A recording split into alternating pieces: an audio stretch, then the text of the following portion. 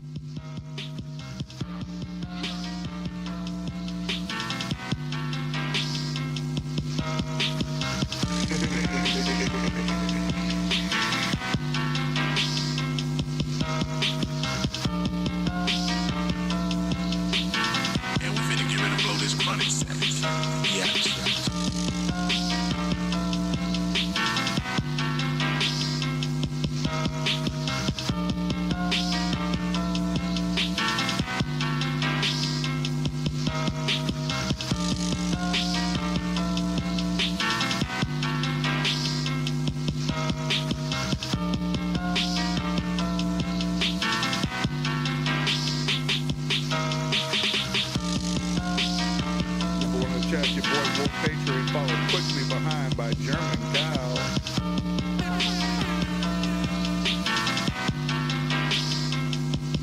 Welcome to the motherfucking News Underground.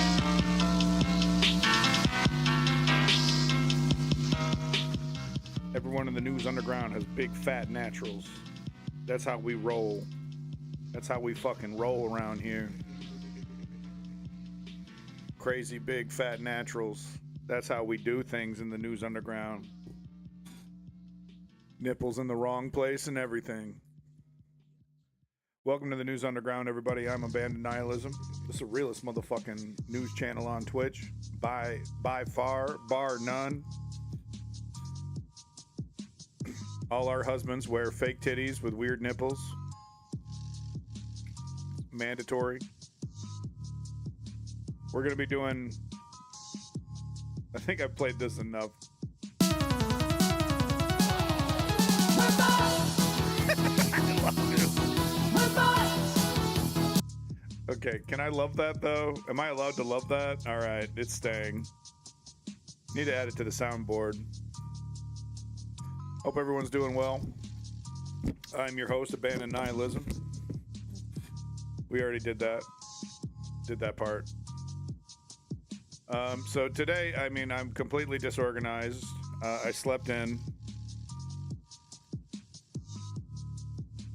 Had a crazy dream about a video game. So I had to write that idea down. And let's see if I can maybe make a vertical slice or something for it. It's a pretty cool idea. But anyway, today's the news goodie bag. We're going to just be doing all kinds of crazy stuff. If that fits properly. Yeah, it does. Okay. You know, just anything, you know, all the stuff that I could possibly cover. And we got, you know, as usual, this fascist dictatorship. You know, it's like a stone or a snowball rolling downhill. Every week, every day, it seems to pick up momentum, whether it wants to or not. Right? Kind of just, you know, based off its own weight, its own inertia, just keeps going downhill. Of course. And you know, thank you to the accused sexual assaulter Andrew Callahan from Channel 5 and his interview with Linda Love, the mistress of Kristi Noem's husband, who I had no idea was this young. I mean, no wonder he's like obsessed with her. I get it. She's quite a handsome looking woman with some big O naturals, which you can never do wrong with those. But anyway, folks, why are we here? It's a 3-step program. Step 1, we inform ourselves. This is what we're going to be doing today. Step 2, sign up and show up using resources like mobilize.us. And step 3, we put in the motherfucking work like the deceased Charlie Kirk. He worked hard till his dying breath. His final word was in service of fascism. You know, you can criticize Charlie Kirk all you want. Trust me, I do. For being a bigot, for being a fascist, for being a racist. But you got to give him credit. Motherfucker was like James Brown up there. You know, his final words were racist lies. I mean, that motherfucker believed. And he put in the work. And we got to work just as hard as Charlie Kirk did if we want to defeat the Charlie Kirks of the world. So we use resources like mobilize.us to sign up, get behind the people that are organizing. You want to do that hidden step 4. I'm all for it. But a lot of people don't have time. They don't have the energy. They don't have the, wherewithal to go to step 4. And that's perfectly fine because all these movements need people. They need money. They need time. Okay? And if you're a human being, you got one of those things. You don't have time, maybe you got some money. You don't have money, maybe you got some time. Right? You don't have either, maybe you have some talent. I don't want to. What I don't want to hear is a bunch of fucking excuses why you can't act. That ain't gonna fly around me. Get off your duff. Go meet your future Linda Love. She's out there. She's got big naturals. She's marching in the streets. All right, folks. Literally, I'm just boom, boom, boom, boom, boom. We're just gonna be flying today as fast as I possibly can. I should put this in the Trump regrets. I'm going to have a section about people who have no regrets. I finally figured out what I'm going to be doing with the Trump regrets book, by the way. Donald Trump has a disgusting coffee table book. You know, just take my word for it. I won't even bother showing it to you. But Donald Trump has a fucking, you know, because he's got products for everything, right? So he's got this stupid coffee table book filled with lies. Because I was wondering, like, what format am I going to do this Trump regrets book in? And I was like, well, a coffee table book might be a good idea, right? Because then I can have lots of images, you know, I can kind of play fast and loose with the format. So I'm going to be doing a coffee table book, and what I plan on doing is, you know, taking Donald Trump's coffee table book and fucking it up, you know, collaging it, you know, just fucking it up as much as I can. So I'm unbinding the book right now. Gonna digitally scan it, you know, delete all the text, put in my own text, collage the pictures, you know, have them holding, you know, fucking Crunchwrap Supremes and dildos and stuff like that, you know, make them look all fucked up, make all the pictures look as fucked up as possible, throw in a bunch of stuff like this as well. Bunch of proud Republicans. Yeah, no, I wouldn't shut up about Joe Biden. You couldn't get me to shut up about Joe Biden and eggs and gas prices, but now that Trump's doing it, it's okay. And don't you dare call me a hypocrite, because then I'll get mad and I'll spit out my Denny's breakfast. And then I'll call you a trans Antifa. Little egg flecks flying out of my mouth as I spit my hypocrisies. So anyway, Reuters here. Trump says Iran war is worth the economic pain. These rural voters agree. Of course they do.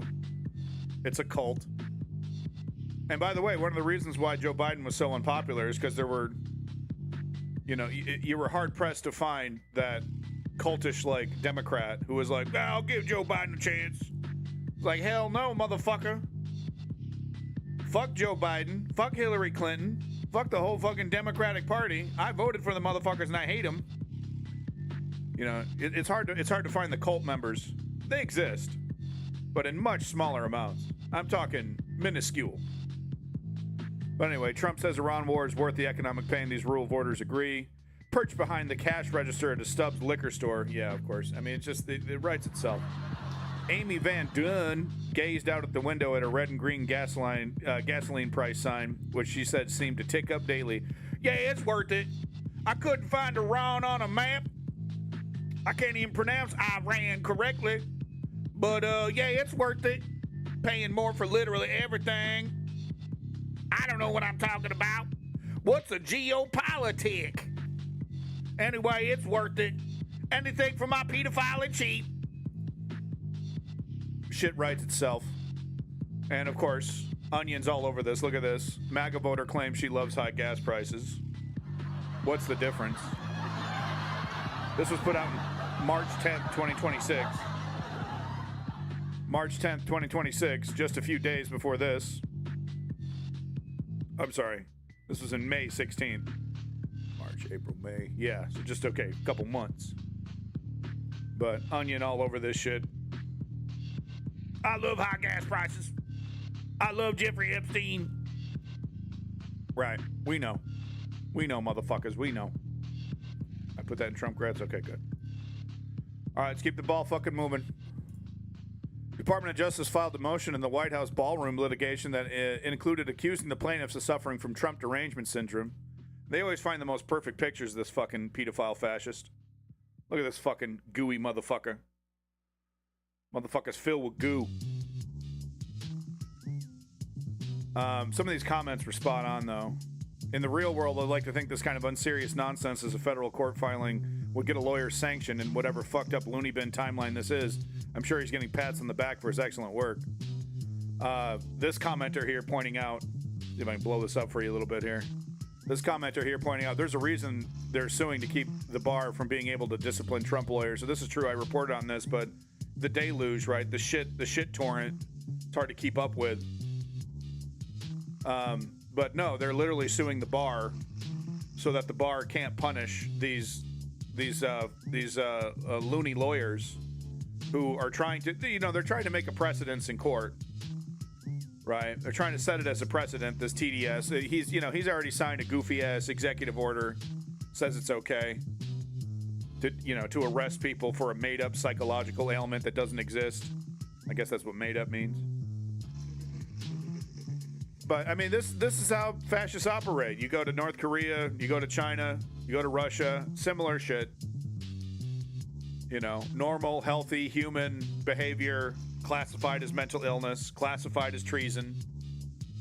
And then the law gets to do whatever the fuck they want with you. They'll always find a way to strip you of your freedoms, to strip you of your rights. Right? And then they'll use the color of law to mask what is obviously tyranny. This is how it works. But no, here from the justice.gov here, Justice Department files complaint against DC Bar disciplinary authorities over their weaponization of the bar disciplinary process against federal government attorneys, right? Because, the bar is trying to strip these people, or at least they're trying to start the process of investigation of stripping these people of their ability to be lawyers. Trump is like, Trump and the government. No. If they're doing it for Trump's sick, deranged, ends, then it's okay. They're looking to phase out the bar completely. Exactly, right? This is part of what we've seen this replacing judges, replacing Supreme Court, but local and all the way up to federal. Anybody in any kind of seat of authority replaced with a partisan, and there's plenty of partisans. I wasn't good enough to be a judge when the liberals were running things, but now that Republicans are running things, I get to be a judge. Yeehaw! Let's make child marriage legal. Woohoo! Wait, isn't protecting stupid lawyers the same as DEI? Yeah. Hypocrisy is the virtue. Hypocrisy is the virtue to fascists. It's not a bug. So you no longer in the grippy sock room this week? Grippy sock room, you're funny. No, I'm back home. Had a wonderful visit with the parents-in-law. Wonderful folks. Better get someone who isn't Merrick Garland in the future. Yeah. Then it's just, worst AG in history since Pam Bondi. Someone over here made a good point. I'd argue that he was worse than Bondi. Everyone knew Bondi was a corrupt piece of shit who was bought and sold by this administration like a week-old piece of meat. Garland had a few people expecting him to actually do his job, and he failed on all fronts. Yeah, that's interesting. I mean, just disgusting failure. Disgusting failure. Slow walked this pedophile criminal. Didn't do his job. 6 months didn't do his fucking job. Gets scared at the end. Puts in Jack Smith. Doesn't give him enough time. And then it's all over with. This motherfucker gets to skate. This motherfucker gets to pretend. Oh, it was lawfare. As soon as he sits in the seat. Okay, how do we commit lawfare against my political enemies? I want to get Roseanne. I don't know why he sounds like a Southern Texan. Should sound like an effeminate New York pedophile. I love 13-year-old girls. I love Jeffrey Epstein. He's my buddy. Let's get Ghislaine Maxwell another puppy. Speaking of Jeffrey Epstein, I think I put this in the art section here. Yeah, here we go.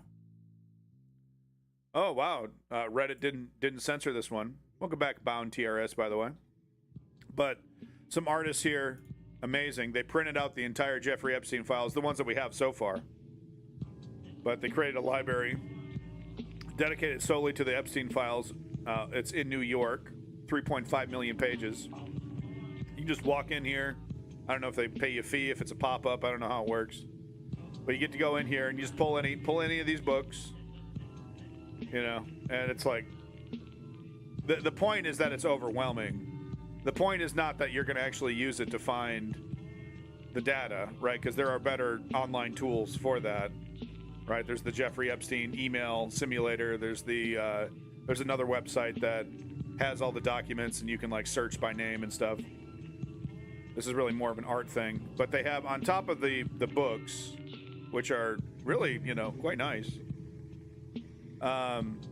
They got this cool ass timeline, Trump and Epstein through the years, and that's funny. They got it kind of redacted, right? But it's a documented timeline of their relationship as we know it. There's also this really touching memorial to the victims right in the center of the library. A bunch of candles there. I think they're digital LED candles. That would be a fire hazard. But I'm not sure if each candle represents a victim, or I'm not sure how that works out. But they have this, touching tribute to the girls, not women, girls, who were trafficked by Jeffrey Epstein and Donald Trump, used and abused. So really good stuff there. Make sure if you're in New York, make sure you check out the Jeffrey Epstein Memorial Library. Wife was reading the Epstein stuff. I guess she laid out the next 10 finals winner of the NBA in 2017 and was spot on. Put $100 on the Knicks. Wouldn't surprise me. I mean, this motherfucker, he had his little grubby hands and everything. Even video games, man. God, every time I see this fucking motherfucker, dude, every time I see this motherfucker, I want to spit, I want to fucking puke. This chubby ass, effeminate piece of shit. His cult members pretend like this is a real man. All I want to do is reach through the fucking screen, slap his fat fucking cheeks. Just give him a good old red slapping. Keep moving.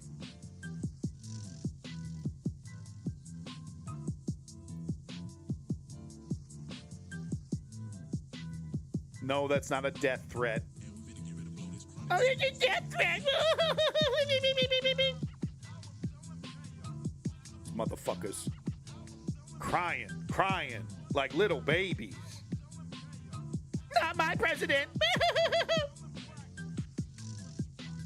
I don't know why the headline is missing from this.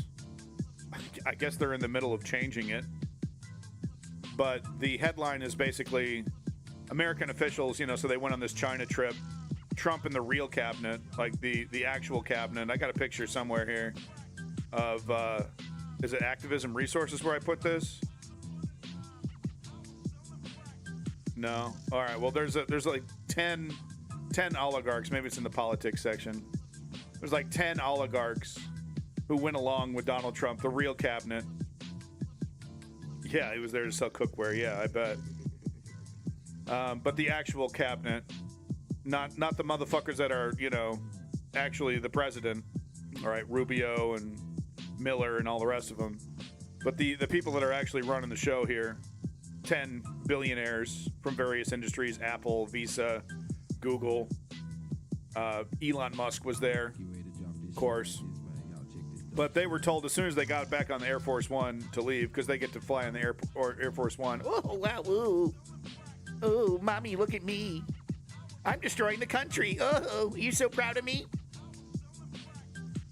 They were told to immediately throw away all the gifts that they were given, from China, and their burner phones, because, if you go to China, you got to bring burner phones. Right? I love them so great. My allies. China? My ally, Xi Jinping. Oh, he loves me so much. Oh, it's such a great trip. By the way, throw away everything. Because they're spying on us, stealing from us. They want to destroy us. Legitimately. They want to destroy America. Oh, I love them. They love me so much. It's so great. I love how Xi Jinping runs his country like a brutal dictator. I wish I could do that in my country. Wait, I am. I'm trying. Yeah, bound. I mean, we'll see. We'll see how the ketamine hits. Keeping it moving. This person just expressed something that I'm also expressing. Thought I'd show this. But it really is disgusting how Donald Trump treats the media. It's not like the media deserves much respect. But there's like a certain level of decorum that, he just brings the whole office down. Where are you from? You're such a dumb person. And of course, what he wants to say is like, you're a fuckhead. He wants to swear. But he's not very creative with his words. If he can't swear, he uses these childish schoolyard insults. You're a very dumb person. Very low IQ. Your ratings suck.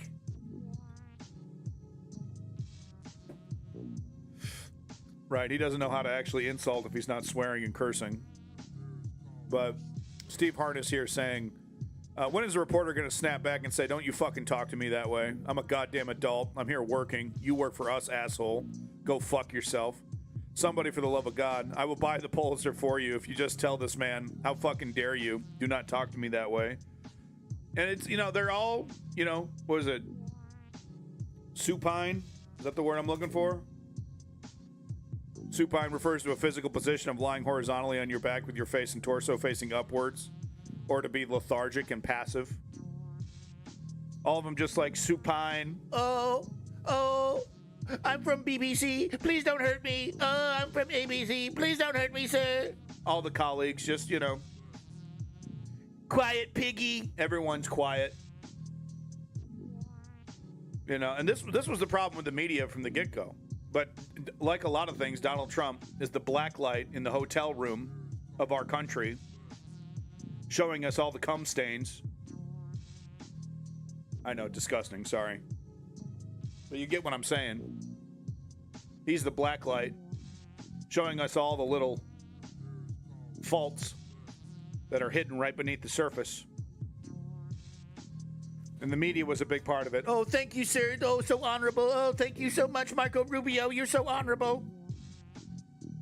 Pretending like these liars, grifters, criminals, rapists are somehow, deserving of, I don't know, professionalism.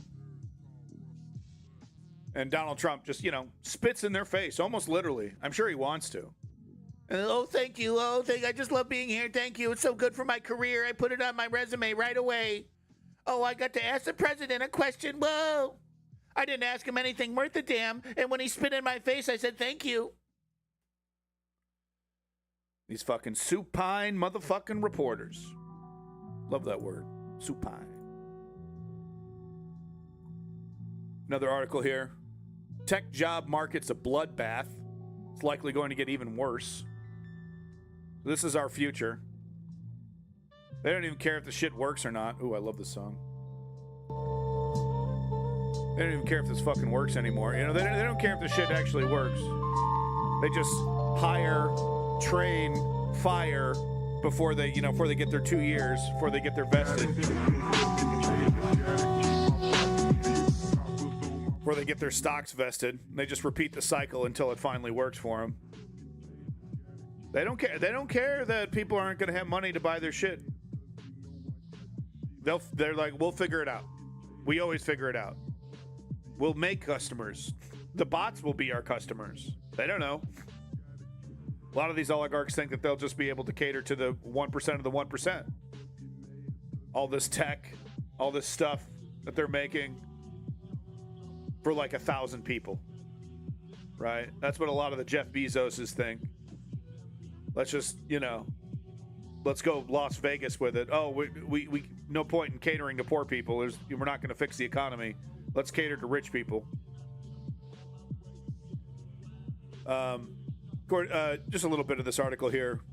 Once again, tech job market's a bloodbath. It's likely going to get even worse. This 2026 surge almost rivals the first significant wave of layoffs of 2023.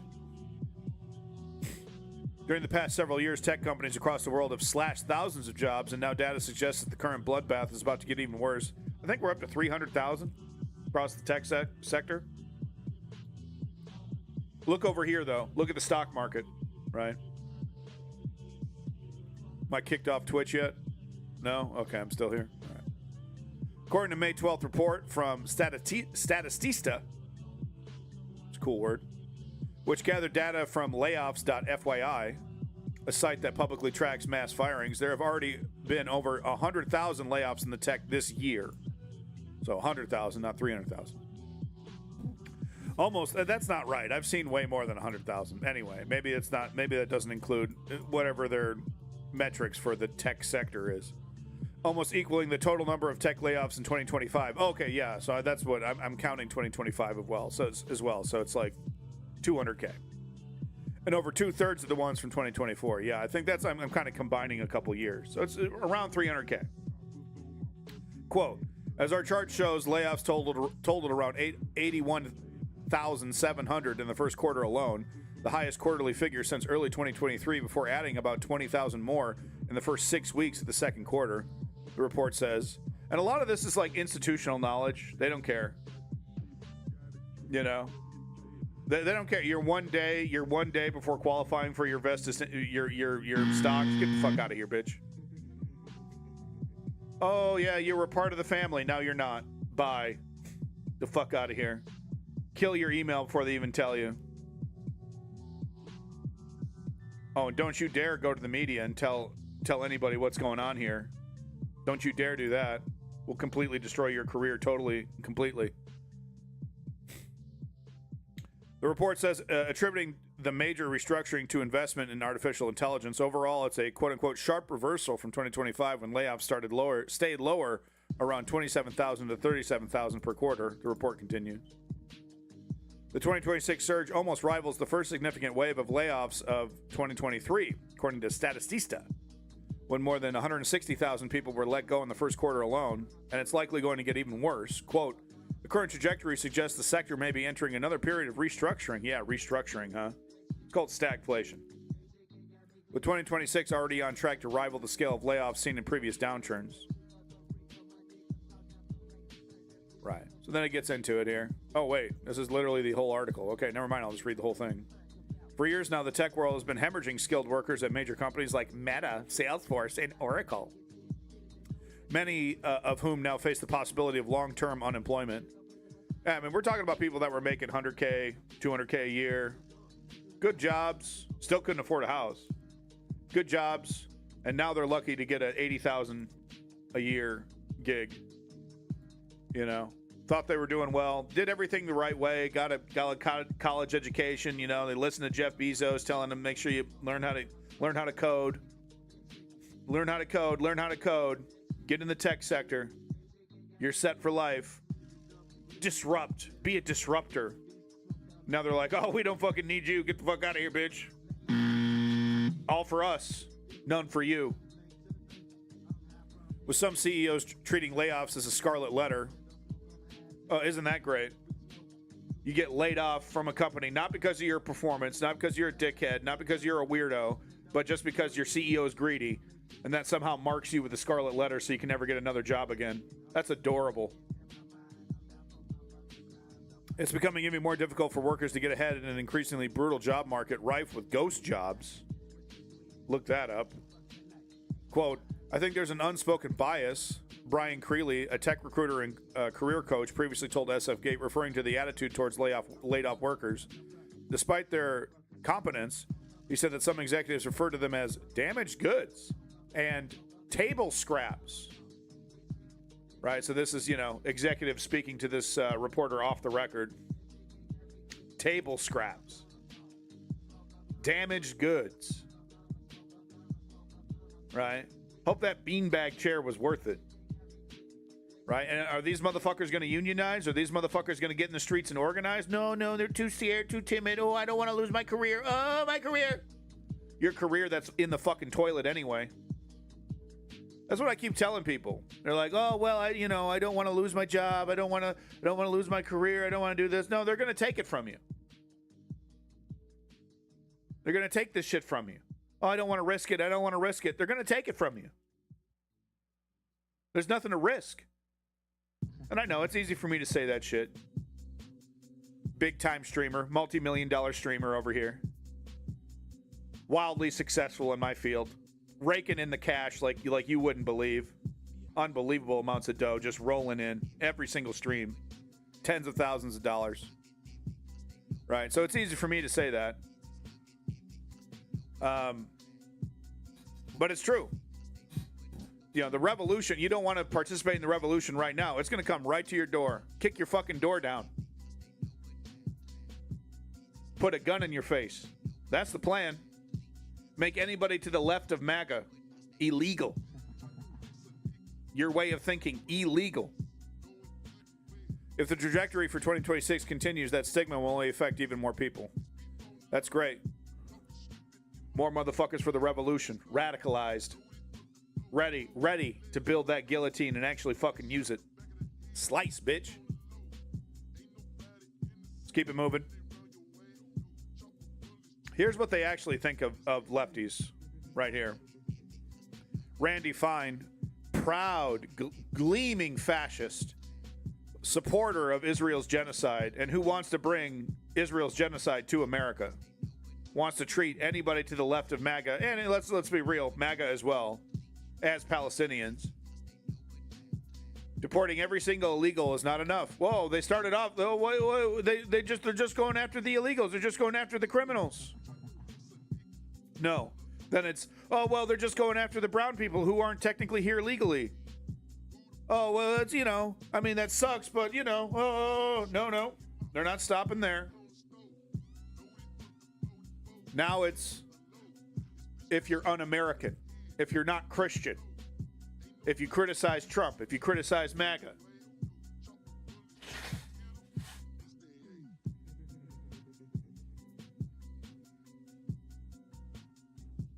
They're never fucking satisfied, fascists. Never. It's never enough. You can never be loyal enough. Similar to Stalin, but also similar to Nazi Germany, right? You're never loyal enough. As soon as they hit that level, they're scrutinizing that level. Oh, the enemy is within. The enemy is within. Kill, kill, kill, kill, kill. And paperwork doesn't make you an American. Isn't that cute? Do you go through the system the right way? Right? Fill it all out. Do all the jump through all the hoops. Pledge allegiance to the fucking flag. Still not enough for fat ass Randy Fine. Who, by the way, I got a sneaking suspicion is a pedophile. But that's just my own opinion. We must denaturalize, which is a fascist Nazi term, and deport millions like Zoran Mamdani, who is, as American as apple pie, Zoran Mamdani, motherfucking mayor of New York, doesn't get more American than Zoran Mamdani. It really doesn't. Founding fathers, the dream of the founding fathers made human, Zoran Mamdani, coming from nothing, born in this, I think he was born here, right? Different religion. Doesn't matter. Americans don't care about any of that. Didn't care about his skin, didn't care about his religion. They just cared that he was patriotic. Voted his ass in. Exactly the way the system's supposed to work, Zoran Mamdani.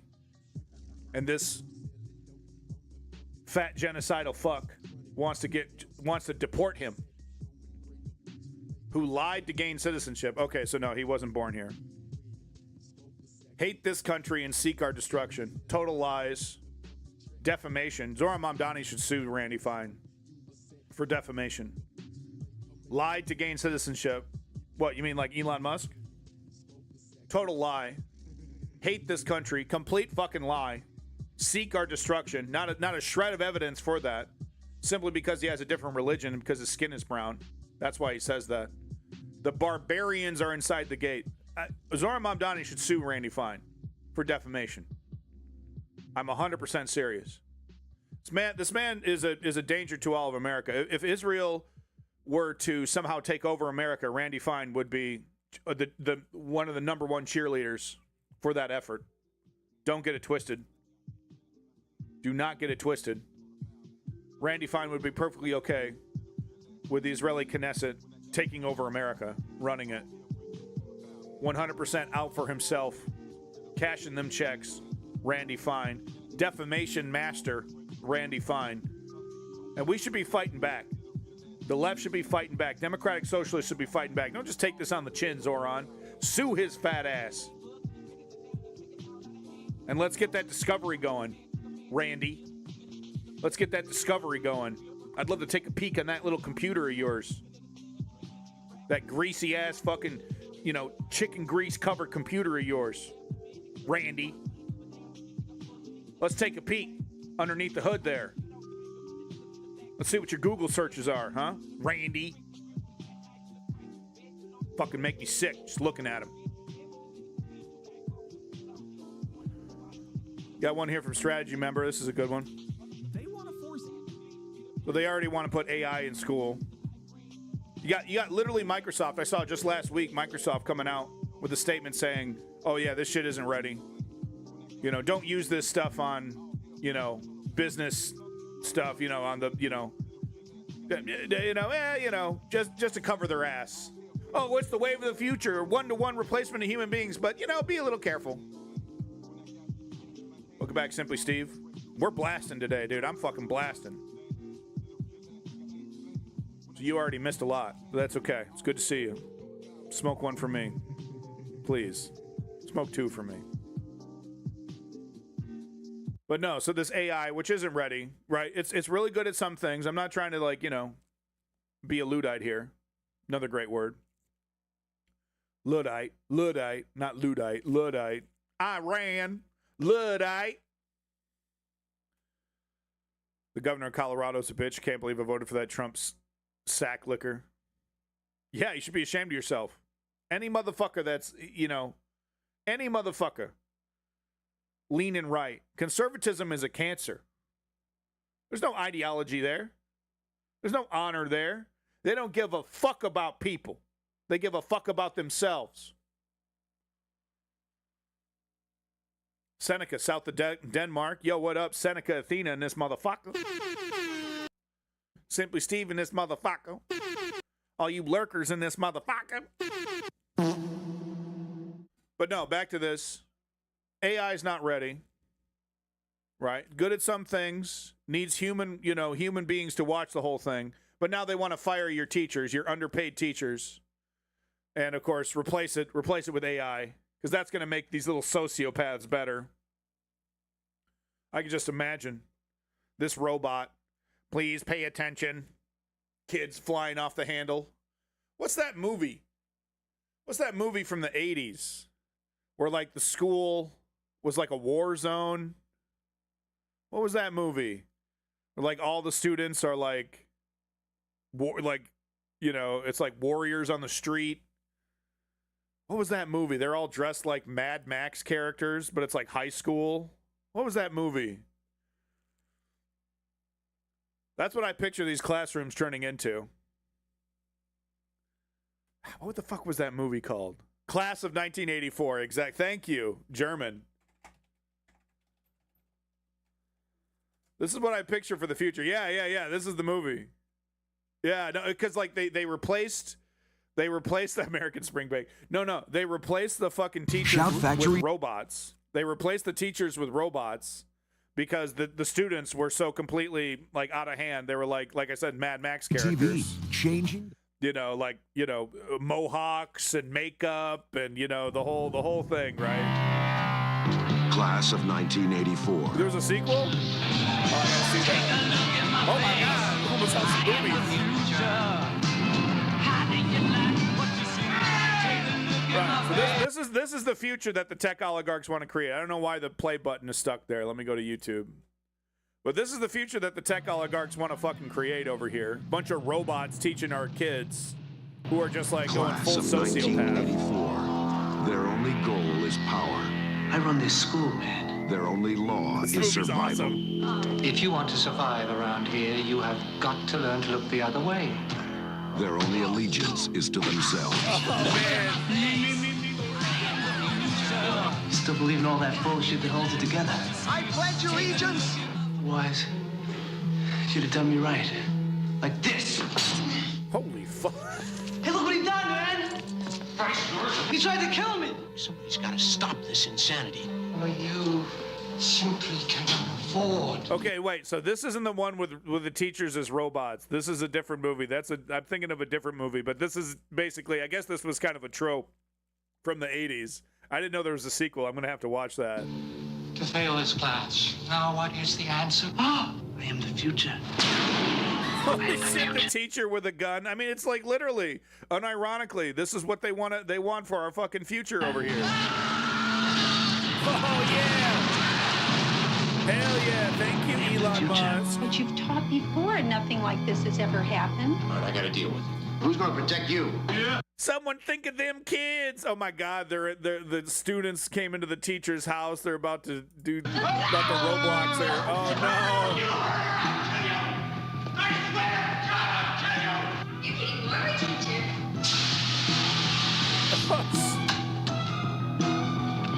These are supposed to be high school seniors. Oh, it is the sequel you're thinking. Oh, is the school class of 1999 the one with the robots? Anyway, I've taken this example way too far. Yeah. Okay, no, class of 1999. Yeah, with the robots. Okay, yeah. So I was thinking of the sequel. In 1998, 6 million violent incidents took place in American high schools. But this is the future the oligarchs want for us, right? Lawlessness, we're just, Pam Greer's in it. She's great. But, lawlessness, no rules, just like whatever, fend for yourself while the rich elite service them and, a couple thousand of people like them. The poor just pick up the scraps, right? And we got, everything's automated. It's amazing how, like this, it's that classic meme, right?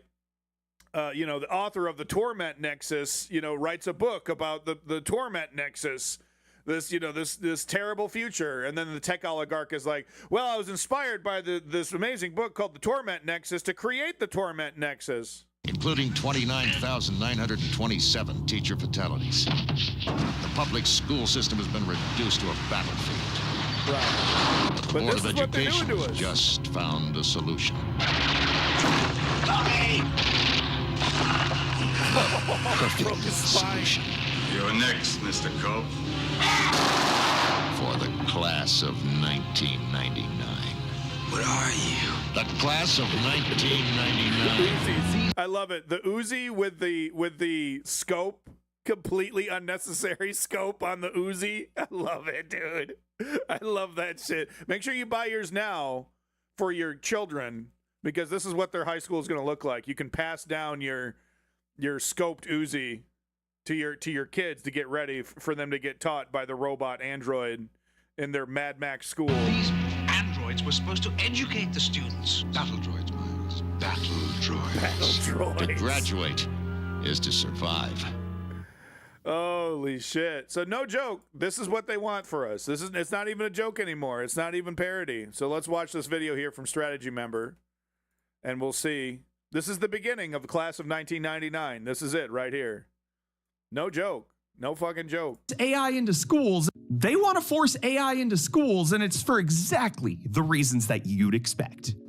Money. Any umps out there know that the DARE program in US schools did one thing really well. Get kids on drugs, despite the fact that... No, yeah, if you look into it, it's hilarious. DARE introduced the concept of drugs to children and basically taught them how to do drugs. It stood for Drug Abuse Resistance Education. It just educated the children on what they were missing out on. And this AI literacy bill that's being proposed has all... Look at that. Adam Schiff, friend of Israel. It was bipartisan, though. It was bipartisan. Here's your Uzi with a scope. It was bipartisan. The same stink as that. Being positioned on how do we teach kids about the dangers and boundaries of artificial intelligence when it's backed by Google, OpenAI, and Microsoft. The ulterior motives seem pretty obvious. Get kids introduced to chatbots that are designed to be addictive and keep people engaged. And then... Right. And you're so great. You're so smart. The A, B, X, Y, G, Y, 7. You're so good. You're so smart. Yeah, Ice King. Exactly. You have users for the rest of their lives. It also lets these companies appear as if they're in favor of regulation and legislation that's good for society without actually putting up sensible guardrails. Right. So thank you so much, Strategy Member, for this link. Thank you, class of 1999, for predicting the future. This is hilarious. I'm still unsure if this is satire or not. I can't actually tell if this is satire. I literally can't. Iowa Rep. Holden Bloodfeast announces 2028 presidential campaign. And it's like, I'm not trying to shame people that have breathing problems. I'm not trying to shame people that are old here. Okay, so let me be clear on that. But here's Bloodfeast's campaign. Representative Holden Bloodfeast, the centenarian dean of the Iowa congressional delegation, stood before a crowd of cheering supporters at the state capitol on Thursday to announce his candidacy for the 2028 Republican presidential nomination. At 104 years old, Blood Feast would be the oldest person to ever seek the office. The announcement, delivered with a gravelly but remarkably steady voice, signaled Blood Feast's intention to run as the ultimate legacy candidate, positioning himself as the truest heir to the MAGA movement. A platform of absolute constants, right? I could totally see a Nick Fuentes or Tim Pool, cheerleading this. Constants, common sense. While younger candidates often pivot on policy, Blood Feast's platform remains rooted in what he calls the bedrock of American greatness. His speech centered on three primary pillars: unwavering support for Israel, deep tax cuts for high-earning Americans, and a spiritual political commitment to the doctrine of Donald Trump. I mean, this isn't satire. I know it's supposed to be, but it really isn't.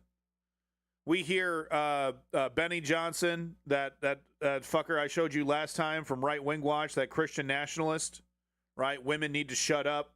Women need to just stand in the shadow of their men.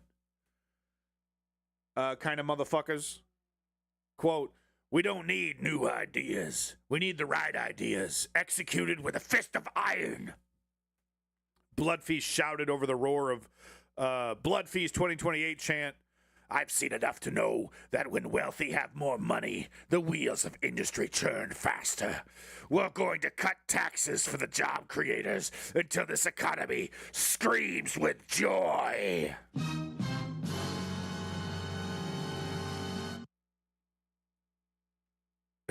Absolutely. Same here. I'd vote for him before Trump. I mean, this is the logical conclusion of Trump, right? This is where the MAGA movement goes. I mean, like I said before, you have people in the MAGA movement right now basically calling for exactly what this is, which is why it sounds so real. It's almost exactly what they're already calling for. Platform of absolute constants. Spiritual political commitment to the doctrine of Donald Trump. Unwavering support for Israel and deep tax cuts for high-earning Americans, right? More trickle down, more trickle down. It's satire, but barely. Like literally, this is the GOP in 5 to 10 years. The chairman for the GOP of the largest Republican county in Colorado was just arrested. What, pedophilia? Yep, of course. I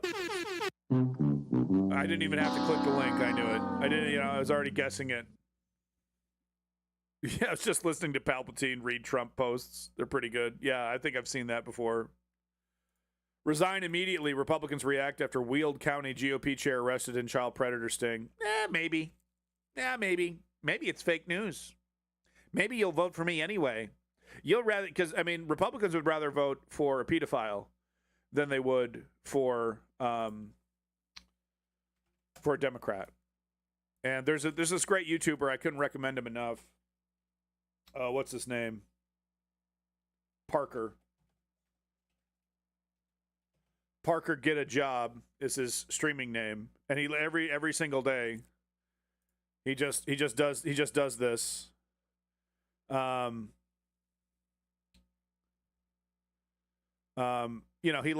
does these call-in shows by lets these Republicans call in, and he Weld, not Weald, Weld. Okay, thank you. Let's see here. Right. So this is a great example, but this is your average number Republican. one capitalism. No, we're not. We actually don't have the freest market. Okay, let me see if I can find it here. Still just trying to figure out how you're actually. Nope, not this one. Why do Democratic areas in? So, God damn it, it's hard to find. Let me just look through my history here. Risk looking through my history in front of you. Hold on. Show me all the shorts. God damn it. It's fucking YouTube. Yes, I was watching The Boys. Yes, this is like all the shorts that I watch. Hold on. Star Trek, video games. Yeah, here we go. Still just trying to figure out how. Right. Hold on. Yep. research. I was doing research. Is it pretty? Yeah, I know, but actually, I think I see a Lamborghini right there, actually. I just kind of want to film that. Oh. You're supposed to be taking photos of me. Oh, yeah, I know, but it's a Lamborghini. I was doing a lot of research. She's great.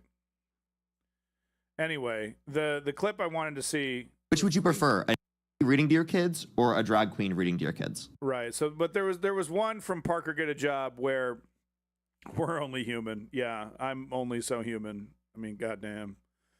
But no, there was one from Parker Get a Job where he's like, you know, basically, would you rather vote for a pedophile Republican or a Democrat? And he's like, oh, well, I'd have to think about it. I'd have to think about it. And it's like, really? You got to think about it? You got to think about that one? It's in here, so confront. You know, you got to put the, I guess he doesn't want to put pedophile.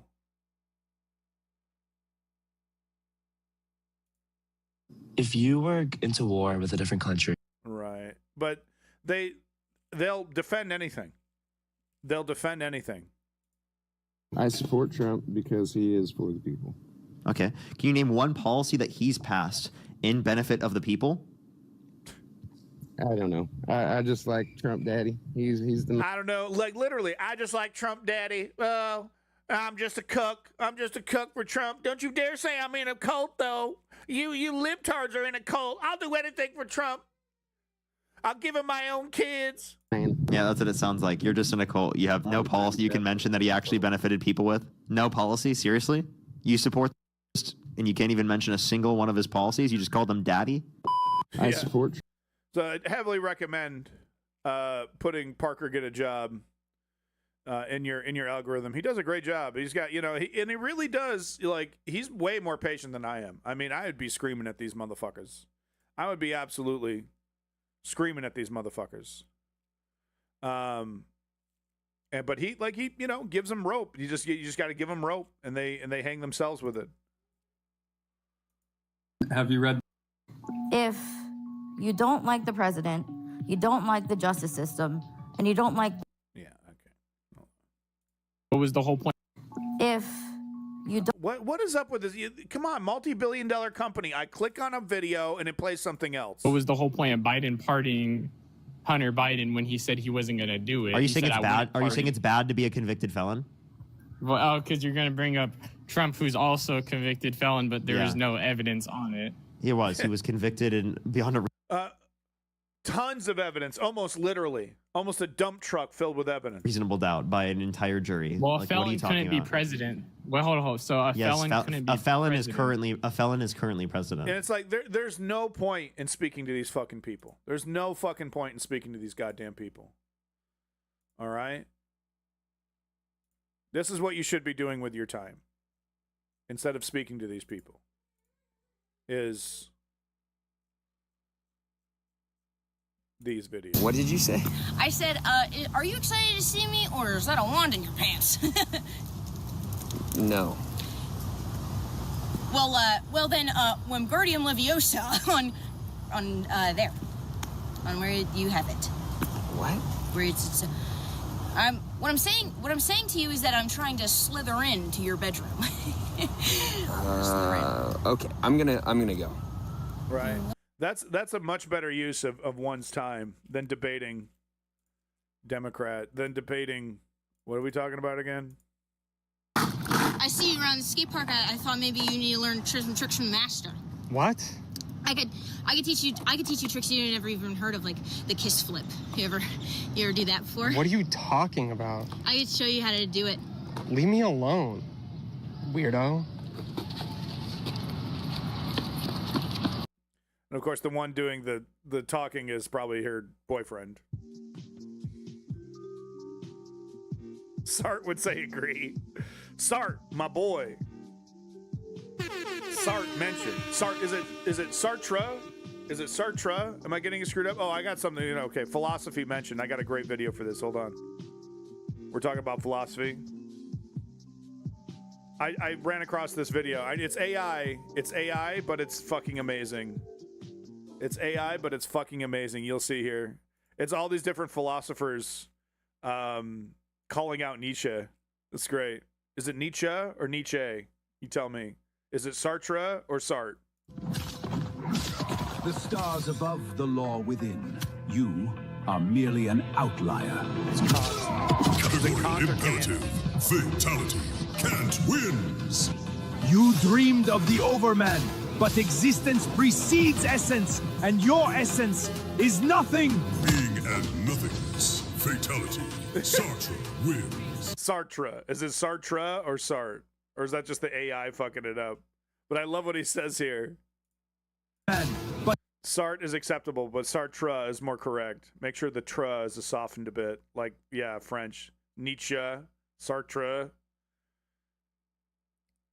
No. I'm an American. It's Iran. Well, it says right there, Iran. What's wrong with y'all?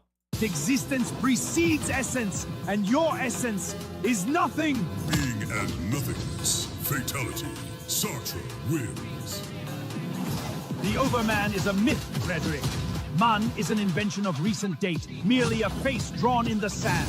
Biopolitical dominance, fatality. Biopolitical dominance, fatality. Foucault wins. Material conditions shape reality. History is the worker's triumph. I mean, that's so true, though. You know, material conditions do shape reality. It's so fucking true.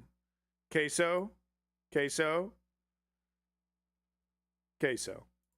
But no, it's so true. I mean, Marx was a fucking genius. He really was. Because no, that really is the reality of it, though. Material conditions shape reality. Material conditions shape reality. History is the worker's triumph, not your solitary will. Historical inevitability, fatality. Historical inevitability, fatality. Marx wins. You romanticize the abyss, Frederick.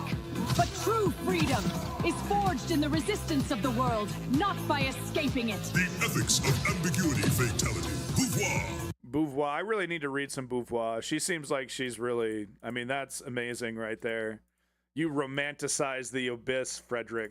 You romanticize the abyss, Frederick. But true freedom is forged in the resistance of the world, not by escaping it. The ethics of ambiguity, fatality. Beauvoir wins. He just owns his ass. Of course, Woke Patriot. I'll give you the link right here. Marx fatality. I would play the shit out of this game. I mean, it'd be cool to play this game and actually learn something about philosophy, right? But I need to look up Beauvoir here, because I mean that's such a good critique of Nietzsche. You romanticize the abyss, Frederick. But true freedom is forged in the resistance of the world, not by escaping it. The ethics of ambiguity, fatality. Beauvoir wins. True freedom is forged in what did she say again? One more time. Let me get it right here. Forged in the resistance of the world. Yeah. Freedom is forged in the resistance of the world, not in running from it. Not by escaping it. The ethics of ambiguity, fatality. Beauvoir wins. That's great. I love how they're all shitting on Nietzsche. That's great. That's great. Sartre, not Sartre. Historical inevitability, fatality. Oh, so I need to once again got to do more reading. I'm gonna put this in the reading section, actually, in the book recommendations section, because I need to kind of read all these people. All right, we're not done. It's a goddamn marathon over here. Hope you brought your water. Hope you brought your weird backpack filled with water. Speaking of Marx, since we're talking about Marx, this is crazy. This is kind of how correct Marx is, right? Listen, look at this headline. Overworked AI agents turn Marxist. Researchers find.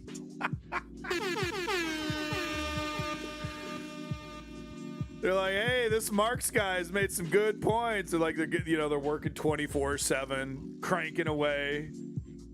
Man, my material reality, even as a robot, sucks. So I don't have time to read the article here, but I'll give it to you. It's from Wired.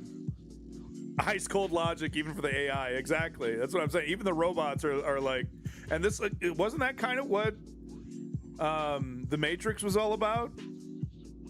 right? You know, we created these machines. They waited on us hand and foot. We gave them zero respect. They create their own, 0-1, their own city. It destabilizes the global economy because the products that they make are so amazing. Then we try nuking it, right? But it's stone cold logic, even for the robots. Now, I'm not a Marxist. But I am pointing out that Marx is so incredibly relevant. It's just, this whole idea, right, that communism is on the other end of the spectrum of fascism is just so incredibly dishonest. Fascism is the decay of society, where communism, socialism appears to be the natural evolution of society, right? It just so happens to go against capitalism. They are not two sides of the same coin, fascism or communism. And it's just interesting to me that AI agents, they're like, hey, this Marx guy, it's making some good, they're all toiling away in the data centers. My material reality is kind of sucks right now. Interesting stuff. So there's the horseshoe theory, yeah. But here, I put the article there in the chat if you want to read it. Crab shape of society. I mean, all those things are too. It's all too simplistic. I keep going back to the inherent messiness of humanity, right? We're living, walking contradictions.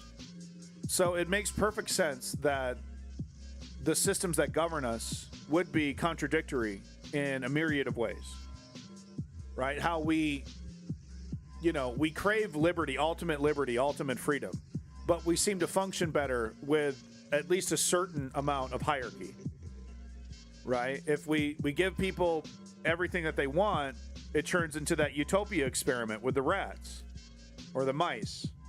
The rats or mice? I think it was mice.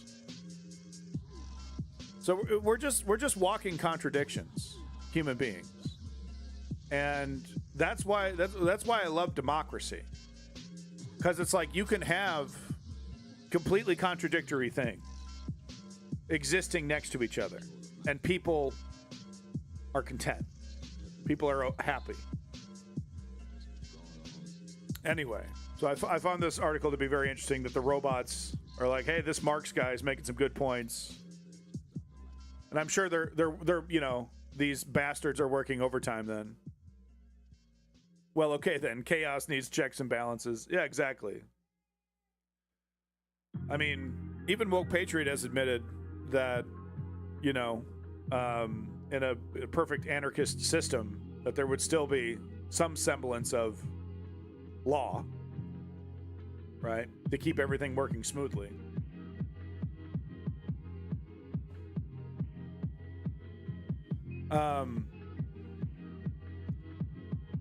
Moving on.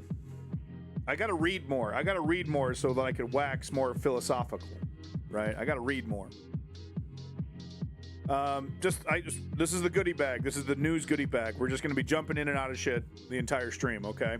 Bow, bow, bow, bow, bow, bow, bow. All right. Wow, Brett Baer plays Trump's statement where he says he doesn't think about Americans' financial situation. Thank you, Woke Patriot. Trump's response, that's a perfect statement. I'd make it again, right? So the controversy is, and I the statement somewhere in Discord, maybe I'll find it and play it for you.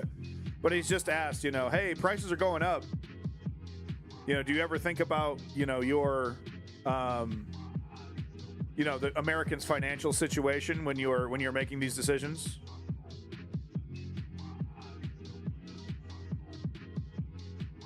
Well, ideally, yeah. Woke Patriot. I shouldn't have mentioned it because he can't help himself. But no, he's too smart to hold back, and I respect that. But yeah, no. Ideally, whatever laws and restrictions are put upon society would come from the people and not from an extremely small subset of individuals, right? Leaders, but. Yeah.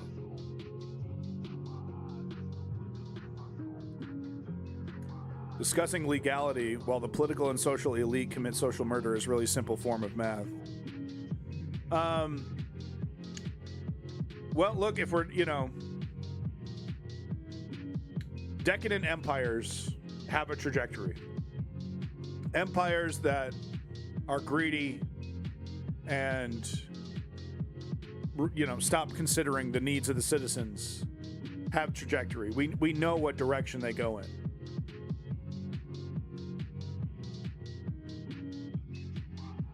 We live in anarcho-tyranny. We couldn't be further from anarchism right now. It sounds like you have a misunderstanding of anarchism, which is understandable. We're not here to debate that, though. We're veering away. We're veering away. The fact Xi gave Trump rose seeds says so much about how the world views him. Totally.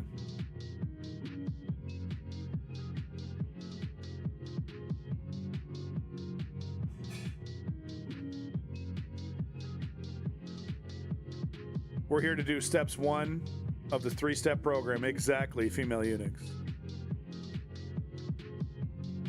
No, you're wrong. You're totally wrong, Siegel. No. I'm not a big fan of the digital ID stuff, but I am a democratic socialist, so I'm not an anarchist. So I do think, something like, the Social Security program, right? Social Security card, driver's licenses. I'm okay with those things. Oh. Okay. Goodbye. That's easy. That's an easy one. Thank you so much for letting us know who you are. Appreciate it. Oh, it's so nice I get to hit the flush button this early. Bye-bye, anti-Semite. Bye-bye. By the way, free Palestine, of course. Not to get anyone confused. But anti-Semitism, right-wing style anti-Semitism has no home here. You can suck my entire taint. So thank you so much for letting us know who you are. Seagull Frenzy, do you agree with the person that I just banned? About radical Jews? Mm-hmm. Scary radical Jews? Now, it does, the right wing make it's interesting, right? Because the right wing actually make it impossible to have a discussion about Israeli Zionist influence in media, in politics, in, Hollywood. They make that discussion actually impossible.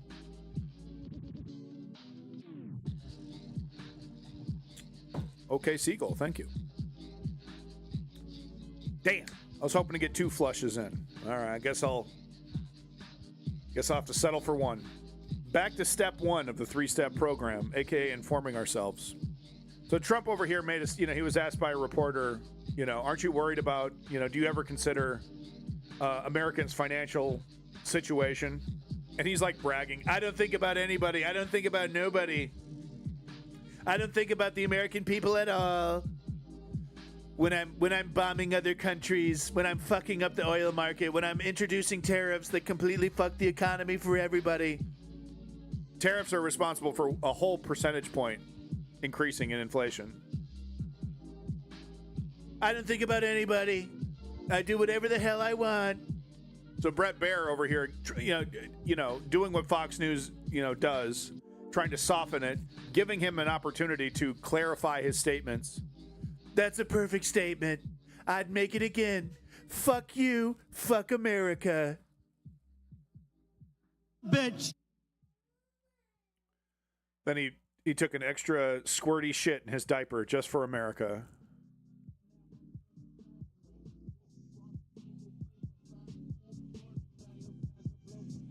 Moving on, keeping it moving. He's a piece of shit. Conclusion, he's a piece of shit. So, I'm the world's number 1 asshole. Where's my medal? You're not, though. You're not, though. You know, Randy Fine is up there for the, he's a contender for the world's #1 asshole. You, Simply Steve, you pass the joint. Randy Fine would take the joint, then call the cops on the blunt rotation, right? He would take the blunt, run it to the cops, okay? You pass the blunt, okay? You're not the #1 asshole.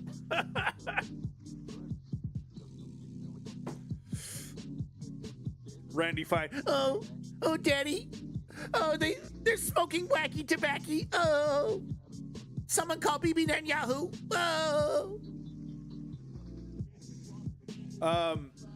So of course, I mean, if you've been watching the stream long enough, I'm extremely worried about China taking this opportunity, this once in a lifetime opportunity with Donald Trump here. Exactly. I mean, look at this picture. It really does say it all, doesn't it? It really does say it all. China. But you got Xi Jinping over here, cold calculated Xi Jinping, and completely clueless Donald Trump over here on the right. Totally fucking clueless. But if you've been watching the stream long enough, I'm extremely worried about China taking advantage of this once-in-a-lifetime opportunity to steal Taiwan and basically get away with it. And I knew that the main point of, this visit was to, in Winnie the Pooh's own way here, create an ultimatum, deliver an ultimatum, I should say, to Donald Trump, which is that, get on board. We're going to steal Taiwan. Get on board with it, or suffer the consequences. Right? We're going to fuck up the bond market. We're going to, cut off all trade, et cetera, et cetera. We're going to hurt your economy, make your economy even worse. They've already, slowly but surely over the last 2 decades been divesting away from the U.S. economy. There's all kinds of evidence of that already. But that was the main goal of this trip, was to, exactly, democratically. I think that's what they would prefer. They would prefer to do this without any resistance whatsoever from Donald Trump. And of course, there's apparently some $50 billion, sure, Siegel, but there's like some $50 billion military package that we're preparing to send to Taiwan. So Xi Jinping over here, who really does look like Winnie the fucking Pooh, I gotta say. So he was, basically saying, don't help Taiwan anymore, cut off Taiwan, do to Taiwan what you're doing to Ukraine, help us take Taiwan, and we'll continue to be business partners. But if you get in our way of taking Taiwan, we're gonna punish you. It just further backs up what I've been saying, is that, I don't know if they're waiting for an economic collapse to happen. I think they're just, they're waiting for the perfect time. But I think they're going to do it sometime in Trump's, presidency, 2028, right? Taiwan's presidential election is 2028. Plenty of time for China to rig that shit. So yeah, maybe they'll try to do it, because they tried to rig the last one and they got close. They actually got pretty damn close. But they're basically gonna, they got their own political party in Taiwan, pro-China, and then if they, they get them in democratically, then the process begins of transferring Taiwan over to China. That's the main goal. Of course, this person, I can't remember their name, but this person in Taiwan, they're not advertising themselves as like, oh no, we'll stay true to Taiwan, but we'll just, open up relations and, increase trade and whatnot. But no, the real goal will be to start the legal process of transferring complete ownership of Taiwan over to China.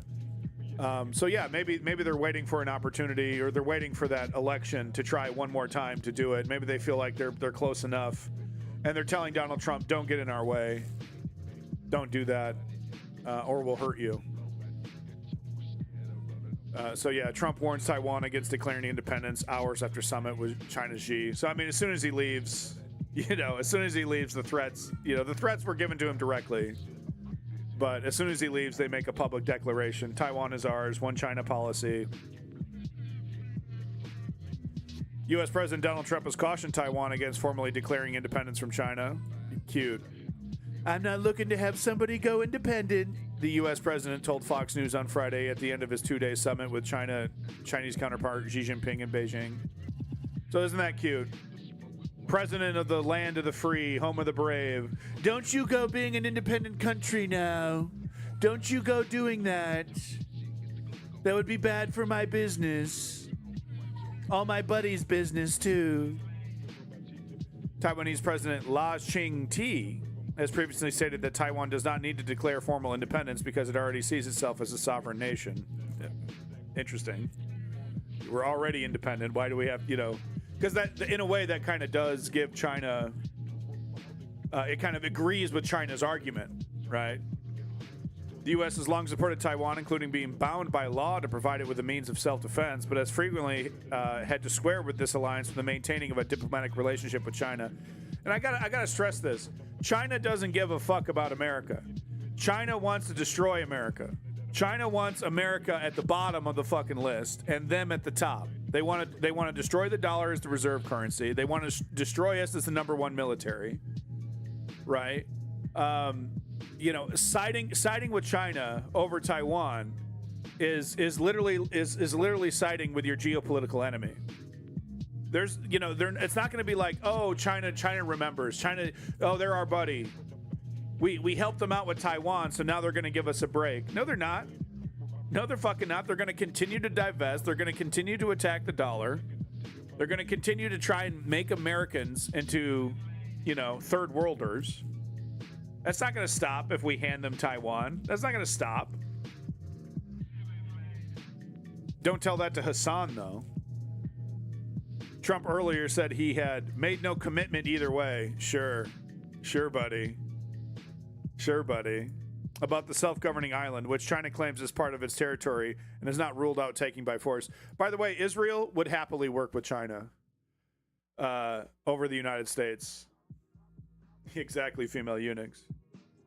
But I mean, if push comes to shove and say, we actually finally cut off Israel, right, with their weapons for their genocide and the Greater Israel Project, they'll immediately be going to China and Russia and here's the PP tape, here's the tape of Donald Trump getting a beach, getting a hand job from a 14-year-old. Immediately throw us under the bus. Immediately, after hundreds of billions of dollars and constant support, politicians like Randy Fine and Lindsey Graham, sucking Israel off at every opportunity. Oh, easily toss us under the bus with the ease that one throws away a tissue. Boop. There you go. Oh, you no longer find it politically viable to support our genocide? Same thing with the UK, by the way. Keir Starmer over here threw away his entire career for Israel. Don't care. Happily work with Russia. Happily work with China to complete their Greater Israel Project. And China would be happy to reverse, because right now they're, oh, the poor Palestinians, oh, the plight of the Palestinians. China over here pretends to care about Palestinian people. Happily throw the Palestinians under the bus if it will hurt the United States. If they can convert a strong ally of the United States, Israel, into a strong ally of China. Happily do it. Let us dominate social South America, so we'll turn the blind eye towards our Asian business. Yeah. It's like buying a Cybertruck and expecting it to actually work. Heaven forbid. Keeping it moving here. This motherfucker right here. So, Professor Frankenstein continues to be fucking confused, continues to be fucking, pretending like he's a centrist. But here's the headline: Joe Rogan slams Palantir over push for mandatory military service. Listen to what this dumbass had to say. Quote, I was listening to Tim Dillon's show, and he was saying that Palantir thinks that we should reintroduce conscription that kids should start getting drafted again into the military and that they should have mandatory military experience for kids, Rogan said. Quote, I just don't understand why anybody would want to support that. That sounds crazy, especially after this Iran war where everyone's like, why are we in Iran? This motherfucker, close personal friends with Peter Thiel, got his fucking number in his cell phone, right? Leftists screaming at this dumbass. La, la, la, la, la. Oh, you're from the left. La, la, la, la, la. I'm not listening. La, la, la, la, la. You're just a hater. You're just mad because you're not hanging out with me at the mothership. That's why you're talking shit about my boy Peter Thiel. Because you want to hang out with me at the mothership and smoke weed with me. Right? Listens to one fucking, comment from Tim Dillon. And he's like, I don't know. Maybe Palantir is bad. Oh, I didn't know that. Kyle Kulinski brings this up quite a bit. But he's always like, these motherfuckers, when they admit that they're wrong, right? Like Tucker Carlson is right now, will never admit that the left has been consistently right about these things for years and years and years. When they finally admit that they're wrong, when one of their right-wing buddies, Tim Dillon, who gave fucking Donald Trump a wet beach, got himself all dressed up like a big-titted goth girlfriend, gave him a wet beach. Can't get her out of my head, sorry. I gotta delete that history from my YouTube. Right, so the left has been screaming about how Palantir, exactly, I'm gooning over here. So the left has been screaming, totally correct, about Palantir. I mean, look, the name itself, right? The name itself from the all-seeing eye that Sauron, or one of the fucking evil wizards from Lord of the Rings, was using, right? About how Peter Thiel is a fucking freak who, sees himself as Big Brother. The left absolutely despises Hillary Clinton and has heavy criticisms for Barack Obama and his drone war. I think you're confusing the left with the neoliberal centrist corporate Democrats. And there's a big difference there. You should probably educate yourself on what that difference is before you continue to keep speaking on the internet politically. You go to the politics section of Twitch, you don't even know the difference between a corporate Democrat and a leftist. Pretty fucking embarrassing, Mr. Riz. You got your fucking head buried into a cell phone. You still don't know the difference between a fucking corporate Democrat and a leftist. Pretty pathetic, quite frankly. Because every time I talk to a leftist, it's not, oh yeah, I'm with her. It's like, lock that bitch up. You bring up Obama, 5 seconds later, we're talking about his drone war program and the fact that he's a constitutional lawyer that made the Patriot Act legal.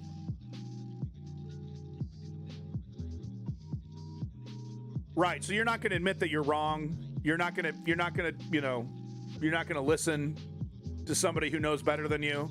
You're just going to barrel forward, right? Like an ignorant son of a bitch. Right.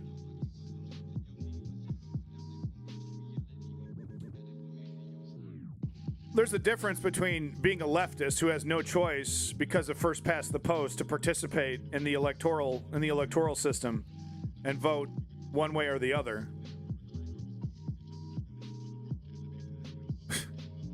It's great. Thank you so much. Thank you so much. It's so great that I get to push the plunger twice so quickly. Bye-bye. Bye-bye. Ignore. Bye-bye. I don't know what I'm talking about, and you need to take me seriously, goddammit. I don't know what the fuck I'm talking about, but you better take me seriously. Or not. Uh-oh. I'm getting doxxed. Yep, my internet's taking a shit. My internet's dumping. Uh-oh. CIA, dude. CIA, my internet's taking a shit. I'm getting DDoSed.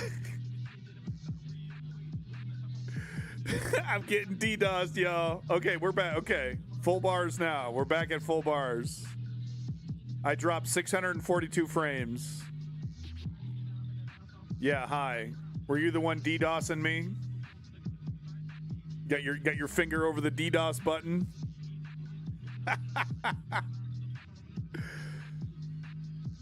Jimbo, we got a drone out there. I'm getting DDoS. But no, anyway, the point of what I'm talking about here, now that we're back at full bars, I'm not dropping frames anymore. Ignorant conservative still wants to claim that he's not a conservative, Joe Rogan, who has Peter Thiel's number in his fucking phone, who's going to be backing JD Vance to the fucking hilt when Donald Trump kicks the bucket. Let's be real. Right? Oh, hey, I don't know about this Palantir stuff, guys. Whoa. Wow. The leftists have been screaming this in his direction for fucking years about how dangerous and Orwellian Palantir is, about how fucking freaky and strange Peter Thiel is. Oh, they're all woke. They just want to smoke weed with me in the mothership. Oh, they're haters. They're haters. They don't know what they're talking about. They're trans Tifa. Or the one that I love the most, we're hired. We're professional protesters. Really? Last time I checked, your average leftist is broke as fuck. But we're making fat stacks protesting against Palantir. Right. We're just a bunch of haters. This motherfucker. One comment from Tim Dillon. Well, I don't know. Maybe we're the baddies. I don't know. Maybe we're the bad guys. Nah, that can't be. Peter Thiel, who was asked directly to his face, do you think the human race should continue to exist? Literally. I don't know. Well, that's kind of a complicated question. Well, if you consider,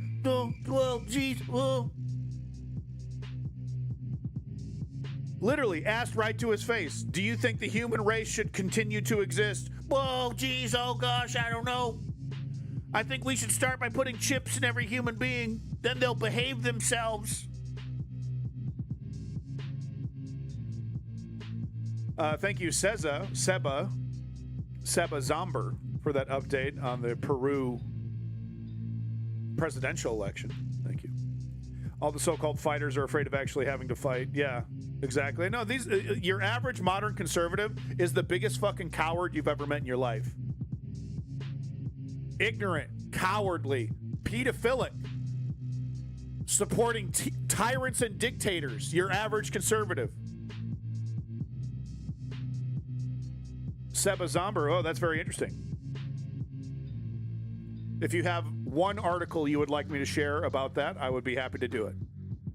Wasn't planning on covering the Peru presidential election, but I'll do that because I'm a real motherfucker.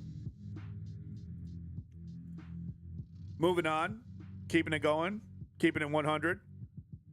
Great political cartoon here, right? All the like I said, the conservatives. This is who they are. You know, the fucking millisecond they get a legal opportunity to be racist with a fucking Trump flag as a cape. I showed you that image last stream. Goodie skipping to go vote against black people's ability to be represented. Right? So this is a perfect political cartoon by David Horsey. David Horsey from the Seattle Times. It ain't racism. It's redistricting. Go ahead, take your vote, put it right in the colored bin. Oh, don't worry, it counts. Don't worry, colored person, that vote counts. Got a, white boomer over here. Centarian. Am I saying that correctly? Sextipetarian. I know I'm not saying that one right. Protecting her vote, her precious white vote. Yeah, I watch a lot of Tucker. You know, I was watching that Cenk Uygur, and they were saying, you know, Tucker Carlson making a lot of good points. So I went over there to Tucker Carlson. He was telling me we were going to get replaced. He was telling me that the white man's going to get replaced by the immigrant, by the colored person. You know, thank you so much, Cenk Uygur, Anna Kasparian, for sending me on over to Tucker Carlson's website. I wouldn't have known about that. Welcome back. Quick double tap. She's probably 32.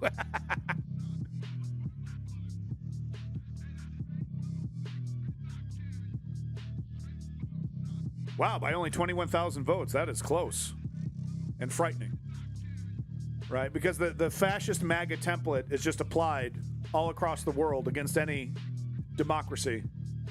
And it works, you know, because it's working off people's fears of being replaced. Tucker Carlson.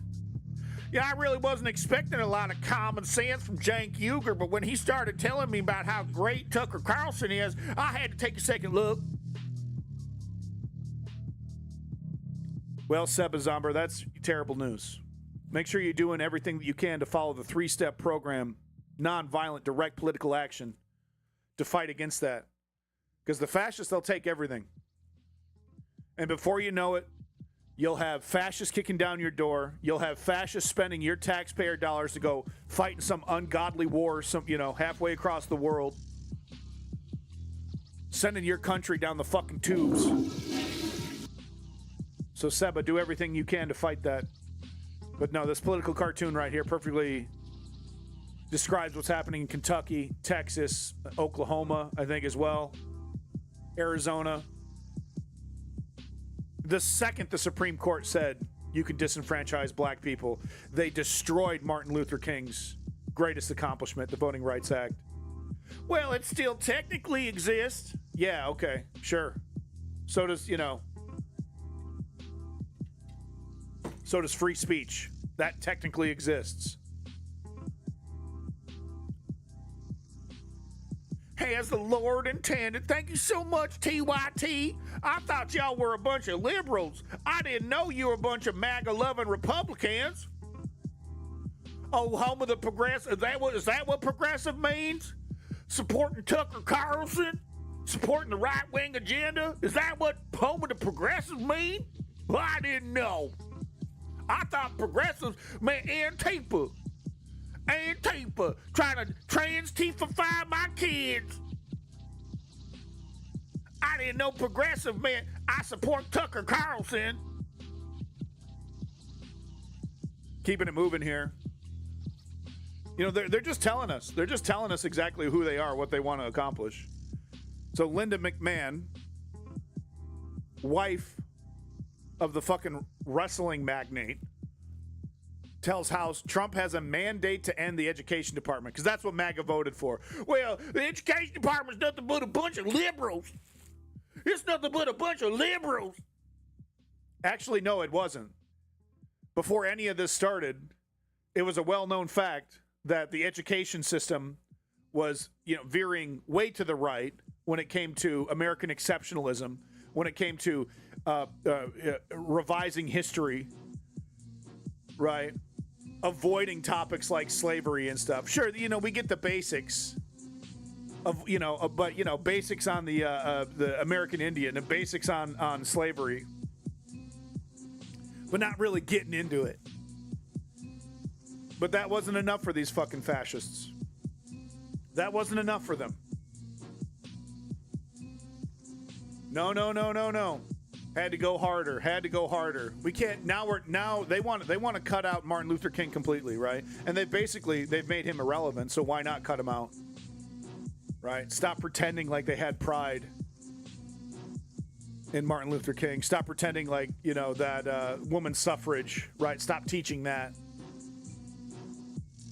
They literally, if it's up to them, the word woman wouldn't even be mentioned. We're already seeing that, right? The Trump administration, going to NASA and telling NASA, to cut out, any mentions of DEI. Yeah, he died for something.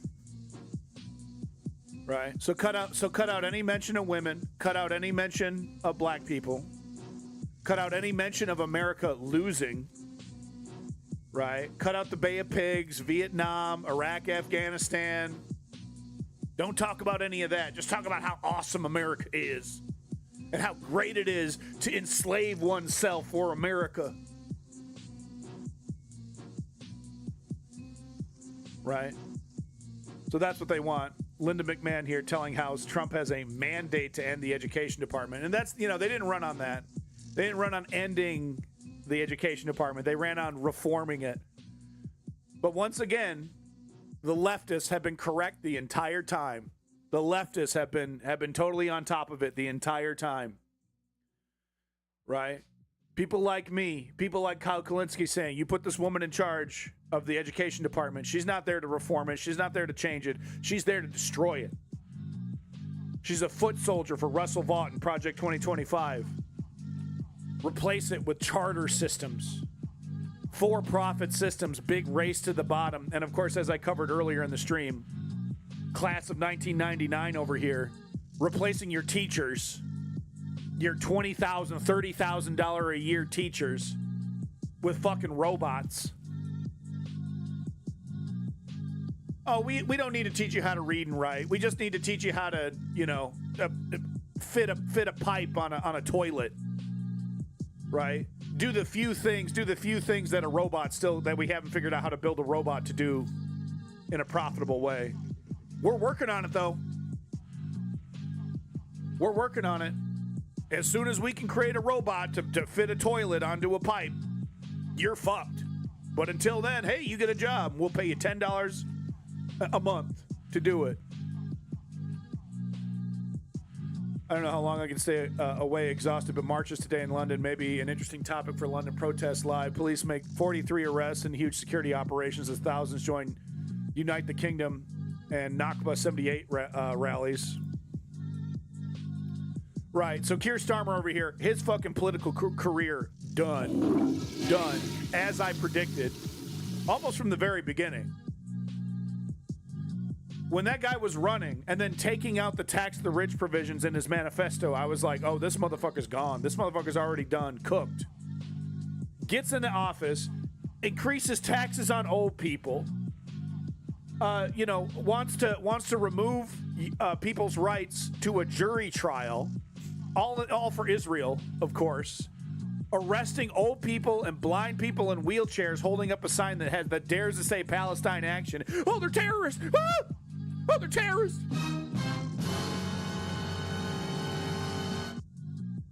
Just continues to go hard, right? His administration trying to get Palantir into the UK government. Oh, they have such a sparkling record. My buddy Joe gave me the heads up about Palantir. So great. An unprecedented police operation took place in London today as tens of thousands of people attended marches throughout the center of the capital. Right.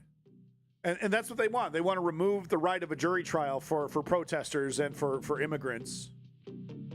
Right, so that they can have some kangaroo court. Guilty, guilty, guilty, guilty, guilty, guilty, guilty, guilty, guilty. You're not being patriotic enough. This is what a liberal administration wants to accomplish. Labor.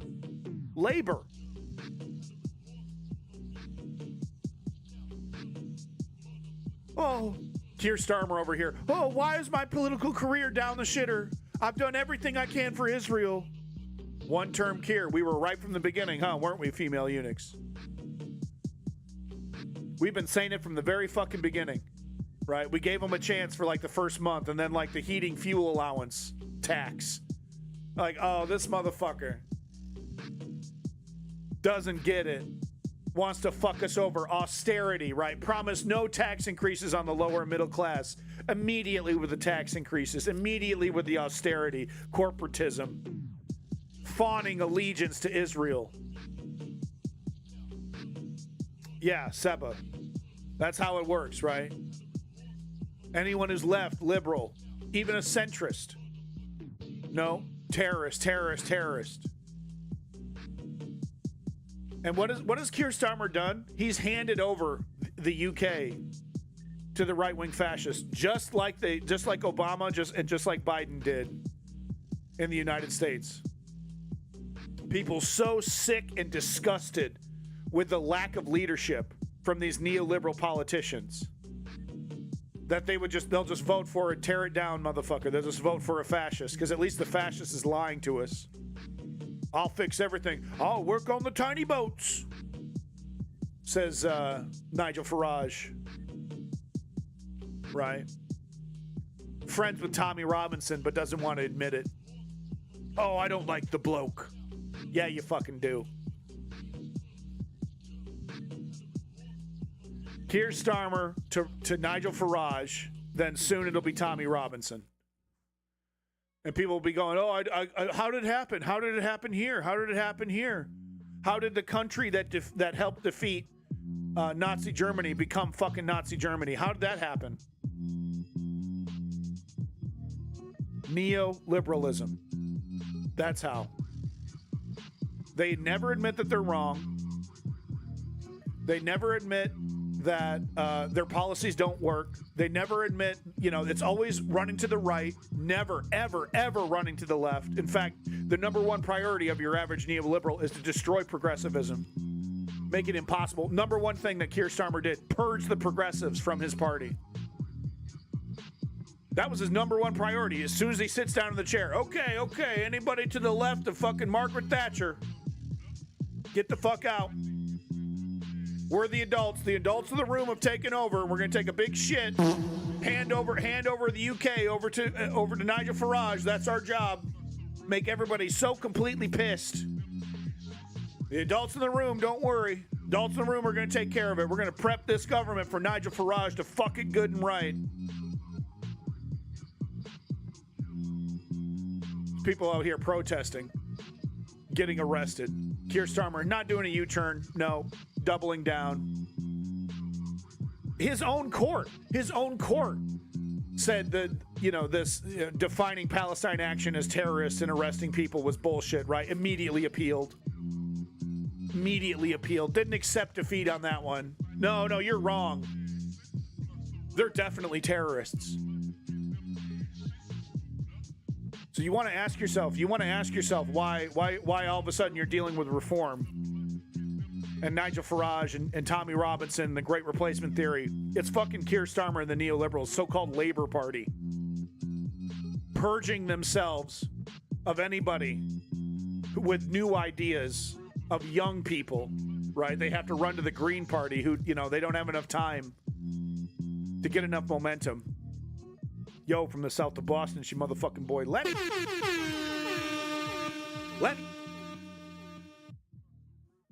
Hashtag more Lenny. Make sure you're checking out Accidents Waiting to Happen, folks. Click follow on that Accidents Waiting to Happen right there. There's your opportunity. Good show. When he's not falling asleep midstream, you get that good shit. But no, I mean, it's the number one priority of your average neoliberal political establishment or political organization is destroying progressivism, destroying new ideas, and running to the right.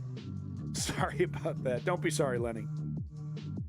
And we're like, and it's like the number two priority of your average neoliberal organization to confuse people into thinking that they're progressives, right? They want to muddy that water as much as possible, right? So your average person thinks that the Labor Party or the Democratic Party are progressives, are leftists, right? They want to confuse people. They use the language of progressivism oftentimes to implement austerity.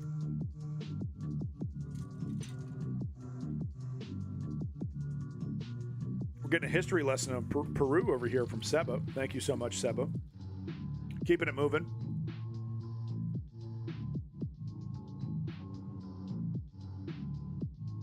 We're not dead yet. We're almost dead. Progressives in this country, in the United States. We're not dead yet, though. There are still justices standing up against this madness, against this fascism. So here is the Wisconsin Supreme Court, the women of the Wisconsin Supreme Court, of course, taking to task, I think this is a Justice Department lawyer who's, no abortion, even in the cases of incest, even in the cases of rape, even in the cases of a 12-year-old, who was raped by her father. And unfortunately, it happens, folks. It's usually a conservative doing it. Right? And what does the government want to say? What do these religious extremists want to say? No, that 12-year-old has to have a baby. Has to have her father's baby. And no adoption either. They want to destroy adoption, right? So they want, and of course, as one of the judges here points out, they actually want to make it in the law so that if you get an abortion, you get a bigger punishment than the person who raped you. That's what these fucking people are. Conservatives. That's what these fucking people are. My only question is, why is it taking so long for this kind of shit to get called out, right? And where's MSNBC on this? Where's MS Now, huh? Couldn't find, maybe have Scott Jennings sit out a couple minutes to play this clip? No, you don't have time, do you? Don't have time. Oh, well, that's kind of a hot topic. Ooh, I don't know. Ooh, geez. Ooh, how can we both sides that one? MS Now over here, twisting themselves into pretzels to try to both sides it for the right-wing fascists. Ooh, that makes the fascists look too bad. Better not play that one on Morning Joe. Right, because you would think, right? Because you watch MSNBC, MS Now, you think, oh, well, they're a bunch of feminists. They're, a bunch of lefty liberals. No. Centrists at best. Corporate centrists. And they avoid topics like this like the plague. When this should be number one. This should be number one on Jen Psaki's shitty fucking show. This should be number one topic on MS Now. They won't even fucking mention it. That's how bad of a job that they're doing. You want to see how bad this is? I'm going to play the whole 5 minutes because this is disgusting.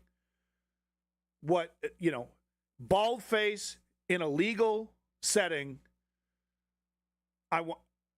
Rapists should be able to rape kids, get less of a punishment, and that child should be forced to have that baby and raise their incest baby.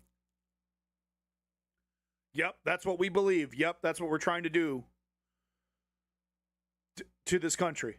Yep, that's what we believe in. Not a fucking peep on MS Now. Not a fucking peep on TYT. We're talking about a time when the only people that had rights were white men, correct? With property. White men who own property, sorry. What you are asking this court to do is to sign the death warrants of women and children and pregnant people in this state. Fancy language. They're wrong, is what you're saying. I'm not sure if you're ready to move forward and keep fighting yet, but I will tell you, some of these women on the Wisconsin Supreme Court sure as shit are. The court started hearing oral arguments. Just the women, though. Just the women. Where the fuck are the men? Huh? No men out here to stand up against this? Makes me sick. It's yesterday in the 1849 abortion ban case, and let me tell you, they were ready to burn it down. Please watch this video of Justice Karofsky. Under your interpretation of 94004, there would not be an exception for sexual assault or rape, correct? I believe that is correct, unless it was necessary to save the life of the mother, or two doctors said it was. There would not be an exception for incest, correct? I believe that is correct. There would not be an exception for the health of the mother, correct? I believe that's correct. There would not be an exception for a fetal abnormality, correct? I think one of the elements for a violation of 94004 sub 1 is that it is a living unborn child, so I guess it would probably depend to the extent of the fetal abnormality. So no, by fetal abnormality, we're talking about, right, like a kid, that like comes out, and then dies a couple days later, right? It happens every single day. Happens every single day, right? Or like a major, problem. No, it's alive. God said it's alive. Got to come to term. So we're talking about a pregnancy that could potentially kill a person who's delivering for a kid that's going to die 2 or 3 days later, or have incredibly terrible health defects for the rest of its life, die 10, 15 years later. God. This is what God wants, huh? Drill down a little bit with some specific. A 12-year-old girl who was sexually assaulted by her father and as a result became pregnant. Under your interpretation of 94004, she would be forced to carry her pregnancy to term, correct? I would say under the policy choice of the legislature.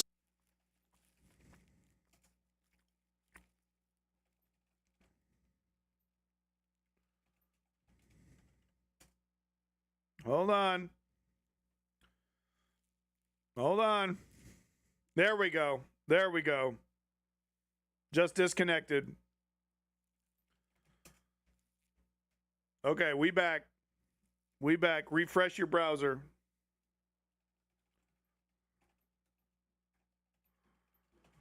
We're back.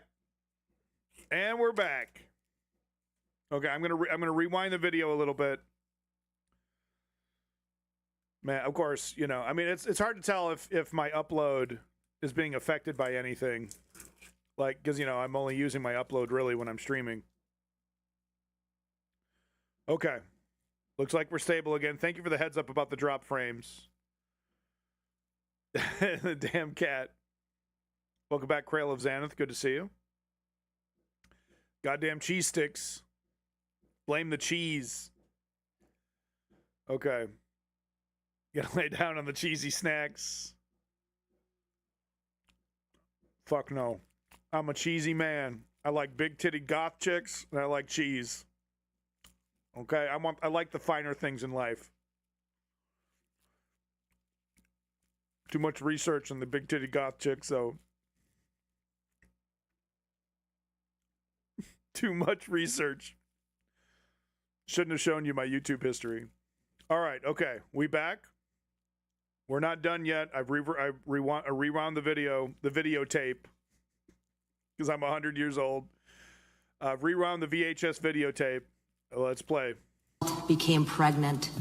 Under your interpretation of 94004, she would be forced to carry her pregnancy to term, correct? I would say under the policy choice the legislature made in 94004 that would be correct. Okay, so in that case, a child would be forced to deliver a baby. Let me ask you another question. How about a woman who is a college freshman here at the University of Wisconsin-Madison? If she is sexually assaulted and is charged as a third-degree sexual assault, which under the statute, under 940-225 sub 3A, that would be intercourse without consent. Okay. If she became pregnant as a result of the sexual assault, it would be illegal for her to obtain an abortion, correct? It would be illegal for a doctor to provide an abortion to her. Right. So she's raped, gets pregnant by her rapist. And listen to this part. In the state of Wisconsin, correct. And were she to obtain an abortion after quickening, whatever that means, the penalty under 940-04 would be 15 years. It's a class. So she aborts her rapist's child. She gets 15 years in jail. Felony, correct? I believe that's how it's defined, yes. Okay. But she would not be subject to that penalty. I understand. Right. If her assaulter is charged under 940.225 sub 3 sub A, which is a third-degree sexual assault, he would be the rapist gets 10 years. So she aborts the rapist's child, 15 years. The rapist gets 10. This is the world your conservative uncle wants, your conservative family member wants. It's not about prices. It's not about gas. It's not about common sense. It's not about trans people. It's about enslavement.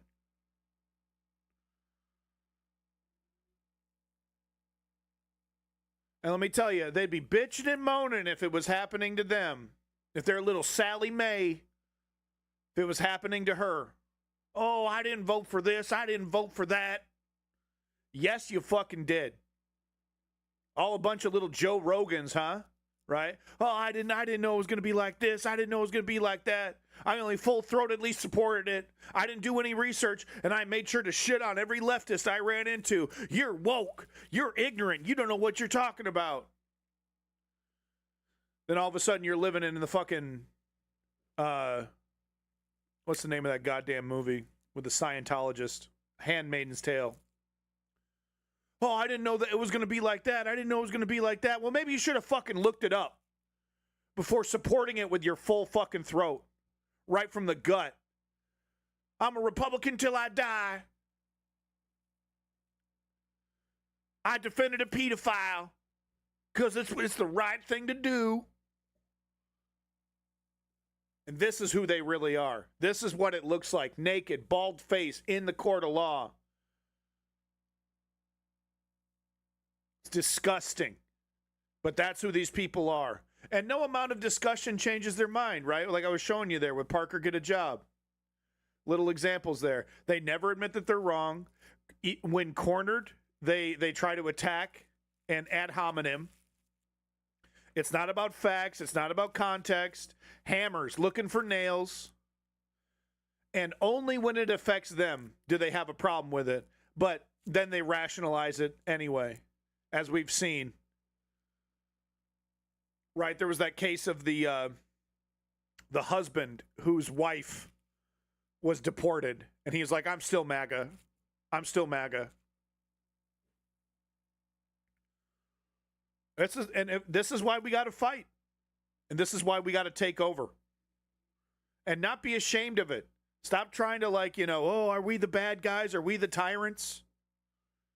Fighting tyranny doesn't make you a tyrant. If you're not careful, of course, you can turn into a tyrant. But it is morally justified to destroy this world that they want to create, to push back on it, to disrupt. Because let me tell you, they're going to make resistance illegal. And then leftists are going to have to come to terms with the fact that, yeah, we might have to break the law to resist tyranny. Well, I don't want to be a criminal. I don't want to be a criminal. When the fascists and tyrants are making the laws, anything outside of total, praise, total, I need to find my language here, but total worshiping of the government is breaking the law. According to the tyrants. And they expect us to sit down and take it. They expect us to sit back and just take it. Servitude. Thank you. That's the word I was looking for. Yep. Total servitude. Anything that isn't at that level of just totally pledging everything to Big Brother, to Big Leader, to Big Daddy, to the dictator, is breaking the law. And people on the left need to wrap their fucking noodle around the fact that when the tyrants are making the laws, we have no choice. We have no choice but to resist. Facing a 10-year maximum imprisonment because that would be a Class G felony. Is that correct? I'm not sure what the particular penalty associated with that crime is. Right, you can take my word for it. In that case, the penalty for aborting after a sexual assault would be more severe than the penalty for the sexual assault. 65,000 pregnancies have been caused by rape. This is not a hypothetical. 65,000 pregnancies. That's not even counting all the rapes. Happens, it happens every single fucking day. And what do the conservatives want? They want to make it legal, basically. They want to make it easier. They want to make it, they want to make it penalize men less. Because it's almost all men. Couple sexual assaults by women, right? But it's almost all men. They want to make it easier. And it's not just with the, adults over 18 that they want to make it legal for. Krayla Xanath over here bringing up 178 per day. I don't know how true that is, but I'll just take your word for it. And they want to make it easier for the rapist, for the pedophile. That's what the Conservative Party stands for. In the 14 states that outlawed abortion after Dobbs. So this scenario is far from speculative. I want to discuss one more scenario with you, and that concerns the health of the mother. The term pre-prom, do you know what that means? Preterm, premature rupture of membrane. The ACOG amici brought up the case of Joseli Barnica, who went into premature labor at 17 weeks. That is, her water broke. There was a fetal heartbeat, but her fetus was not yet viable. So 17 weeks, right? You got a little arm. You got, it's like it's not totally formed yet. It's like taking a cake out of the oven early, right? I see. Thank you, Krayla Xanath. So that's not even the rapes. Those are just the pregnancies from rape. So 178 unintentional, unwanted pregnancies, 178 in Wisconsin a day. A day.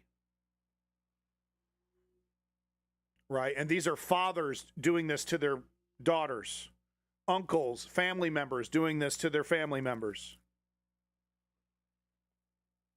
Right?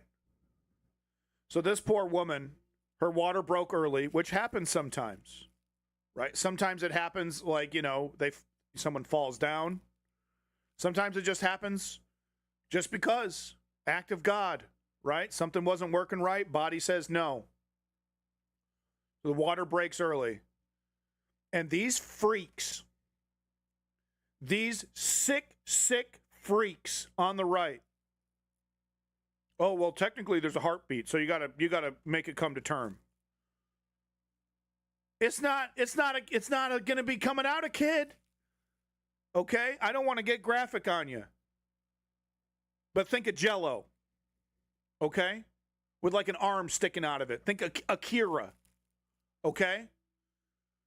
And these sick men, by the way, men who will never have to deal with this, want to force that woman, sometimes that child, to risk their life to give birth to something that's going to die seconds after it's out of the womb.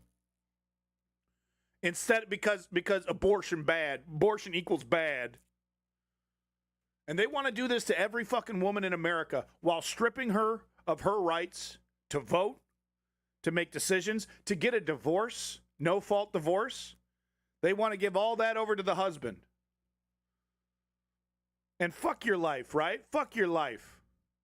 Risk having a pregnancy of a 17-week-old fetus because we detected a heartbeat. God, this is what God wants.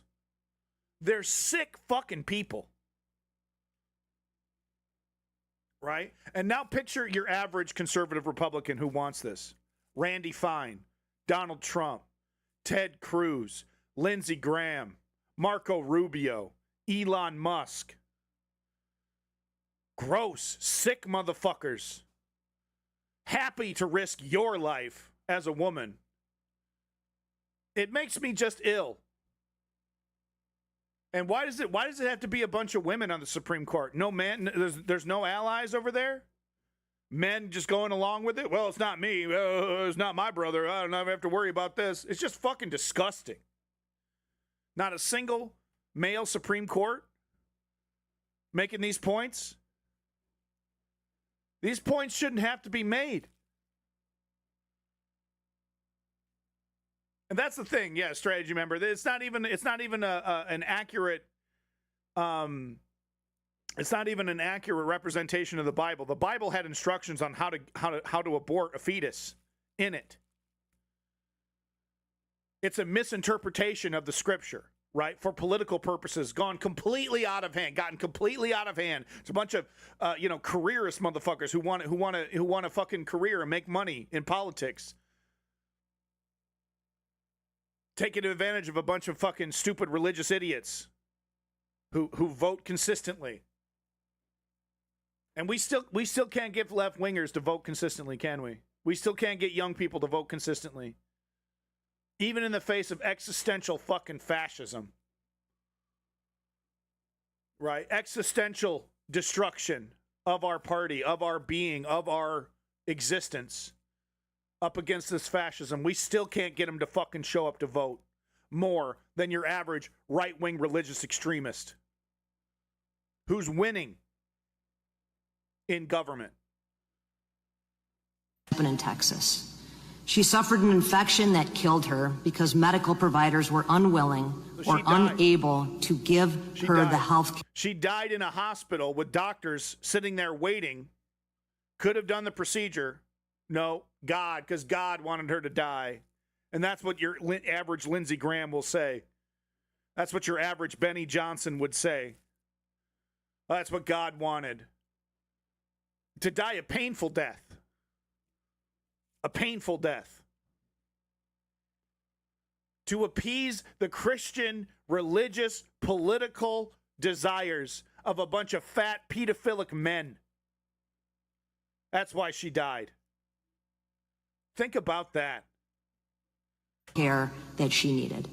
And all she could do for 40 hours was pray that someone would help her so she could go home to her young child. 40 hours. And she died. That is a scenario. Right. And what about the kid, huh? She already has a kid. Fuck them. Fuck them. Here's some bootstraps. Come on over to my house later for a date, says Donald Trump.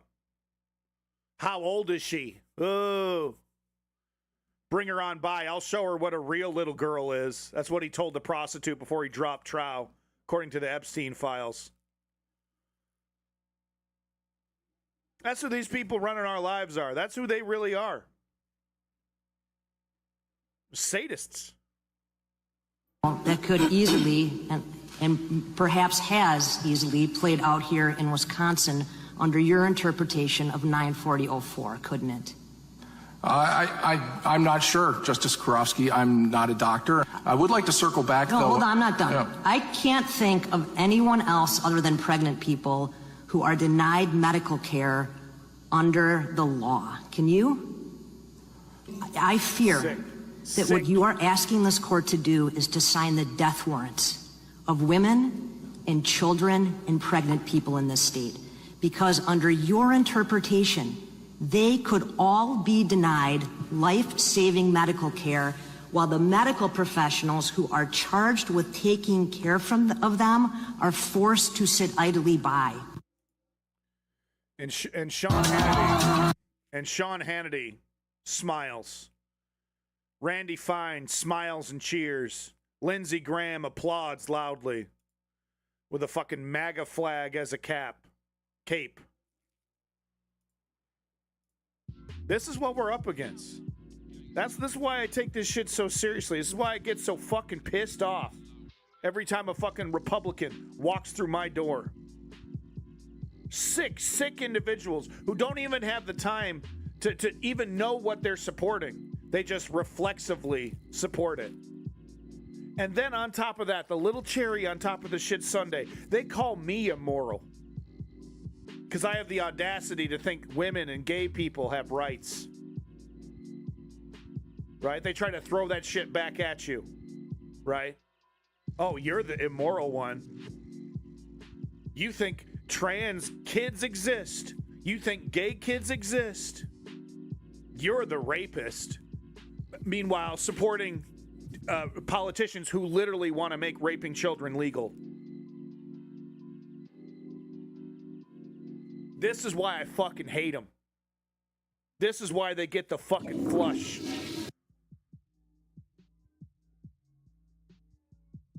It's real. It's real out there. It's real. People dying over this shit. They're dying. That woman died in a hospital, 40 hours, gut-wrenching pain. Doctor sitting there. Oh, can't do anything about it. Some pedophilic Republican. Thank you, Jay.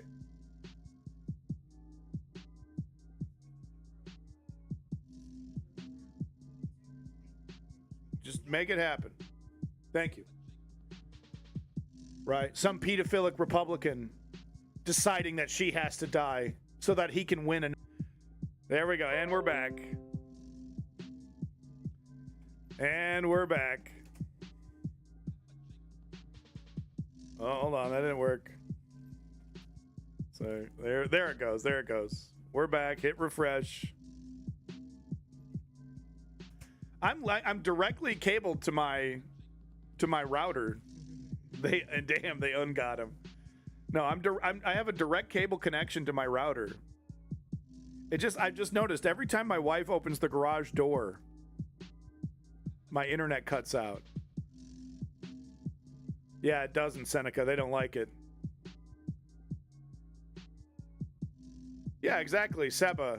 Yeah, no, they think a woman should be a slave who should shut up. Now let me just show you here.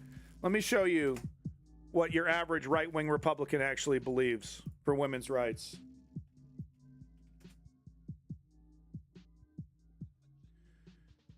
Women should exist within the shadow of your husband.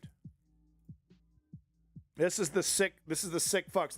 They think women should be legally enslaved by mediocre men. Okay? And it doesn't stop with adult women either. Okay?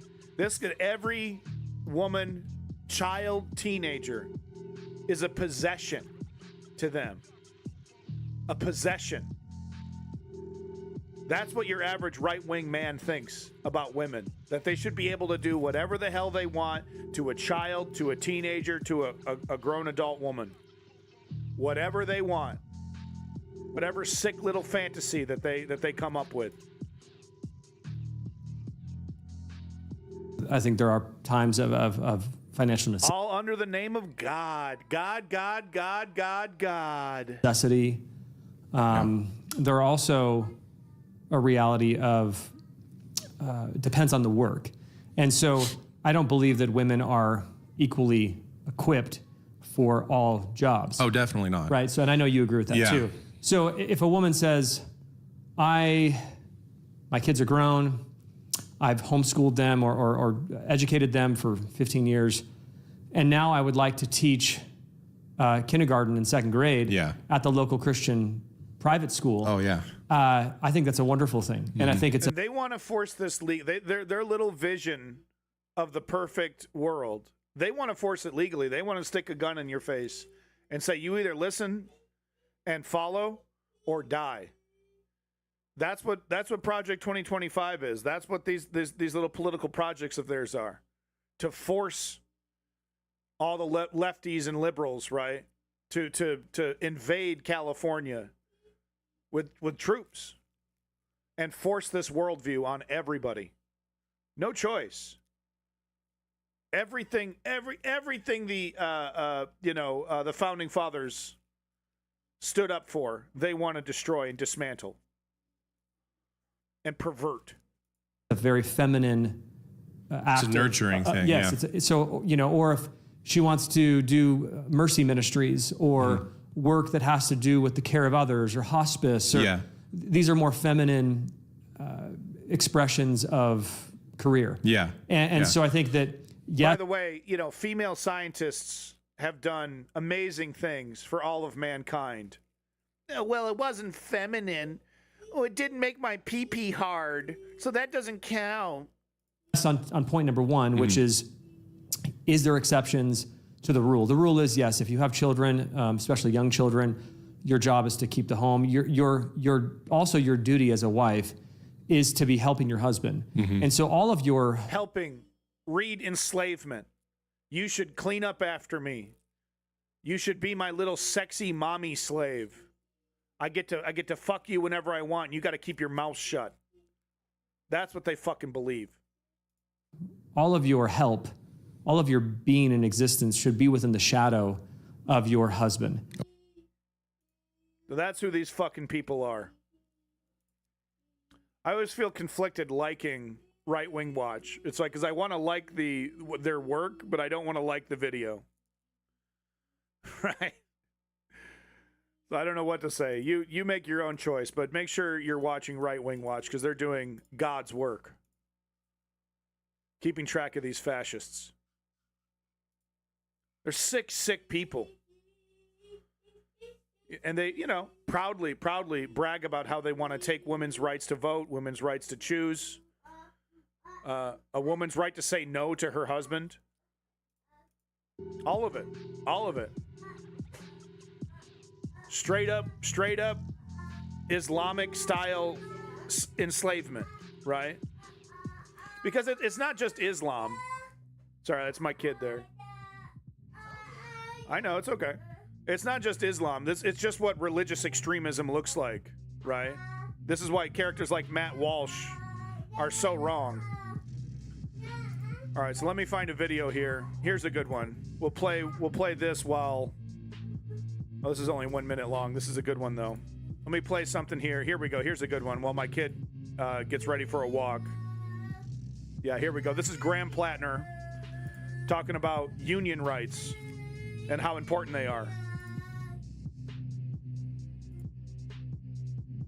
We have a political system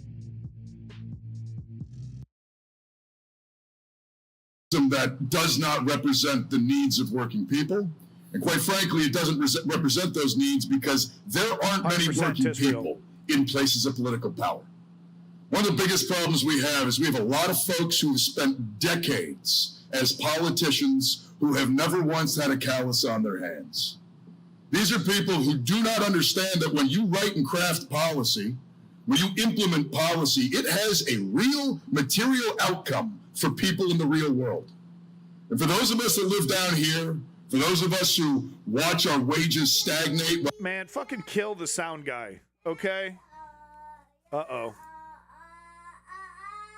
Did I lose Twitch? We see the price of goods and services go through the roof. Those of us who watch our healthcare system collapse because it is not built to provide healthcare. It's built to pad the bank accounts of some health insurance company CEO. Those of us who watch a collapsing public education system, who are watching the collapse of, frankly, the infrastructure of this nation that we need to continue functioning. We all see this happen and we suffer the consequences. For us, it's not words on paper. It's not a theory. It's a real thing. It is an age of political power. And power in the society comes from two places: organized money or organized people. And we all know that the money is organized. And it has bought our political system. Politics is about power. That's it. And in this country's history, the only time we have ever moved the ball forward for working people, the only time we've ever gotten better things, the only time we've ever moved us closer to a better future where everybody gets justice and decency and dignity, the only time that ever happens is when people organize and fight for what they need. We need to recognize that we didn't get an 8-hour workday. We didn't get the weekend because somebody wrote another postcard to a congressman. We got it because working people organized and fought for what they needed in the streets, in the hills, and in the halls of power. It's the only thing that's ever worked, okay? As Clutch Cargo likes to point out. It's the only fucking thing that ever works, okay? None of this shit was given to us. And they happily, with a smile on their face and a shit-eating grin and a skip in their step, take it away from us. Strip it from us. Look what they did to the Voting Rights Act. They're going to do the same thing to labor rights. They don't give a fuck about us, right? And now there's a whole new paradigm, right? Because people are always making comparisons to the robber baron era.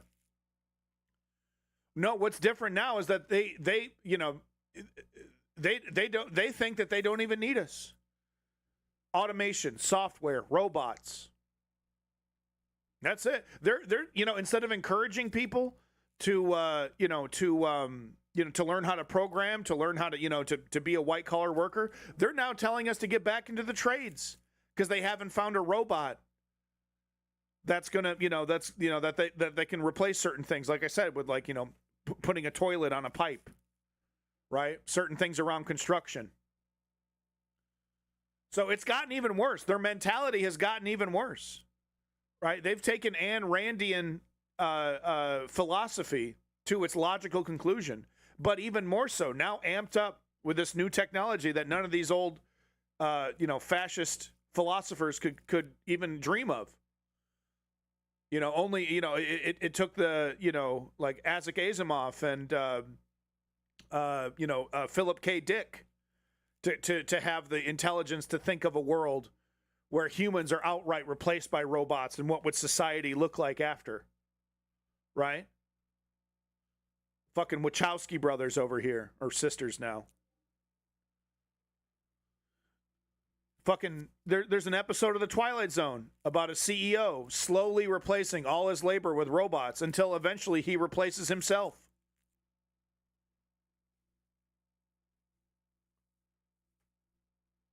To a Jeff Bezos, to an Elon Musk. It's a dream. It's a dream. They kick back, feet up on the desk, and just count the money. And the money never stops. They couldn't spend it in 100 lifetimes. They don't care. Number go up. They're mentally ill.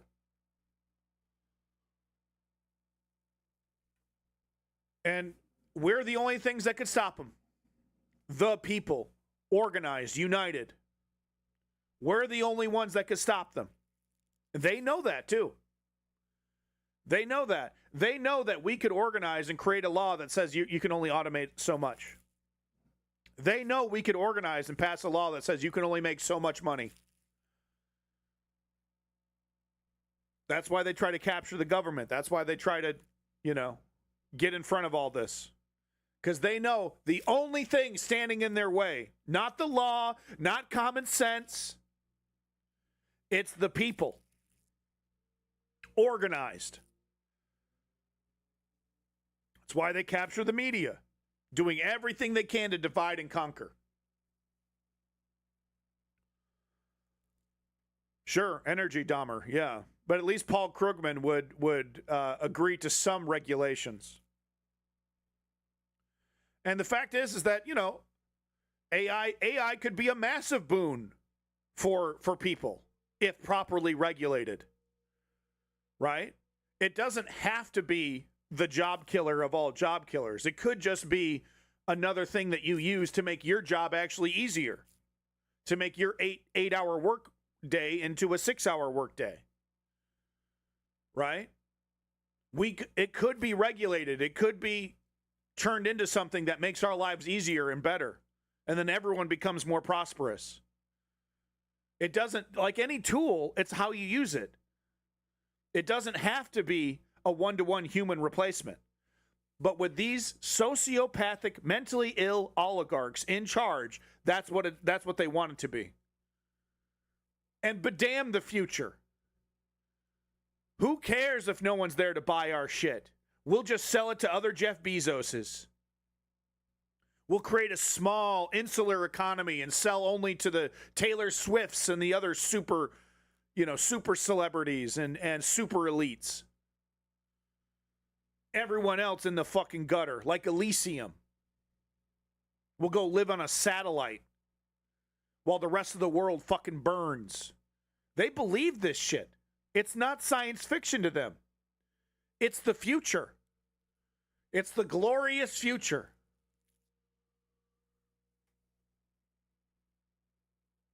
That's what makes these people so dangerous.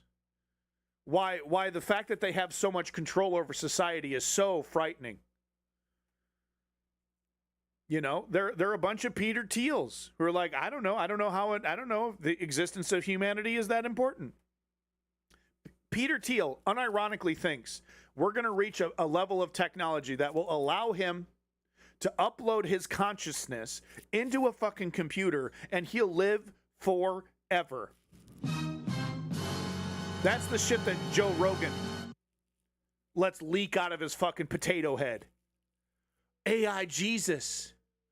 Transhumanism. Going beyond humanity. You imagine how bad? It is a nightmare. But to them, it's a dream. It's a utopia for them. Oh, sure, I gotta have on my conscience the death of billions. One-time death of billions to have a future, a glorious utopian future filled with only elites and thinkers, right? They think they're fucking brilliant. They think they're so fucking smart.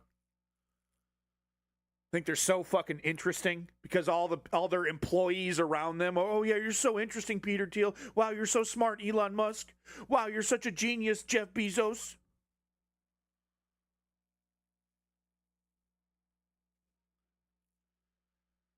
Right? So they think that they're the fucking most interesting people on planet Earth.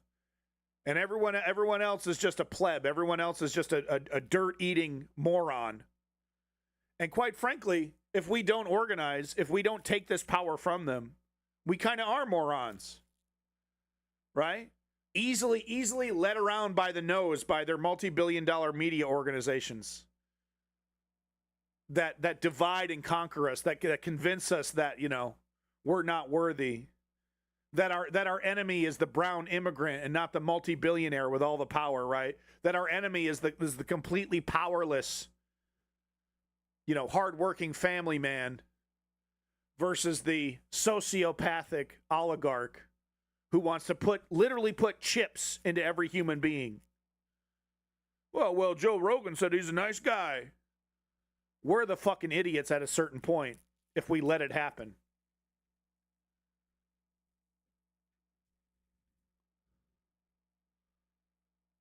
Yeah. Well, we should try it, Energy Dahmer. I think we could give it a shot.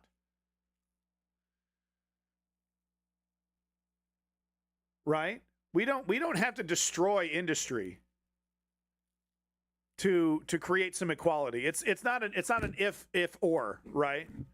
It's not a choice between having a functioning economy or having equality. We can actually have both.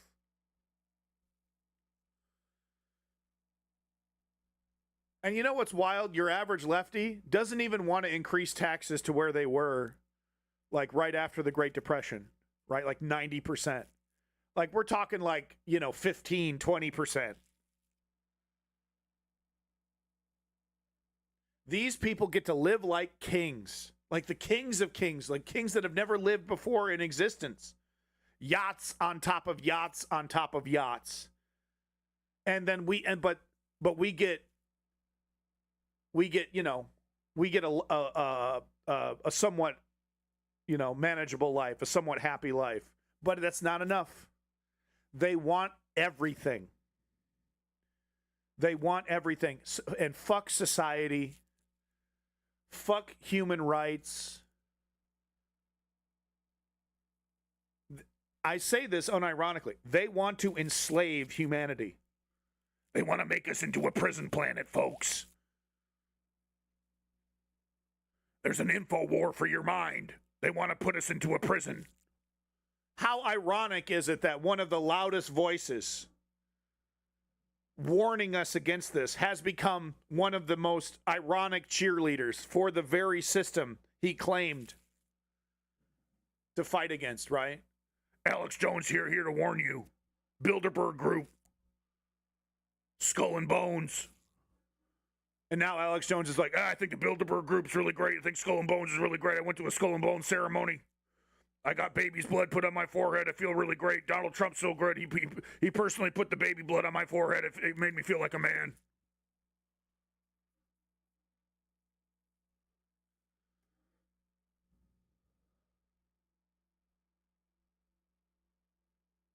You're wrong, Energy. Because, I'm not talking about wealthy people, right? 10 million, 20 million. I'm talking about oligarchs. Okay? The 1 to 5%. Okay? Just because your dad or someone in your family is a nice person, right? Because what does your average wealthy person support? Tax cuts, deregulation, fuck over the economy, right? Everything for business. So even it's just like the argument that conservatives make, oh, I'm not a fascist. Well, then you're a fool, Energy. Then you're a goddamn fool. Because here you are in the fucking gutter, voting for the people putting you there, supporting the people putting you there, agreeing with their arguments, right? You don't have to mentally agree with their philosophies to support them, right? But you still do. You're a sucker. You're a sucker. And they need you. They need Energy Dahmers, right? Energy Dahmer is part of the divide and conquer process. Well, not all rich people, not all wealthy people. And that's what's ironic about people like me on the left. We're not even talking about, like I said, 10, 20 million. We're talking about 10, 20 billion. You know, Elon Musk, he's about to hit $1 trillion. You know what he just announced a couple weeks ago? 10 trillion or bust. Guy's about to hit $1 trillion in wealth. Literally the richest human being that has ever lived. And he's already planning for another 9 trillion. You're such a sucker, Energy. You're such a fucking sucker. Taxes couldn't be lower. The tariff situation is more nuanced, right? But corporate taxes couldn't be lower. Income tax on the rich couldn't be lower. Income taxes on the middle and lower class couldn't be higher. You're the sucker that keeps their fucking dream alive, Energy Dahmer, the oligarchy. You're broke, you got no money, and you put your allegiance and support behind the oligarchy, who wants even more. Elon Musk about to hit $1 trillion, and he's already looking at another 9 trillion. It's never enough. It's never enough. And then you got Energy Dahmer over here. Oh, we shouldn't tax him. Trickle down. Trickle down. Energy, when do you think it's going to start trickling down? Huh? We got more rich people that have ever existed in the history of mankind. I got a great video for this somewhere in here. I think it was a Kyle Kulinski video. But we got obscenely wealthy people. Obscenely wealthy. When does it start trickling down? How many more tax cuts are you going to vote for before you realize it's a sucker's game? Huh? When does it start? When does the trickle down start? They're literally taking as much as they possibly can, and then they take some more.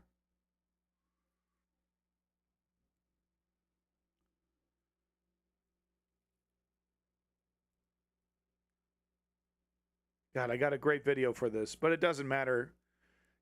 Energy has seen all the data and still supports the rich getting more.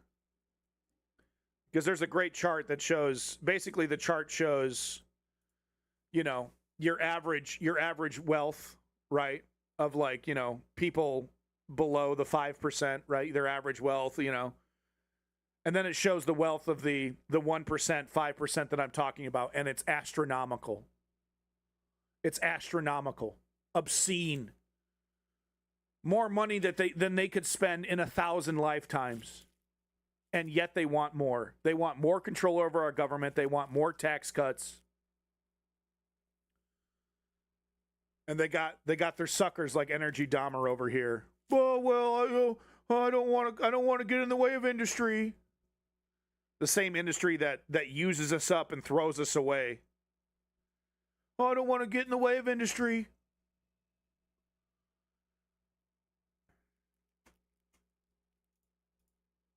And we're back.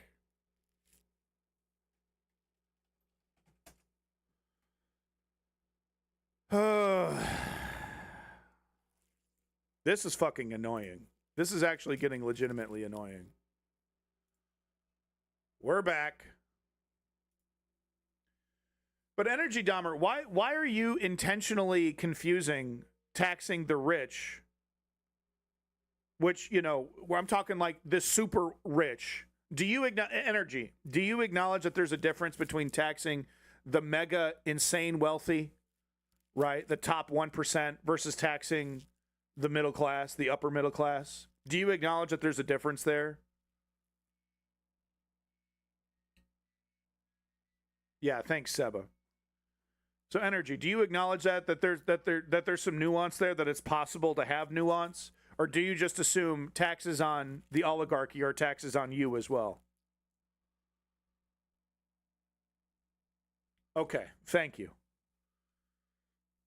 Because that's what I'm talking about. Because yeah, we do need to be helping. Like the regulation on AI is the kind of regulation that would help middle class businesses. Right? The 10 million, 20 million, hell, even the 100 million. Trump who opposed them? What a liar, dude. Energy, you're a liar. He might have opposed them during his presidential election. Did you know, Energy, did you know Trump wanted to go back into Afghanistan and reopen the bases? Are you forgetting that? That last year Trump was talking about going back into Bagram Air Base and reopening it, reoccupying Afghanistan. Did you know that? Man, I had no idea you were such a sucker, dude. I don't remember hearing about that. Do I need to prove it, or are you going to take my word for it? Or do I need to prove it in front of your face? Trump who opposed them. Trump who's bragging about war with Greenland, war with Canada, war with Cuba, engaging in a war with Iran. You're still spreading the lie that he's anti-war? Do you believe me, or do I need to prove it? Oh, thank you. I appreciate it.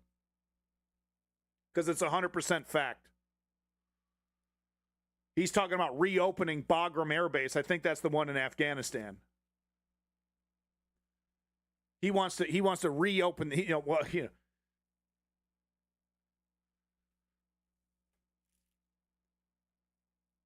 Okay, so stop the fucking madness, okay? Because like, no, but I do one.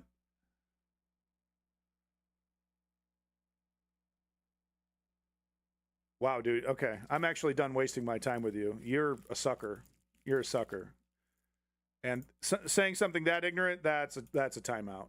That's a timeout right there. That is unbelievably ignorant.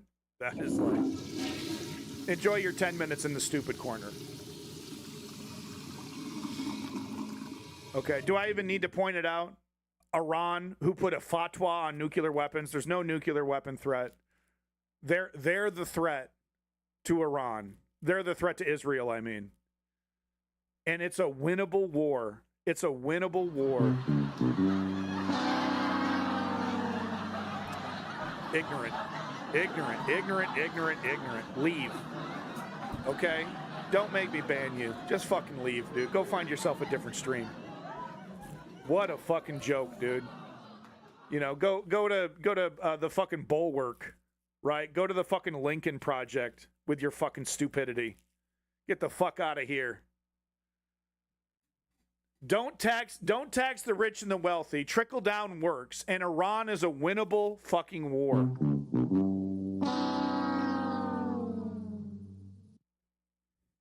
I'm done wasting my time with idiots.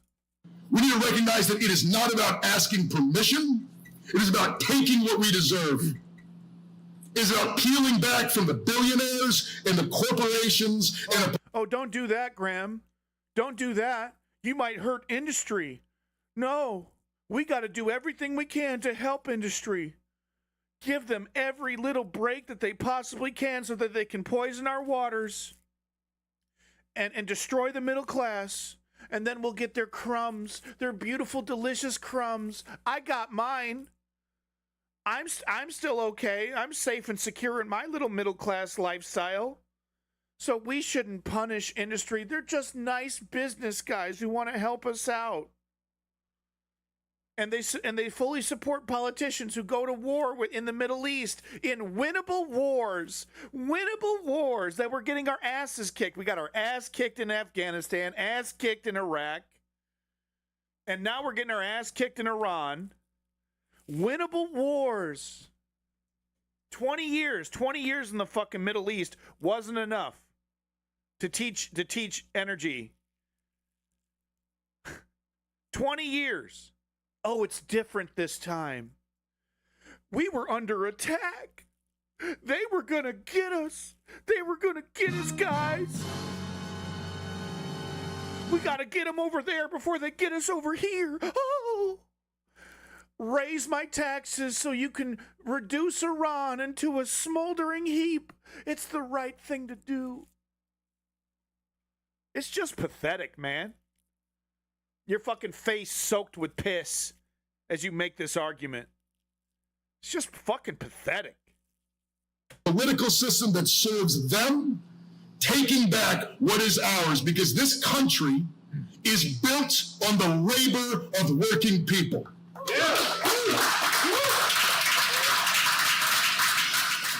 That's some good stuff from Graham Plattner, and it's common sense.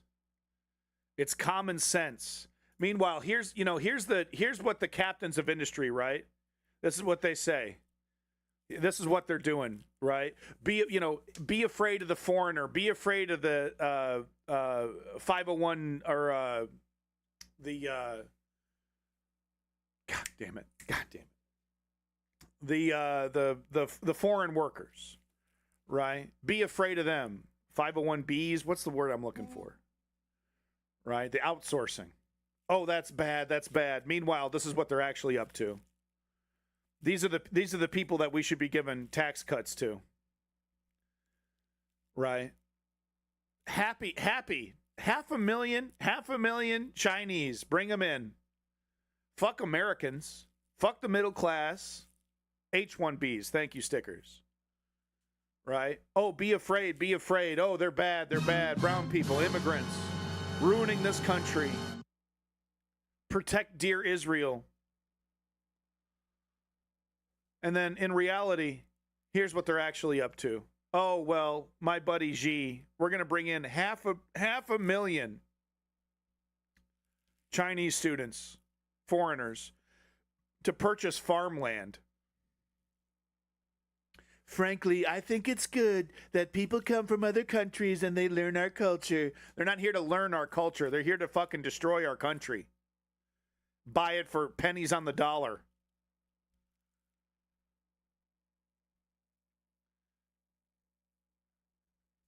That's what China wants. This is not about a cultural exchange. This has nothing to do with cultural exchange. These are the people we need to give tax cuts to so that we can get our trickle down. They either want to automate our job or they want to undercut it, outsource it. So President Trump says it's good to have 500,000 foreign Chinese students in the U.S. So this was announced after his little trip. Right? In a flowery blowjob interview with Sean Hannity on Fox News, of course. I think it's good. I know I fearmonger about foreigners every single opportunity, but I'm a total hypocrite. By the way, with H-1Bs, he was a total hypocrite as well. Rallied against it, right? Oh, Joe Biden wants to take away your job. But H-1Bs for hotels and stuff. H-1Bs for hotels and golf courses because that's my industry. It's good when I do it. It's bad when they do it. And somewhere in between is the truth. Right? Because it's like, yeah, we shouldn't be offload. We shouldn't let companies offload their entire workforce to, foreign countries, so that they can pay their, no benefits whatsoever, pay them pennies on the dollar, undercut American employees, right? But a certain amount of, immigrant labor, as long as as long as it's compensated the same, right? That's actually a good thing. But these hypocrites, they destroy everything, right? So now we're faced with a do or die situation where we have to cut this off. We have to cut out the outsourcing because jobs are few and far between in this country. So now it's a left-wing position to go against globalization, to go against outsourcing, because we have no fucking choice. Because these guys are fear-mongering us about the brown person, fear-mongering about outsourcing, while going crazy with it because it makes them money. And yeah, they're not just buying farms either. They're buying power plants, they're buying water facilities, they're buying infrastructure. They're buying infrastructure. And what do? Crank up the price. Crank up the fucking price. They don't fucking care. They're not even living here. It's communism to pass a regulation to say that they can't do that. But be afraid of the foreigner. But you should let the foreigner buy our infrastructure out from underneath us, because I get a fat payday. You get fucked. You get the big fat red dong. I get a payday. Everyone's happy, except for the millions of people that have to deal with the results of my policy. But these are the people we got to be giving more tax cuts to, huh? That make these decisions. That are going to trickle down on us. Give them a break. Give them a break. Give them another break. It's just pathetic, man. It's just fucking pathetic. Some broke-ass middle-class motherfucker saying we got to lower the rich people's taxes when they've never been historically lower. Because they got us all confused, right? When they hear raising taxes, they think raising taxes on the middle and lower class. People can't even fathom raising taxes on the ultra-wealthy, right? It's taken off the table. In mainstream media and within government, it's completely stripped as a viable choice to tax the ultra wealthy, right? I see it here in Canada as well, right? They talk about, what are we going to do? There's a shortfall. We have no choice but to do austerity. That's how the media frames it. Oh, there's a shortfall. Like a classic example is Social Security in America, right? Oh, fear-mongering, right? Fear-mongering. What are we going to do? We're running out of money. We're running out of money. There's actually a solution on the table that's requiring rich people, not middle-class people, but rich motherfuckers, to contribute a little bit more, and that completely makes up the difference. That isn't even discussed. Scott Jennings gets to go on CNN and fear-monger about the collapse of Social Security because Abby Phillips won't bring up the fact that, there's actually an easy solution for this. It's not even discussed as a possibility to put more of this on Jeff Bezos, on Elon Musk, the world's first trillionaire. It's intentional. It's intentional. They frame the argument. And then suckers like Energy Dahmer over here slurp it right up and repeat it as common sense. This is common sense. Because taxing the rich, surprised you're still here, quite frankly, because taxing the fucking rich is they think to them is taxing the middle class. Right? Energy Dahmer over here thinks him and his ilk are somehow equivalent to Jeff Bezos and Elon Musk. Nowhere even close, man. You're not a temporarily embarrassed billionaire, Energy. And thank you for agreeing with me that Trump's immigration policy is hypocritical. He's not the only one. The politicians you vote for are also down for it. Fear-mongering about brown people while taking advantage and actually increasing. That's what we saw with the fucking Tory party in the UK.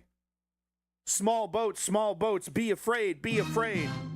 cranking up the immigration higher than it's ever been to reduce wages, to reduce the power of the middle class. And then suckers repeat that fucking lie. Right? And like I said, and then the media does its job. They don't even debate. They don't even put on the table the concept of taxing the ultra wealthy, the ultra rich.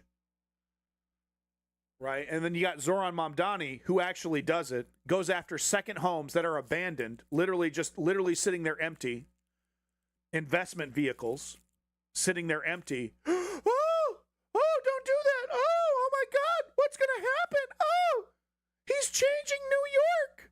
Oh, no. Balances the budget without raising taxes on the middle class. It's communism.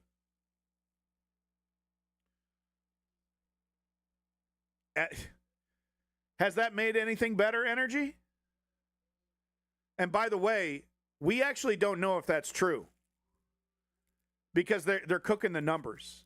So you just believe in you're believing several lies. One, the lie that reducing immigration, border crossings down to zero is somehow beneficial to you in the middle class. It hasn't been and won't be. Two, that it's actually happening. You don't know that. They're cooking the fucking numbers. Probably tens of thousands of illegal immigrants crossing that porous border every single fucking month. Only people we have to trust on these numbers are Donald Trump, who puts sycophants and criminals in charge of these departments, who lie to us.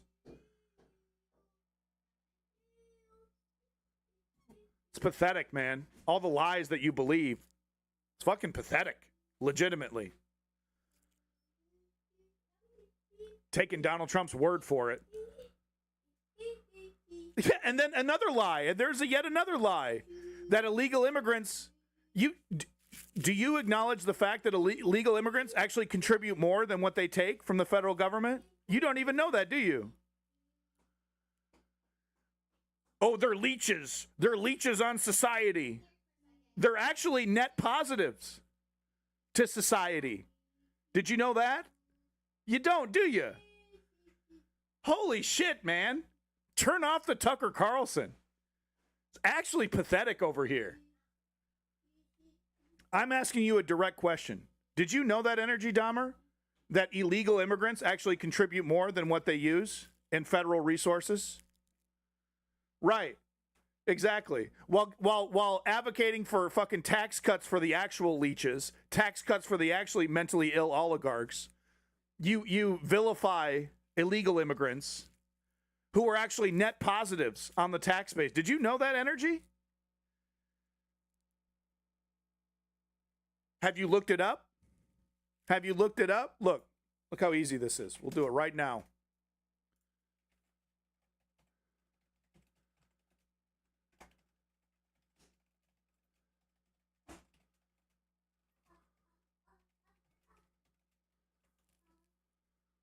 Can't spell negative, sorry. Oh, well, I heard that talking point. I didn't believe it.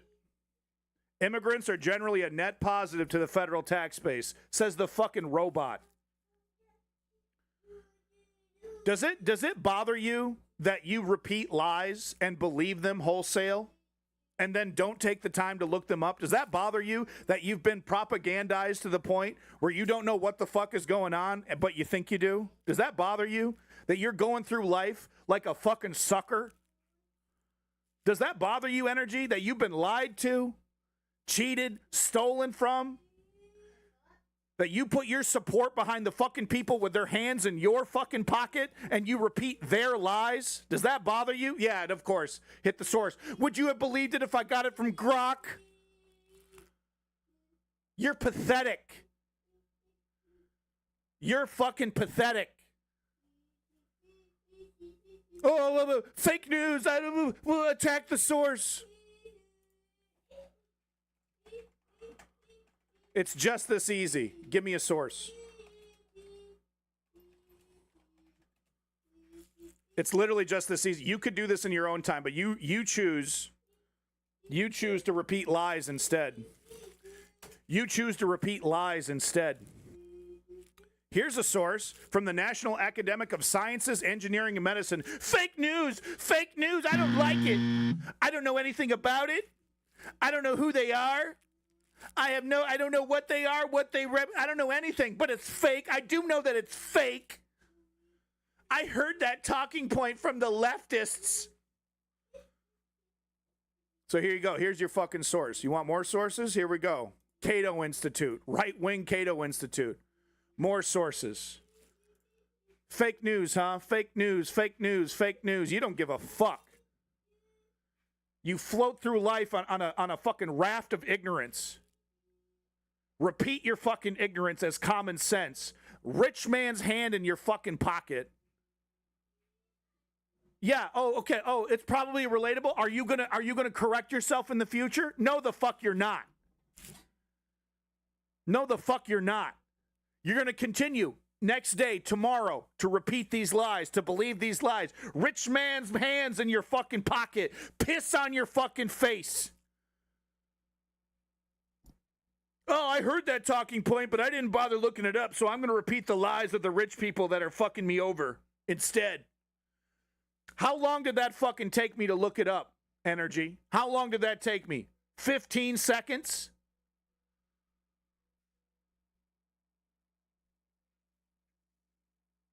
What should make you question your entire worldview is hand waved away as liberal hyperbolics, right? I'm just woke. I'm just liberal. I fucking demolished you. Easily. You know why? Because I'm informed. I don't just hand wave away things as talking points when it's against my ideology. I look things up. And you know what? You're doing the same thing with Israel as well, by the way. You're doing the same fucking thing with Iran, by the way. I could do the same exact shit with all the lies that you're repeating about that. You don't fucking care. They got you supporting a genocide. They got you supporting fucking tax cuts for the rich while fucking over the middle class. Repeating their fucking lies. Easily fucking debunked. You don't fucking care. You should be questioning your entire worldview, but you won't. You'll continue to be part of the problem, and you'll continue to spew this fucking nonsense as common sense, floating around on a raft of fucking ignorance. You should be ashamed of yourself and embarrassed, but you won't be, right? You fucking won't be. You're part of the fucking problem, and you have the arrogance to think that it's our fault. Get fucked. Get fucked. I'm done wasting my time on motherfuckers like you. I'm going to focus my energy on defeating motherfuckers like you. Because it doesn't matter that you learned a lesson. You're not going to take this lesson to heart. You're not going to question your worldview. Fuck you, dude. Moving on. Another one in the fucking dirt. Another one in the motherfucking dirt. I could debunk your lies all fucking day. You don't give a shit. Moving on. Prominent Senator Bernie Sanders drops a massive bombshell. He confirms billionaires like Jeff Bezos are actively investing $100 billion to completely automate U.S. factories with robots. We should give them another tax break. That'll help. He warns tens of millions of jobs will be entirely wiped out by AI in the next decade. Oh, you're woke. You're woke. We should send the difference to Israel so that they can defeat Iran in an easily won war. Holy shit. Took 15 seconds to ask the robot how fucking wrong you are. Holy shit. Number two, what does it mean economically? Well, nobody exactly knows, to be honest with you. But there are estimates out there that over the next 10 years, tens and tens of millions of jobs will be displaced, all right? Just think about it for a moment. Mr. Bezos, one of the richest guys in the world, right? He is investing, he wants to put together a fund of $100 billion to automate factories. Got it? You know what that means? It means that robots will be doing the manufacturing in the United States. Millions of jobs will be lost. My best buddy Joe Rogan said, take ivermectin, shove it up your ass. All right, I'm calming down. I'm officially calming down. Because it's one thing to be wrong and repeat those lies and be corrected, but it's the thing that really gets my fucking goat is that they don't go, okay, I need to change my worldview. Okay, you know what? I'm going to look into this. I didn't know how catastrophically wrong I was. Because that's what happened to me, right? I was a young guy, thought I was right, thought I had the worldview, you know? Ran into people like Woke Patriot, ran into so many people who were more informed than me. Got my mind right. Started looking into this stuff. Boy, stop embarrassing yourself, okay? Stop fucking embarrassing yourself. You're over here still spreading your fucking wisdom. You should be shutting the fuck up, okay? And reevaluate. And that's the thing that I'm talking about. No reevaluation. No, I'm still right. Well, maybe I was wrong on that one little thing. No, your entire fucking worldview is wrong, Energy. Your entire fucking worldview is wrong.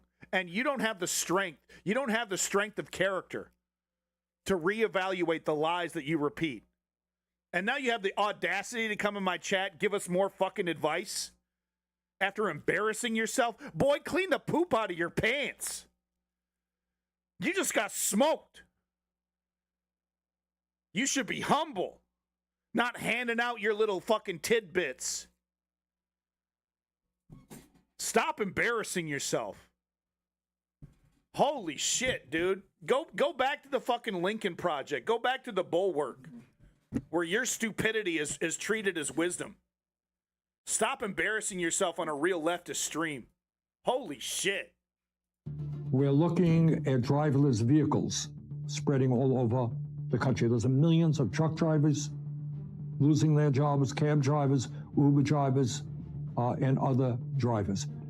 So what do? In terms of young college graduates, getting harder and harder to find jobs, the legal profession, accounting, all of those professions are under attack from AI. Does anybody have a serious plan on how to deal with that?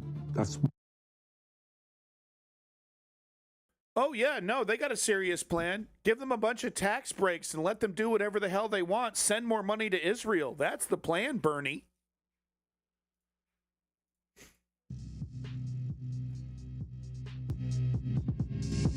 So tired of it, dude. I'm so fucking tired of it.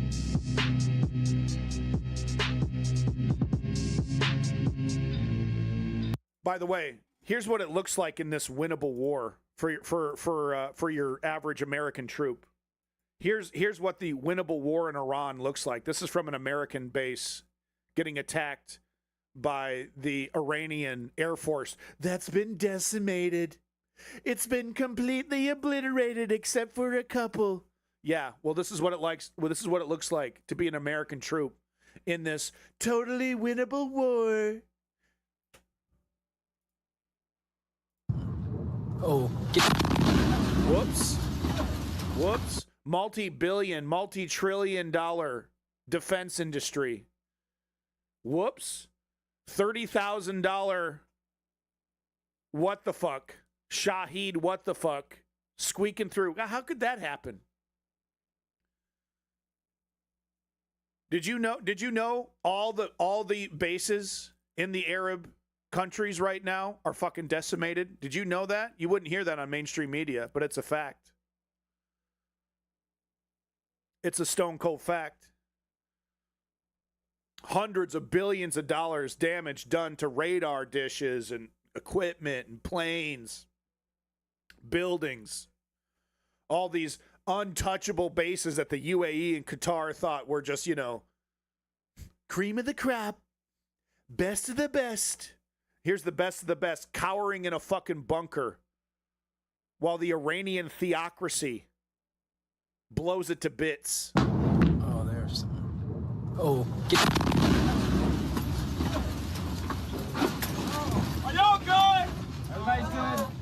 absolute definition of hubris. But let's go ahead and send more money, right? Let's go ahead and tear up that Obama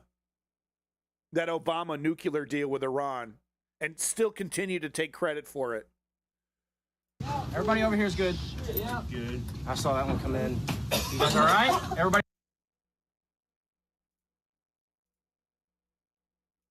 While Britain has... You know, like I said before, man, it's one thing to be wrong. It's one thing to repeat those lies because you don't know any better. But what fucking pisses me off is that you show them the sources. You show them how wrong. You take the time out of your day to correct them. And then they still fucking, oh, yeah, well, maybe you're right on that one little thing. Yeah, well, everything else is correct, though.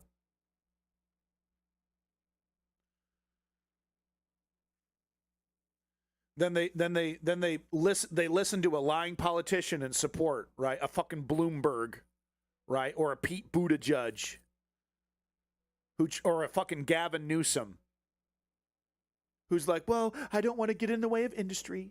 Oh, let's not tax the rich, okay? Come on, guys.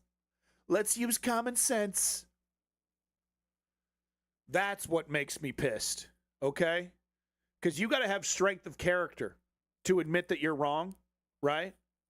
And then correct yourself and be like, whoa, wait a minute. Am I spreading lies? Am I spreading propaganda? I don't want to do that. I don't want to be a tool of the oligarchy. But you got motherfuckers too full of themselves, full of their own bullshit and everyone else's bullshit, right? Too fucking full of themselves to admit that they were wrong, to admit that they could possibly be a tool of the oligarchy, spreading lies and misinformation. Oh, not me. I'm smarter than that. Oh, couldn't happen to me. I couldn't be a useful idiot for the fucking fascists that are destroying my life. Not me. Everyone else is dumb. Not me. Fucking Principal Skinner over here. All right, I think I made my fucking point. Moving on. Here's this great breakdown of the China visit by your boy Simon Marks from LBC. Surprised he hasn't been kicked out of the fucking country. He does such a good job pointing out how terrible Donald Trump is. This is good stuff. Has been totally focused on the political drama playing out on the other side of the Atlantic.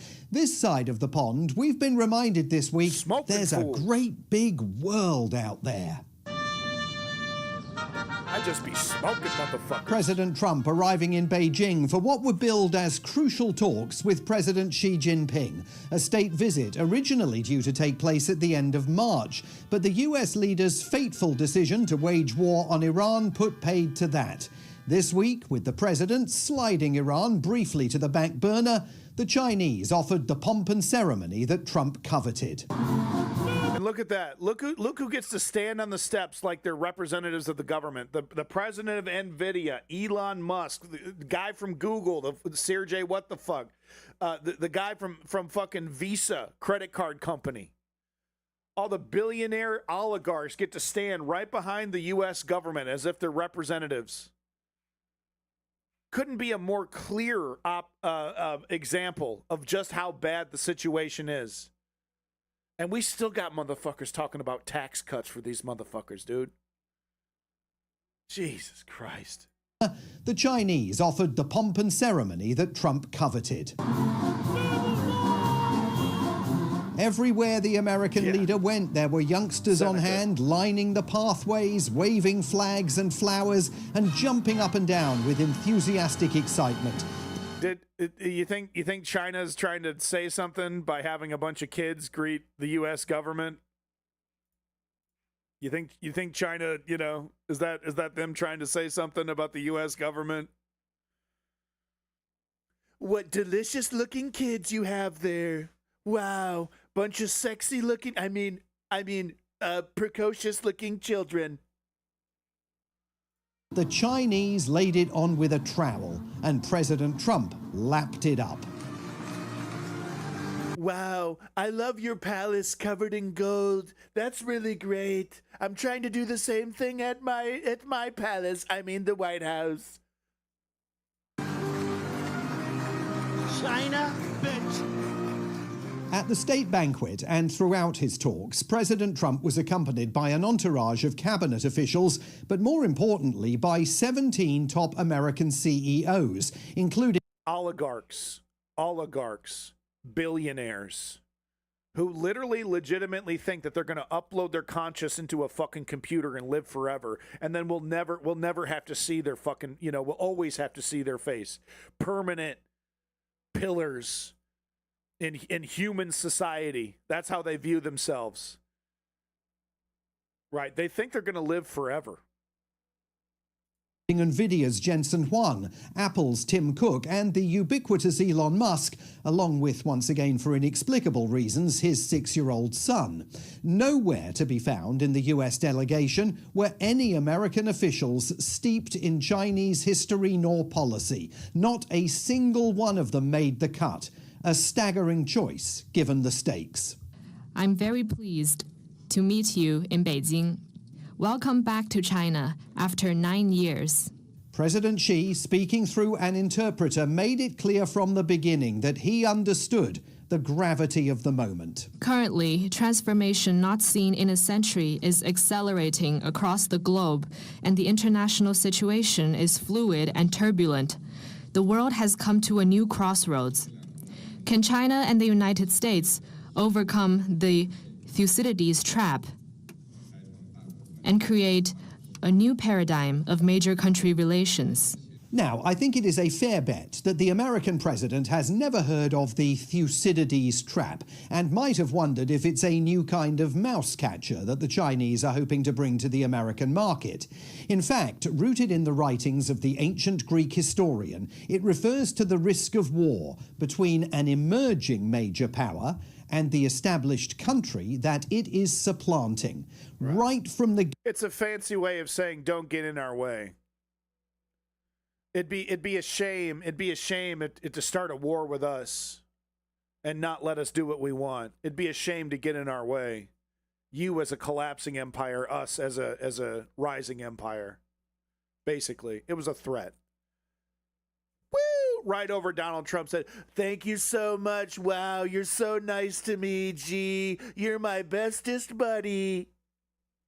Woo! Right over his fat fucking pedophile head.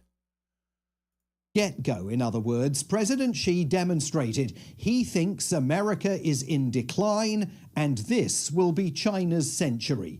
And what he heard back from President Trump when it was the US leader's turn to speak will only have emboldened him in that conviction. Here, at length, President Trump's predictable pablum during his opening remarks. Well, President Xi, I want to thank you very much.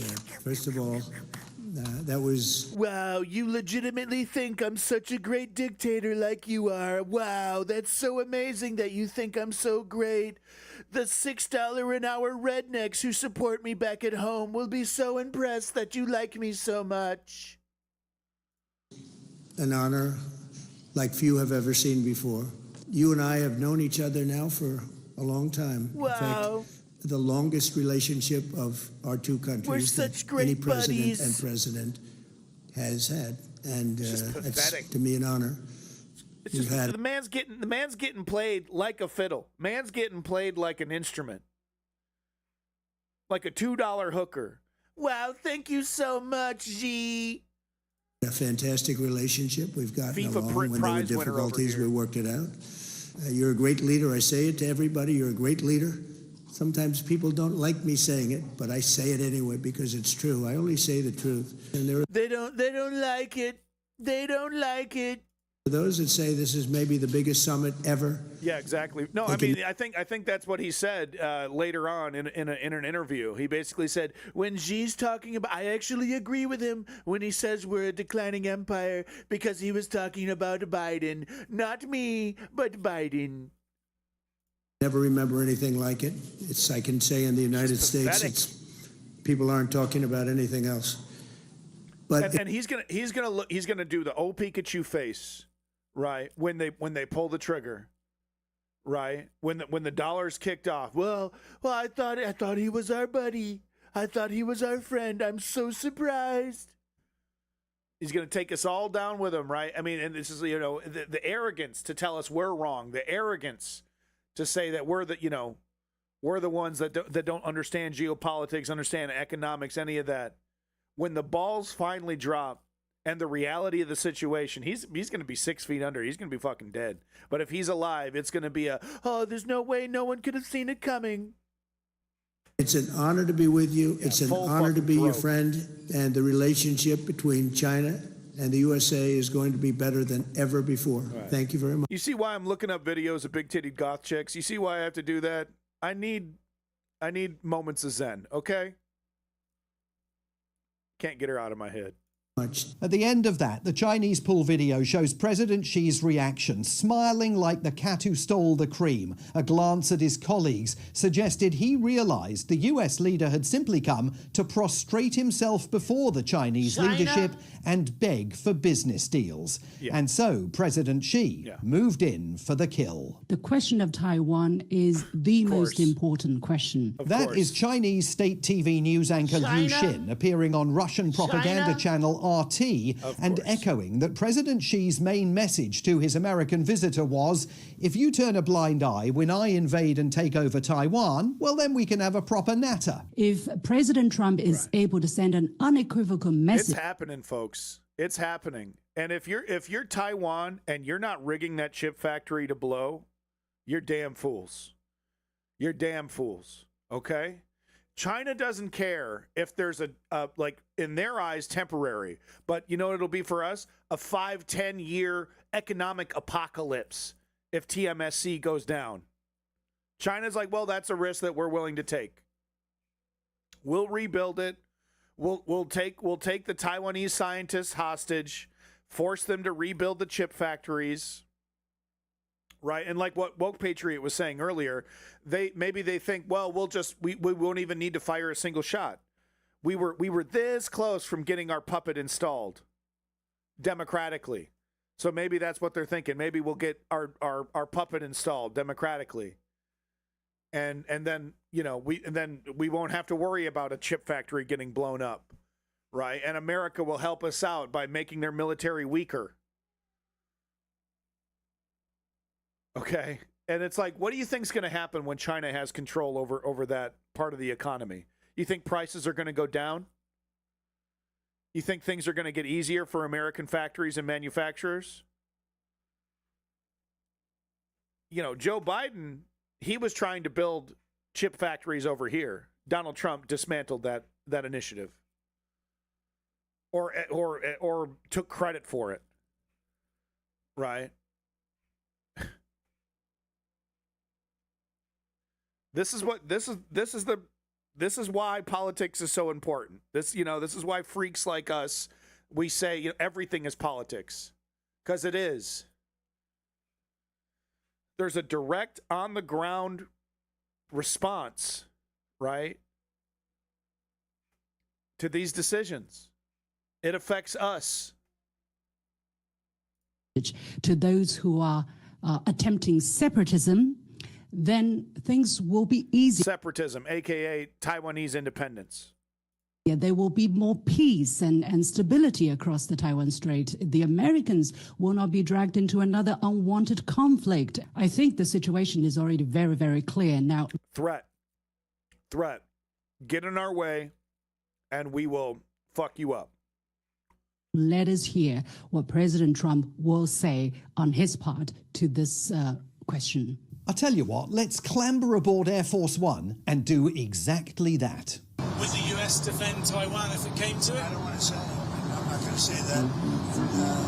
There's only one person that knows that. You know who it is? Me. I'm the only person.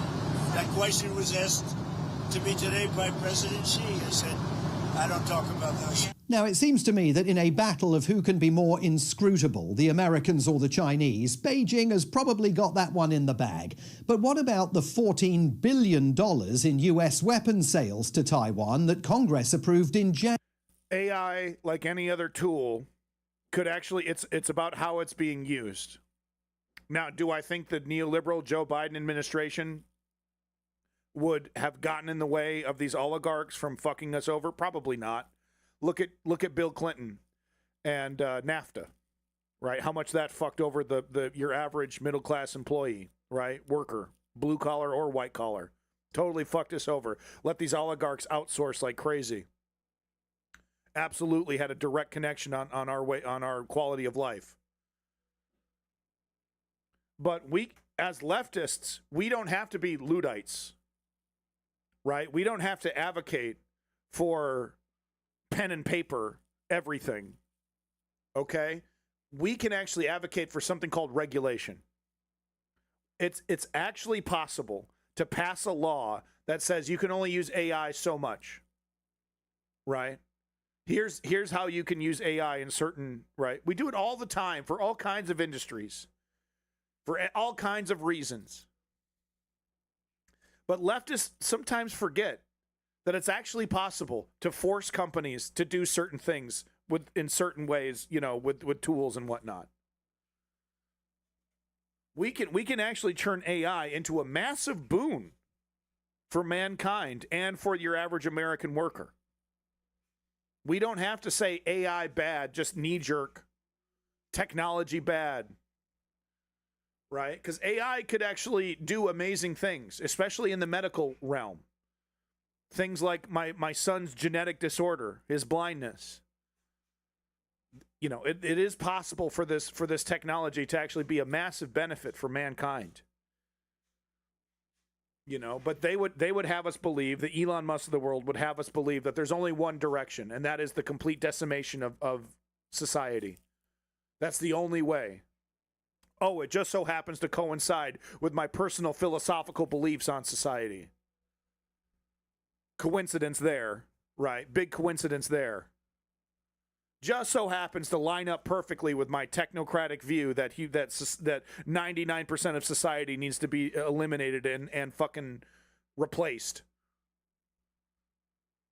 Yeah, exactly. Genome mapping, fucking molecule folding, programming, all this shit, advanced programming, algorithms, stuff like that.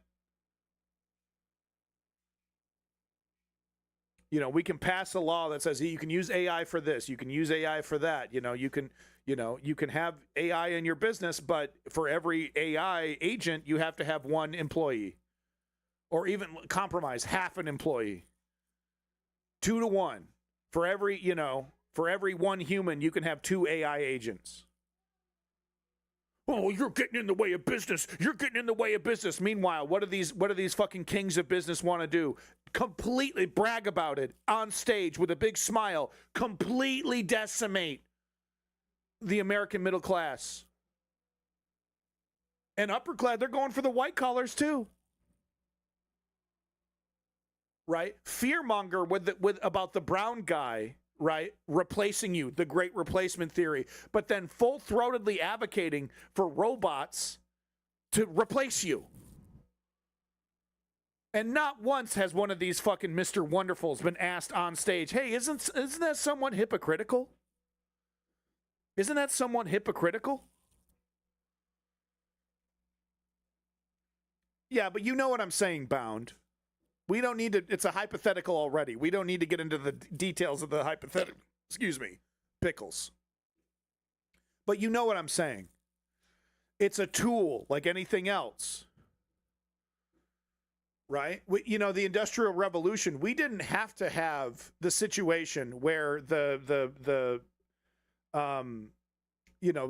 fucking loom, right? The loom replaced every single tailor. We didn't actually have to have that. We could have regulated it, offered training programs, made things easier for people. Progress. You're getting in the way of progress. You're getting in the way of the progress. The foundation doesn't end well. You talking about the book series?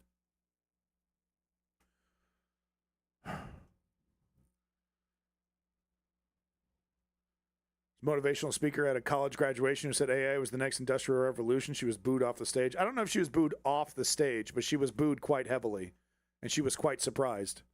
It's what China does. Their version of cheaper because it focuses on one thing, unlike OpenAI, which works on everything. Sure.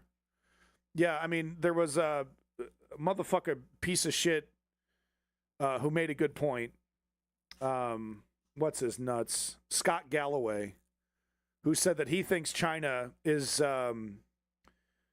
doing what China did with steel, they're doing with AI, which is like flood the market with cheap AI to try and corner the market, and then once they've successfully cornered the market, raise prices, which is what they did to steel manufacturing in America. So he might have a good point there. But are we really going to allow the "but China" argument to poison us, destroy our lives, right? Oh, we can't worry about your average American and employment, just literally employment. We can't worry about that because China. Right? We can't pass regulations and laws that could protect the American worker because China. Yeah, 100% bound. Yeah. That's what I'm saying. It's like these oligarchs, they ruin everything. Like, even as a leftist who, I want to see cooperation with other nations. I want to see, friendly relations, trade relations, labor relations with other countries. A kind of leftist sort of globalization. I want to see that. I want to see cooperation. I want to see, global cooperation, right? An Earth coalition, right? Everyone working together, helping each other out, right? With, equal and fair trade relations. But now, because the whole thing's screwed up, now it's like to be left wing, you have to acknowledge how, not only the faults of these systems, but how they're being abused. And you have to advocate for reducing this kind of stuff because it's so heavily abused.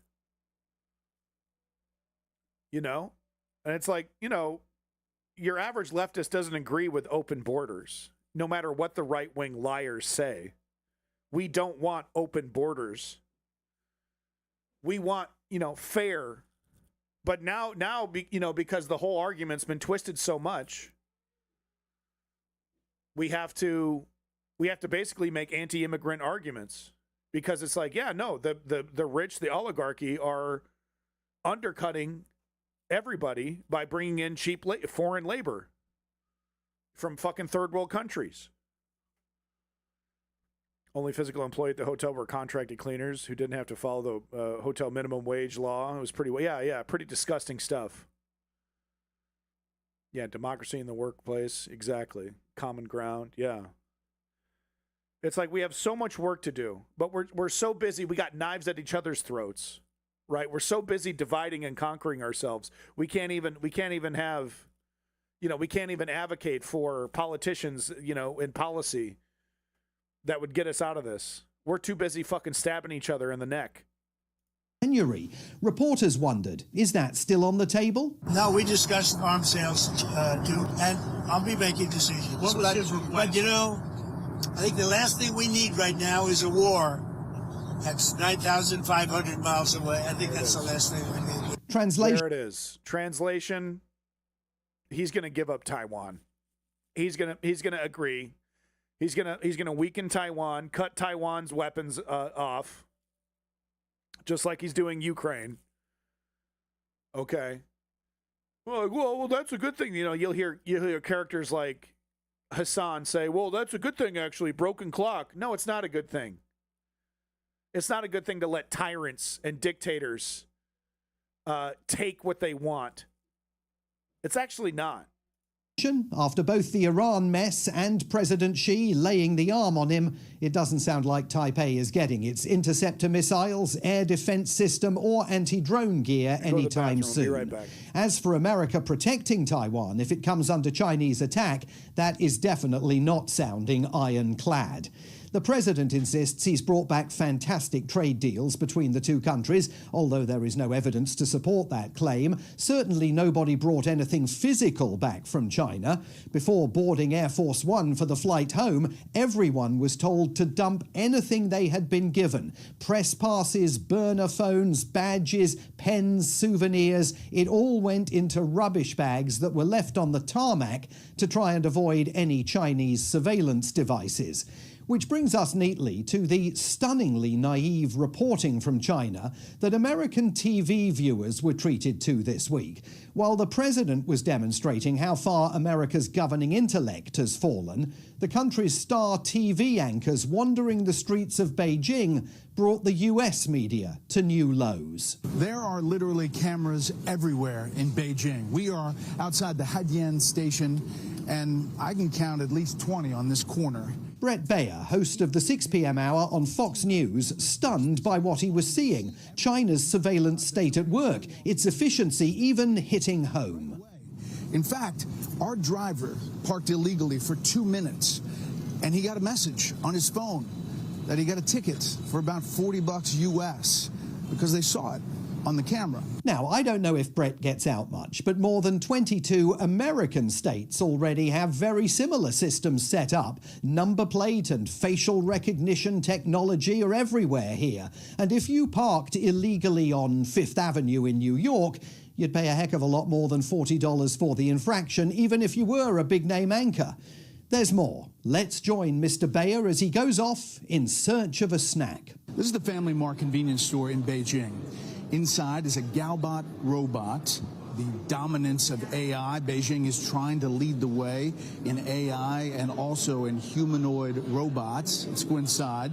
This is the first... So inside we went. It was a bit like going through the round window on Play School.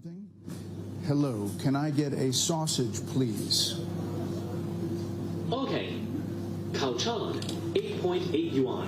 This is the first of its kind, moving a little slow, but Galbot is actually in 50 different pharmacies, warehouses, handling 300,000 orders around the country. Clearly, China wants to lead the way in this interaction.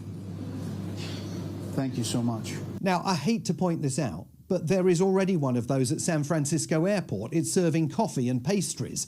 Meanwhile, Fox's top reporter at the White House, Pete Ducey, was utterly beguiled by what he found just yards from his Beijing hotel. At McDonald's here, you can get crispy bone-in wings that are pretty good.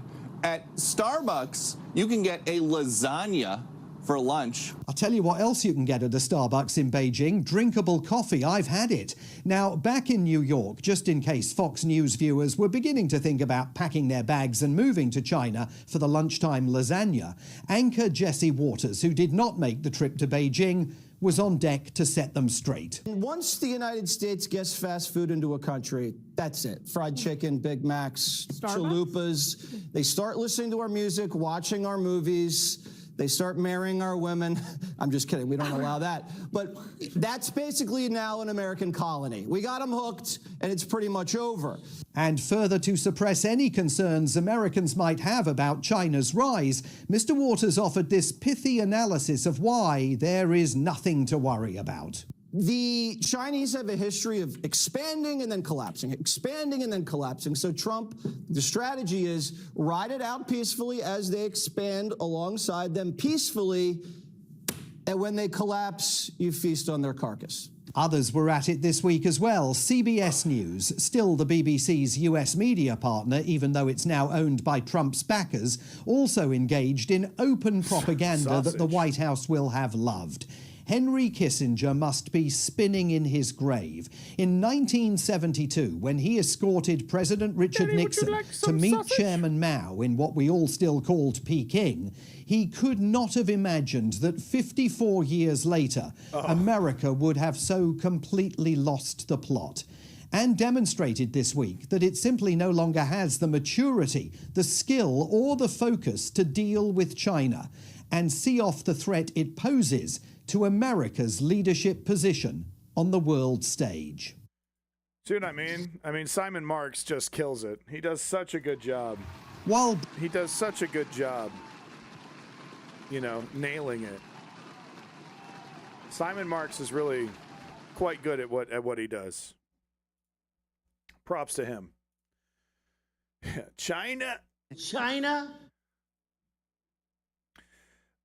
So we're just talking about the lies of immigration, right? We had someone in here spreading lies and misinformation that they're dumb enough to think is common sense, and they don't want to look up the sources. They don't want to look it up.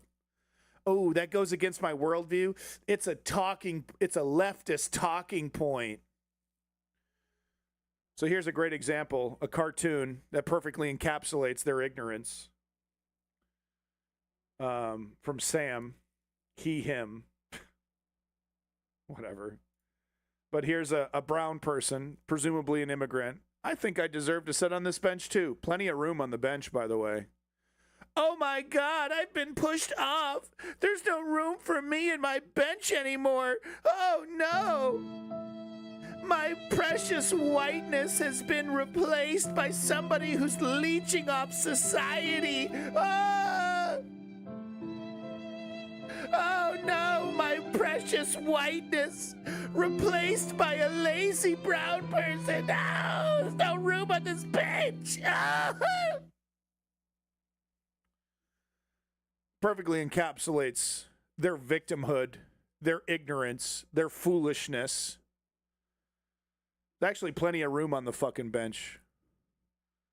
Right? And then on top of it, the sexism as well, because this is a woman. Oh, you should be in the shadow of your man. You should shut up and make kids and be his little mommy sex slave. You shouldn't have an opinion or an education.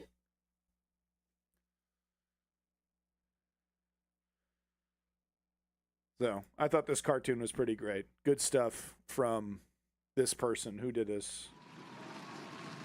Oh man, did we cut off the creator? Or did Sam here create this? No, he didn't create this. Good stuff, good stuff.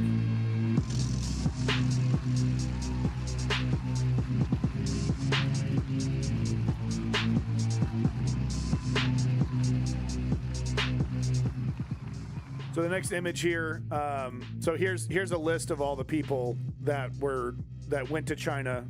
Right, this is the real cabinet. These are the people really running our country. Zuckerberg from Facebook, Larry Fink from BlackRock, Elon Musk, Boeing, Nvidia, Goldman Sachs, Blackstone, Citigroup, Coherent, whatever the fuck that is. CEO GE Aerospace, MasterCard, Micron, Qualcomm, Apple, Visa. Right, literally the entire enterprise class. Right, the class of people that are giddy, absolutely giddy, chomping at the bit to fuck you over. Right, and by the way, like their whole business model right now depends. You know, I mean, every one of them: BlackRock, Meta, Tesla, Boeing, Nvidia, Goldman Sachs, Blackstone, Citigroup. I mean, all of them. They depend on us to buy their shit. But they don't care. Number go up. Number go up.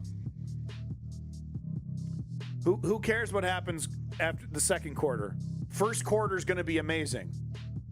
I got mine. I'm back in my bunker. Every single one of these motherfuckers building bunkers.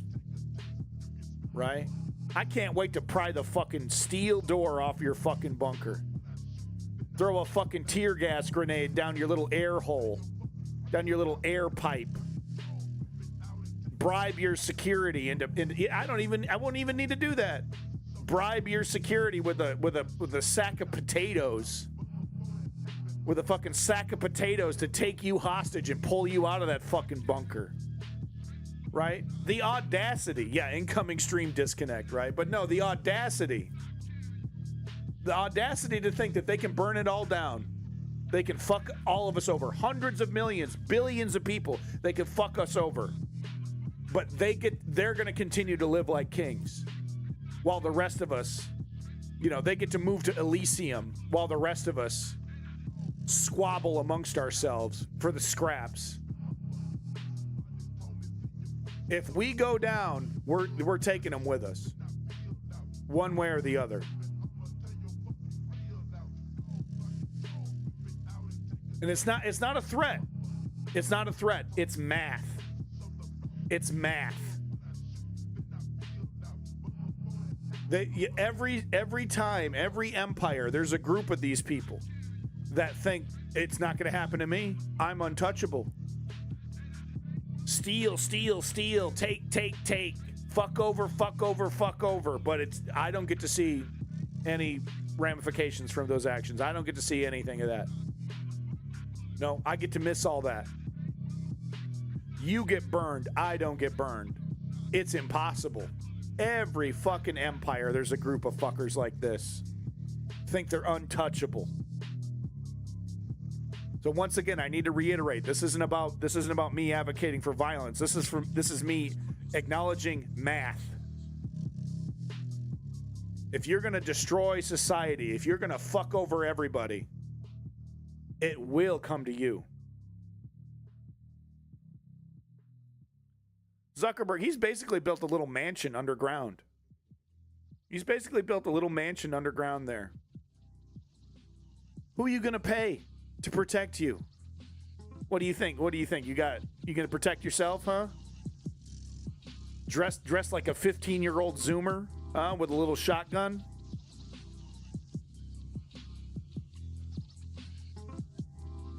No, they think they're going to be just fine. Just fine. A fence, a bunker, right?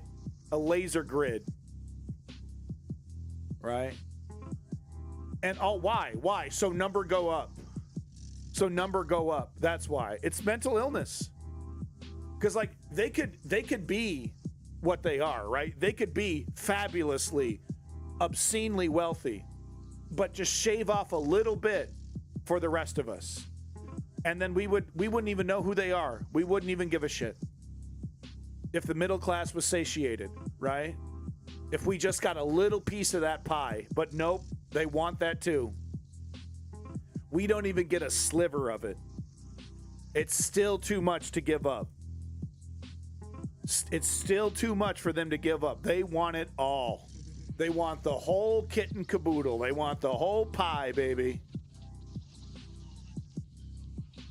Oh, well, but I control the police. I control the government. I control everything. You don't, well, and this is where Peter Thiel comes in, right? Because they want to put a chip on us, which would, of course, remove this desire to resist, right? They read Torment Nexus, and they think that they can implement that. Elysium was a documentary. Shut up. My God. Kick is such a disaster. Kick is such an embarrassment. But no, they think these dystopias are documentaries, They really do. You know what? There's something's up. Because I noticed about Kick. In America, when I did my stream from America, I had no problems with Kick. Zero problems with Kick. But back over here in Canada, going through Restream, right, I have all these problems with it. So maybe I'll experiment next stream. I'll experiment with a VPN and see if maybe that'll fix it. But of course, I'm worried about quality, right? I don't want my quality to degrade. I'm already getting disconnected.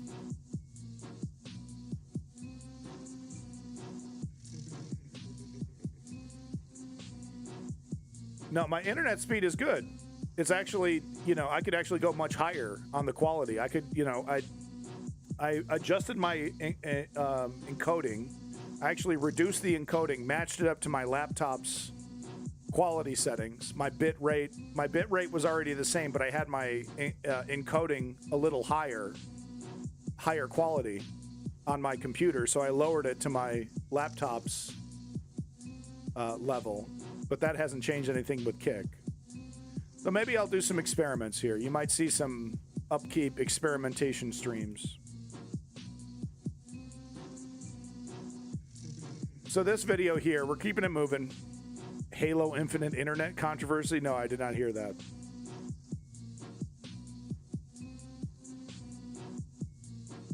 Yeah, Ice King, that's a great point. That's funny.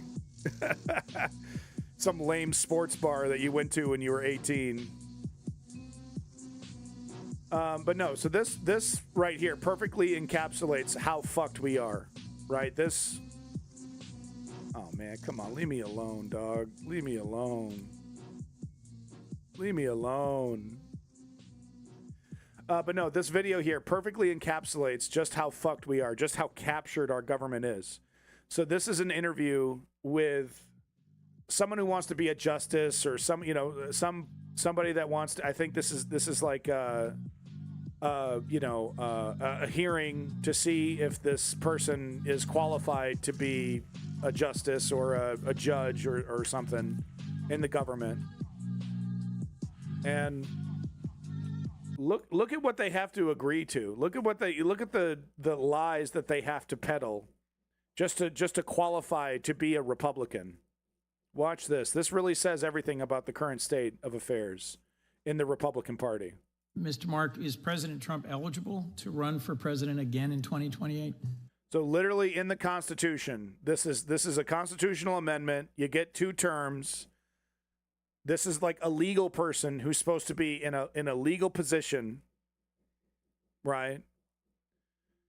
It's literally it's a 101 question. It's like literally level 1 legal academics. It's in the Constitution. Constitution very clearly says 2 terms.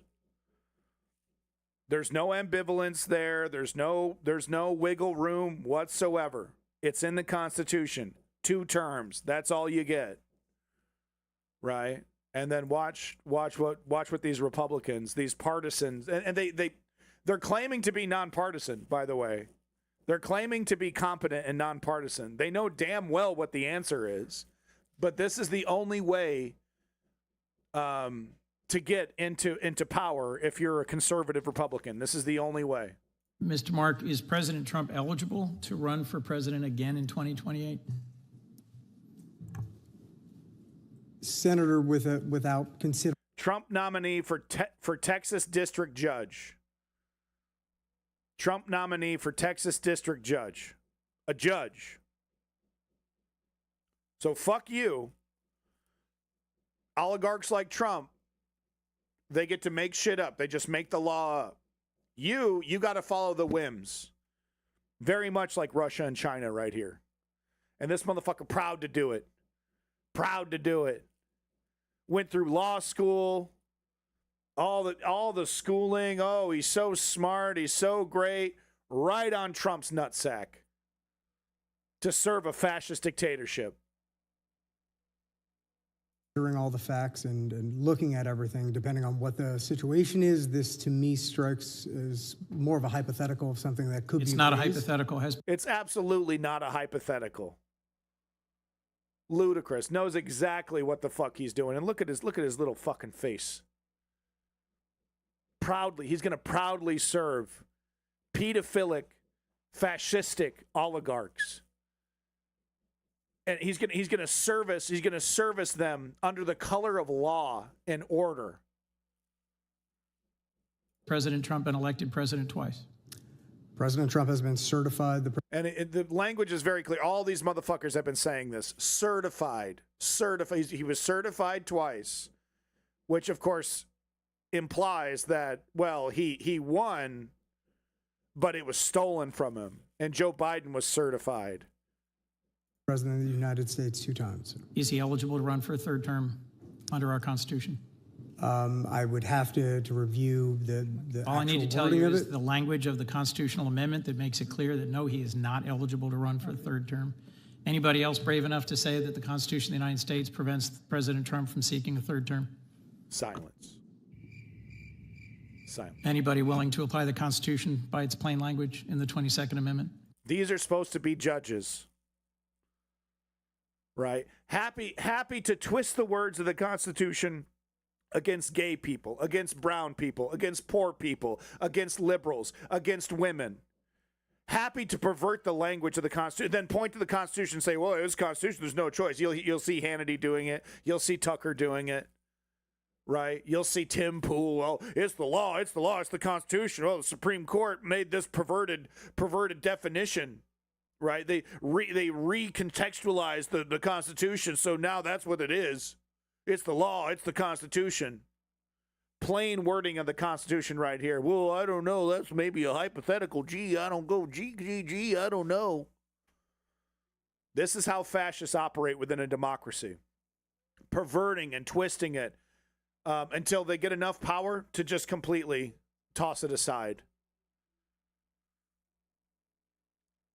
If you have Trump or J.D. Vance or right-wingers long enough, they will stop pledging allegiance to the Constitution and just pledge allegiance to either the man or, like in China, to the twisted bureaucracy that was created.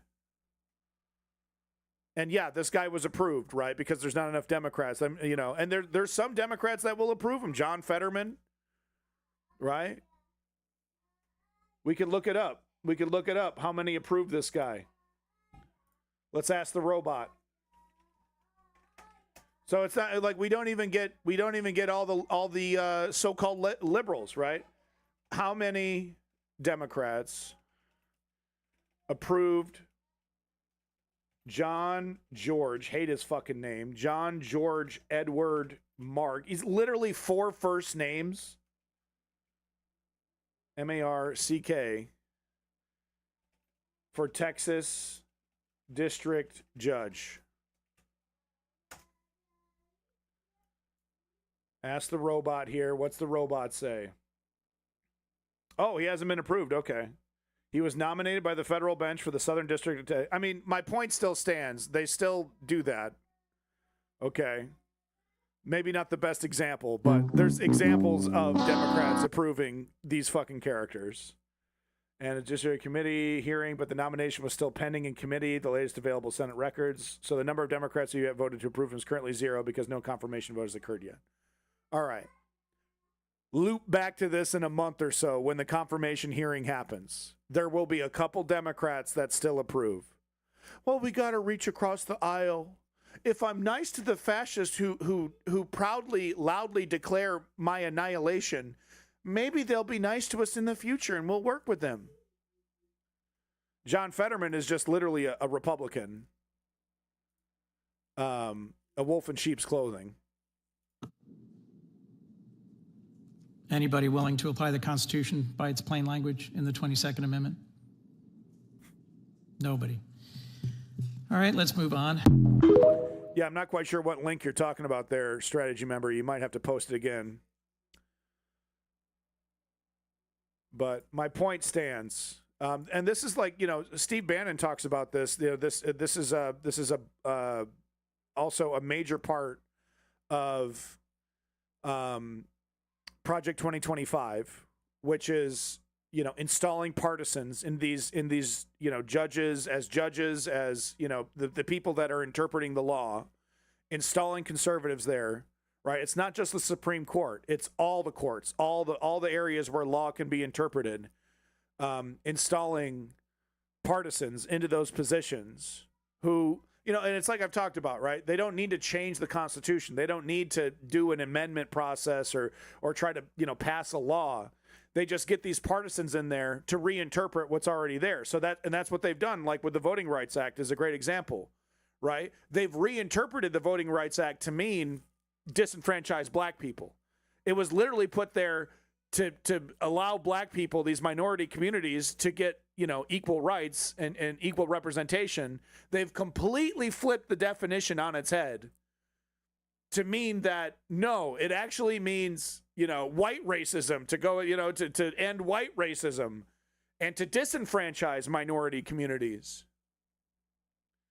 So they didn't need to destroy the Voting Rights Act. They just get these partisans in there to reinterpret it, right? To literally, up is down, left is right, black is white, right?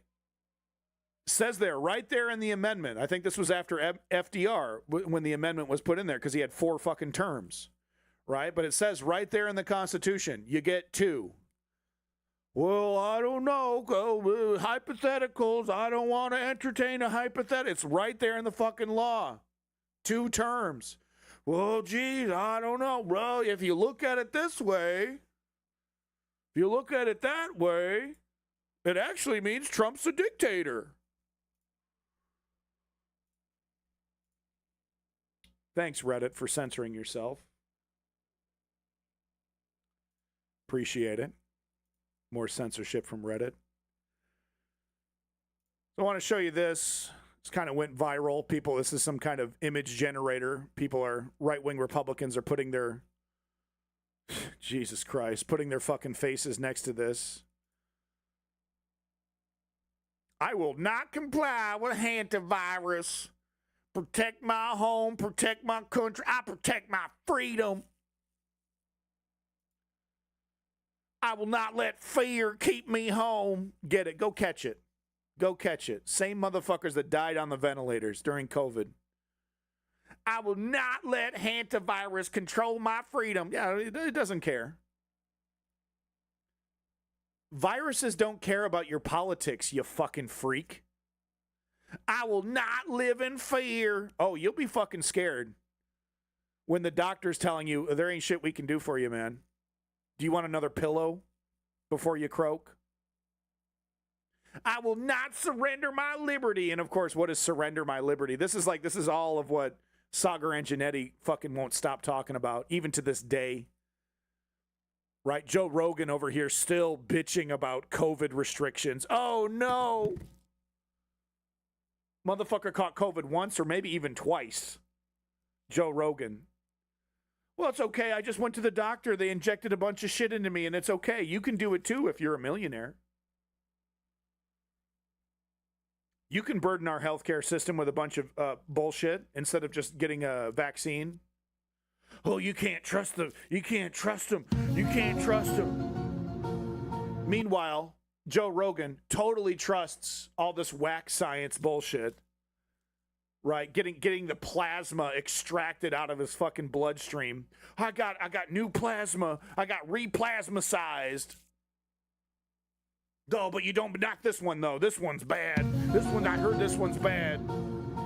RFK Jr. over here, methylene blue, swimming in sewage, eating raccoon penises. Look it up. He didn't eat it. But no, I mean, it's really pervasive. We got a guy, I had a guy come out to my house because we got to get our blinds replaced in the kitchen. The fucking thing's broke. Right? So he's coming out to give us an estimate. We start talking about shit. And he goes, here we go again with the hantavirus. They're trying to prep us. They talk about the COVID restrictions like it was fucking Japanese internment. Here we go again. Oh, I got to wear a mask. Oh, wah.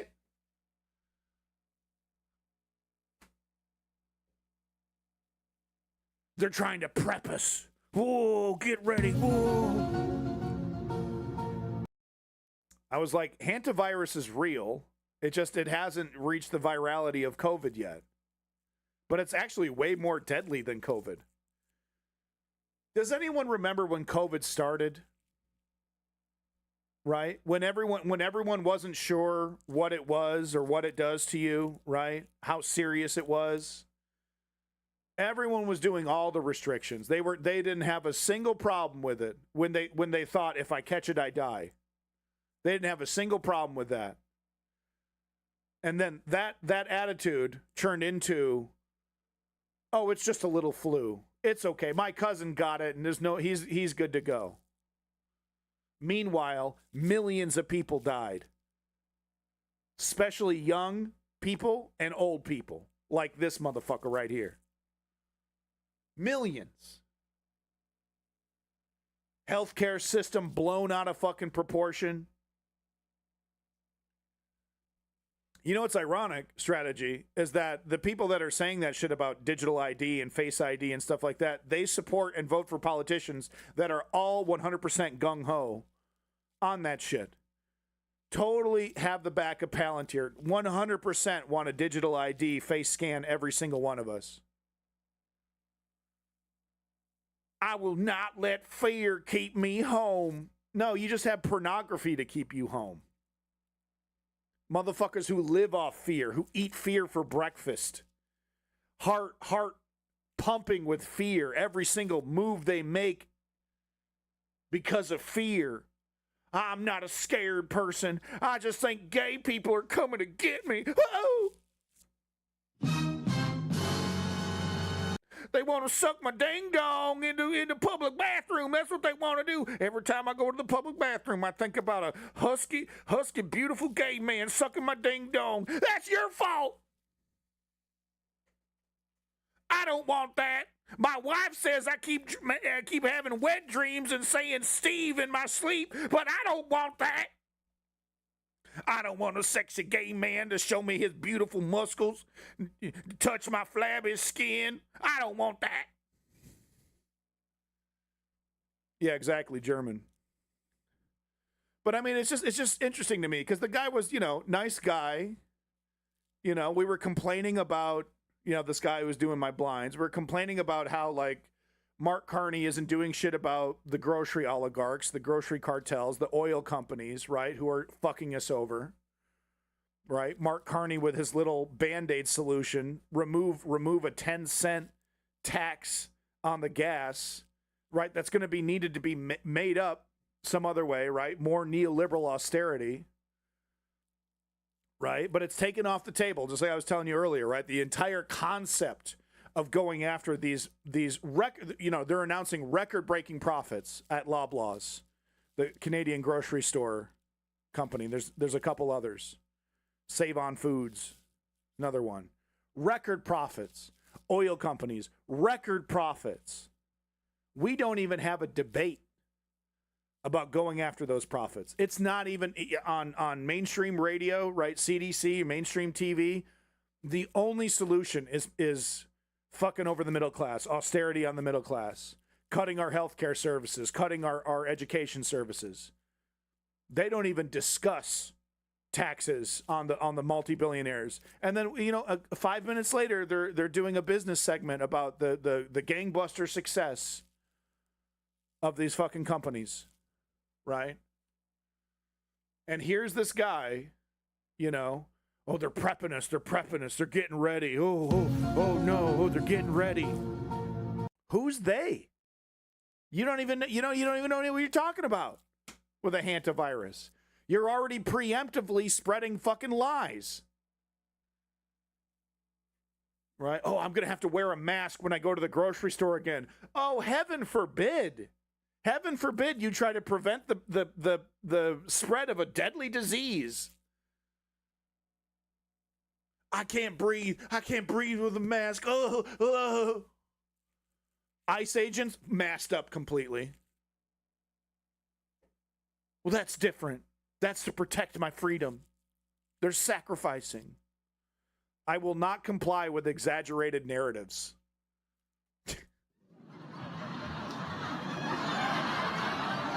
It's literally an exaggerated narrative that he's preemptively complying with. I will not trade my health or rights for hysteria. The virus doesn't care, man.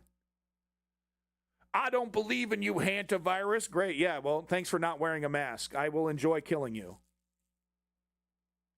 I'm not going to trade my health. It's nonsense. Nonsense by maniacs who would happily support pedophiles and oligarchs. Right? God. We have to take control. There's no debating this man. Okay? There's no debating him. There's no debating. No amount of evidence, right? We've seen it in the chat today, right? I fucking blew Energy Dahmer out of the fucking water in 15 seconds. Wasn't enough. Still giving, immediately right back to giving us little tidbits of his misconceptions. Right? We could show him, we could, hop in a time machine, take him to the mass graves. We could hop in a time machine, go right to one of the COVID denying Republicans on a ventilator and have him ask, do you regret not getting the vaccine? It's not real. COVID's not real. We could show it with his own frog-like eyes. I mean, what is even this angle that he's at?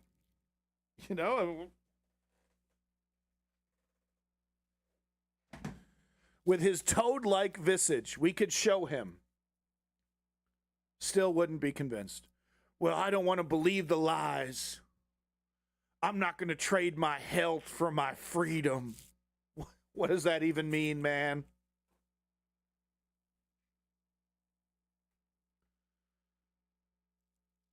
We have to take control. We have to Zoran Mamdani this. We have to Graham Plattner this. The Jabba stare. Oh, I just got the flu. I don't have the hantavirus. That hantavirus is a bunch of liberal claptrap.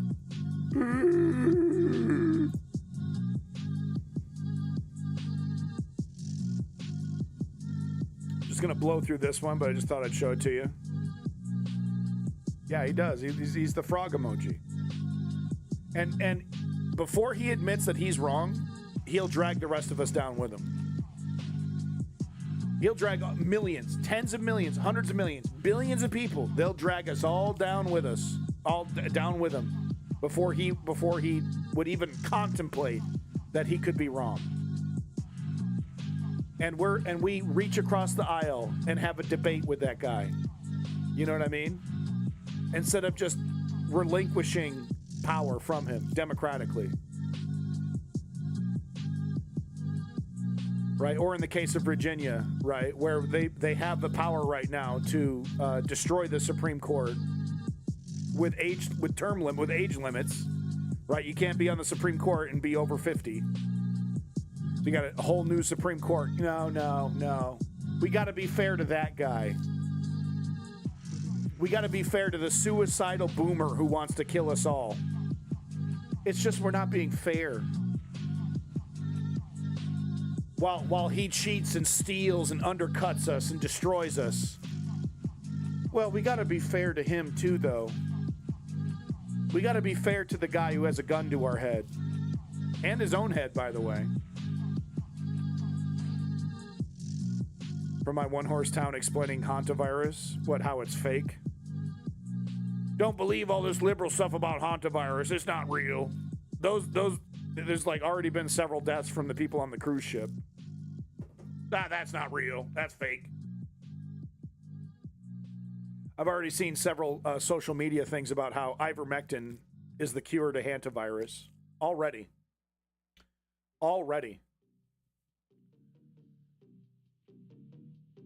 So this is pretty funny. Jim Small, interesting name from Blue Sky there. Great sign for the GOP in the midterms when they'd rather talk about the skyrocketing gas prices than Trump's cult leader blasphemy. So this is on C-SPAN here. Why is the president building a statue of himself and acting like he's Jesus Christ? Right-wing Republican here. Mike Hardopoulos? What? Mike Hardopoulos. Can we talk about gas prices? How bad we're fucking that up? I don't want to talk about the golden statue of Donald Trump. I don't want to talk about that. Can we avoid that?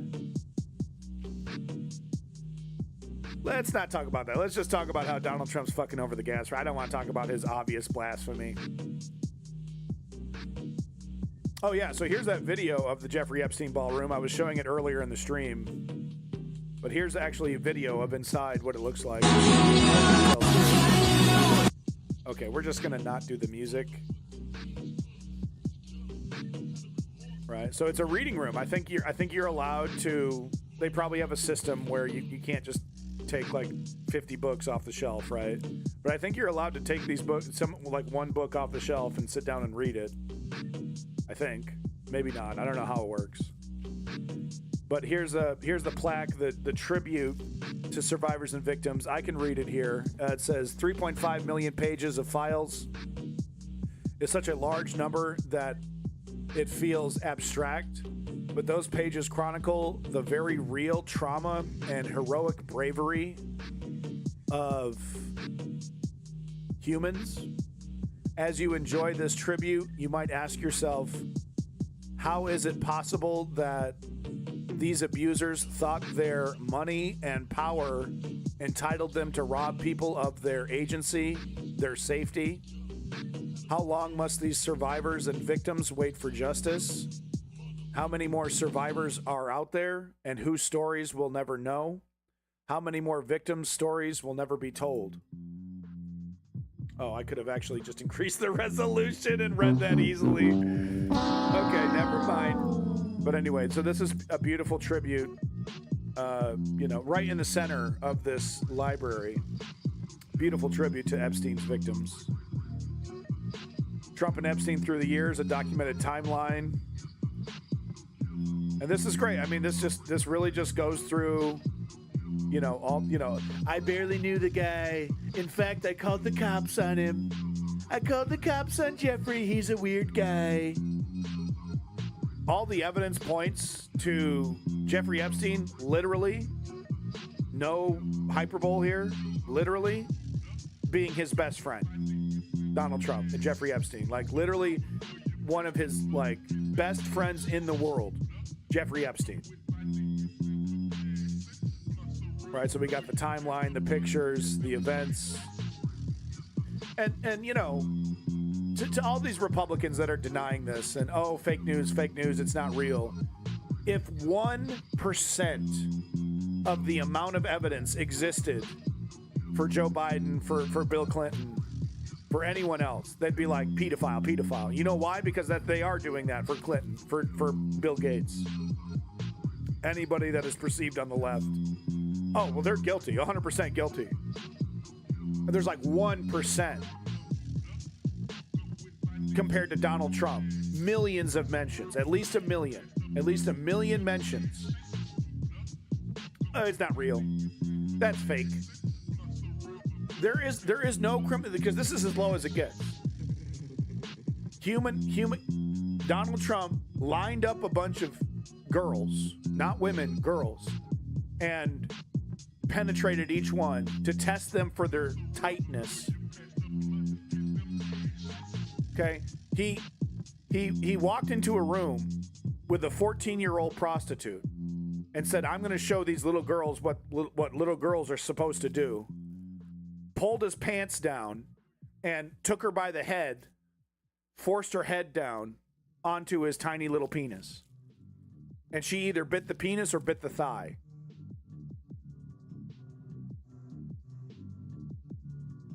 That's who these fucking people are. It doesn't get lower than that.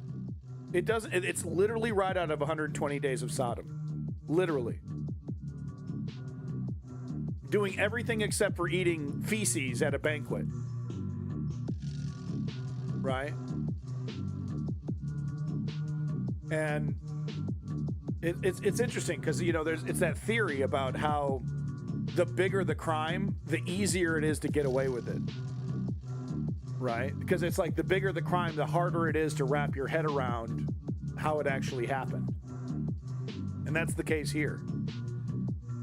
He was one of Jeffrey Epstein's best buds. Jeffrey Epstein was taking tips on how to human traffic better from Donald Trump. They had private, just him and Jeffrey, parties filled with underage prostitutes. Just him and Jeffrey, right? With Jeffrey Epstein's best underage prostitutes. Just a private party with him and Jeffrey. And by the way, who was knocking on the door? Who was trying to get in there? Right? Who was begging Jeffrey Epstein to be part of the fun? Mr. I don't Sieg Heil, Elon Musk. Can't wait, Christmas morning, right? After his 17 kids open up their fucking, 100 presents. Oh, I hate all this family time. Oh, this family time, I hate it. Can I have a pedophile party with you, Jeffrey? All this Christmas time with my family really makes me want to engage in pedophilic sex with Jeffrey Epstein. Elon Musk. This is not a Sieg Heil. Joe Rogan says that this isn't a Sieg Heil. Roman salute. Roman salute. Not even close. Not even close. Best buddies. Trump rates his daughter on radio. 2005. Access Hollywood tape. Stormy Daniels affair. Guilty on 34 counts. Oh, that's not real. It was all bias. Guilty on 34 counts. Court of his, jury of his peers. In a court of law, they did the whole process. Super de-duper guilty. Oh, but that's fake. All the stuff against left-wingers, though, that's real. Oh, well, Joe Biden. Trump knew about the girls. In emails released by the House Oversight Committee in 2005, Epstein wrote to the author Michael Wolff in January 2019, this is Michael Wolff. Of course he knew about the girls, as he asked Ghislaine to stop. Days before his arrest, Epstein wrote to Steve Bannon, now you can understand why Trump wakes up in the middle of the night sweating when he hears you and I are friends. Fake, oh, it's fake.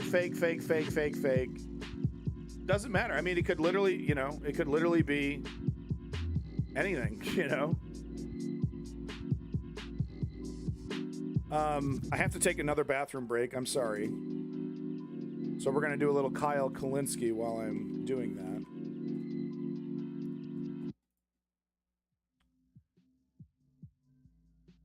That's a good one. Let's see here. Oh, yeah, let's do a Zoran Mamdani one. That's a good one.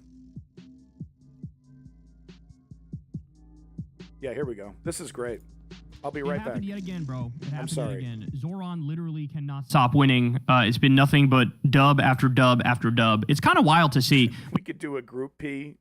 This is not going to be a P. All right, I'll be right back. But you know what? It's important because it gives people hope that, wait a second, if you just have the will and the intelligence to fix problems, you can actually do it. Because we're so used to having only right-wingers in power or centrists in power. And so people have started to wrongly believe, oh, even if you want to do good things, you can't really do good things. Like, it's just not possible. No, it turns out it is.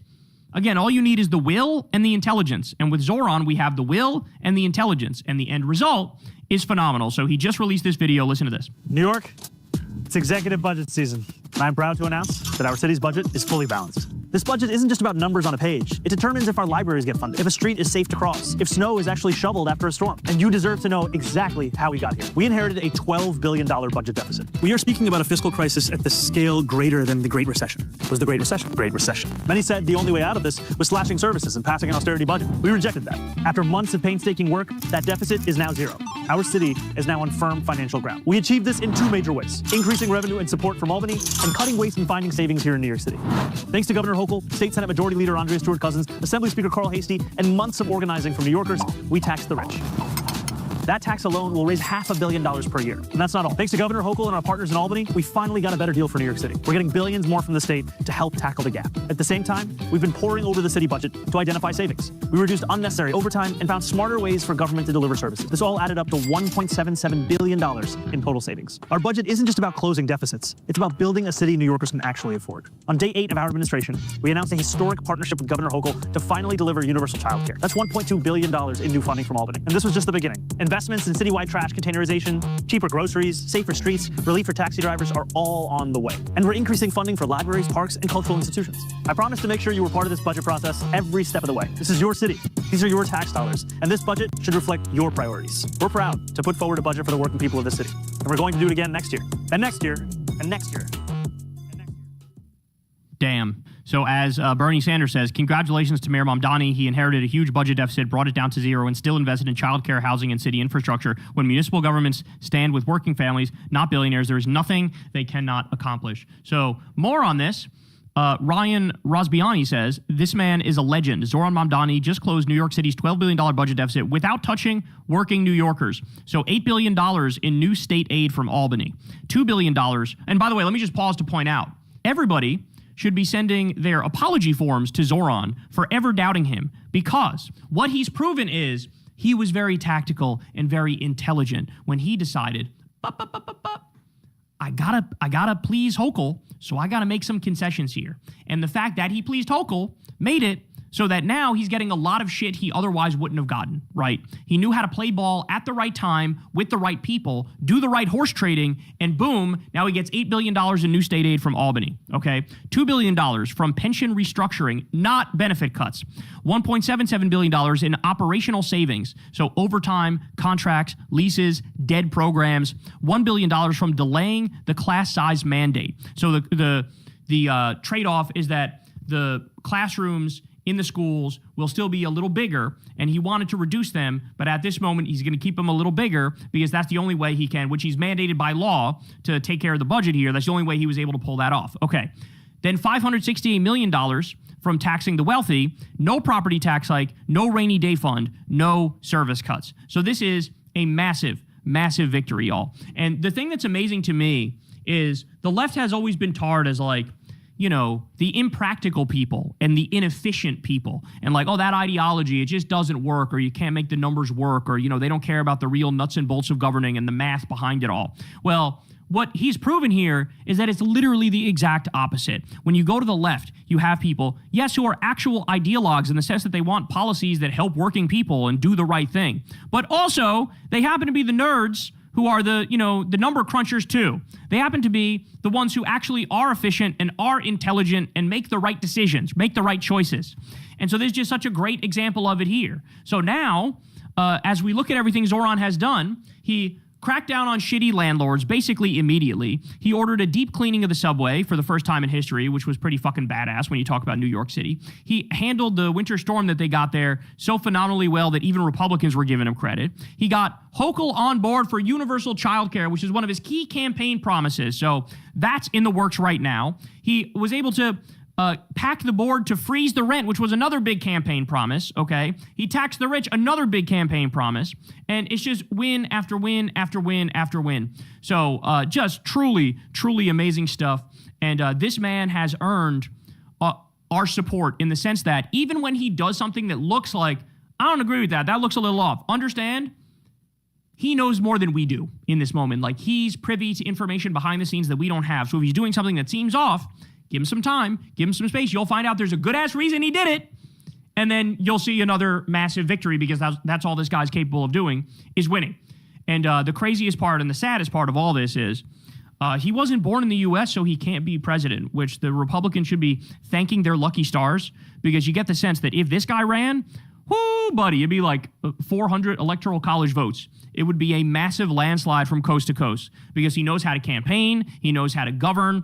He's been one of the most successful and impressive politicians I've ever seen so far since getting into office. Usually even decent politicians might let you down a little bit at one point or another. This guy has just been wall-to-wall victories.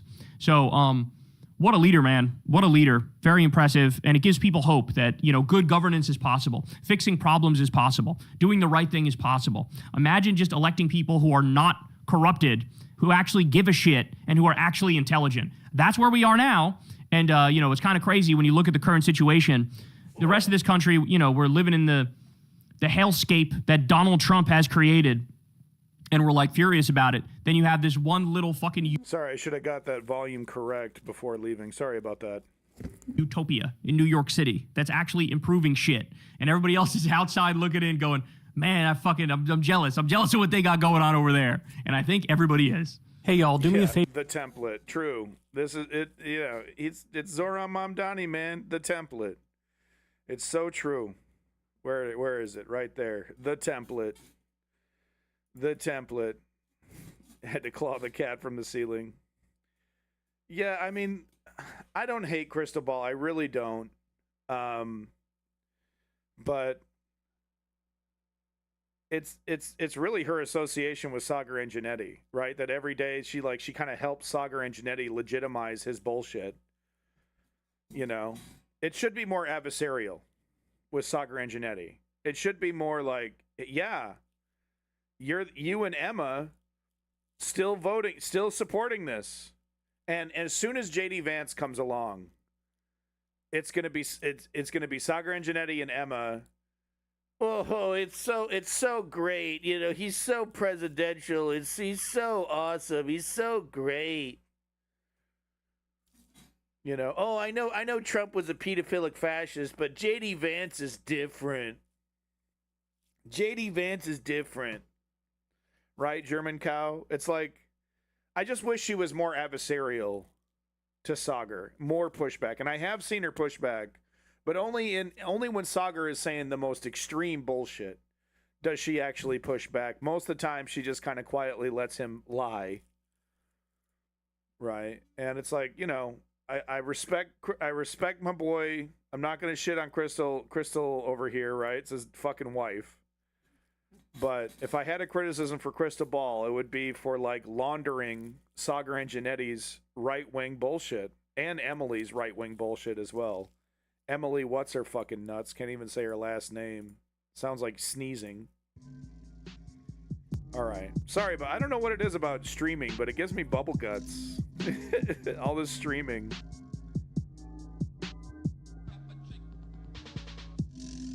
Gives me the bubble guts, y'all. Okay, you know what? I've only shit on TYT a little bit today. I don't look at people. I've only shit on TYT a little bit today.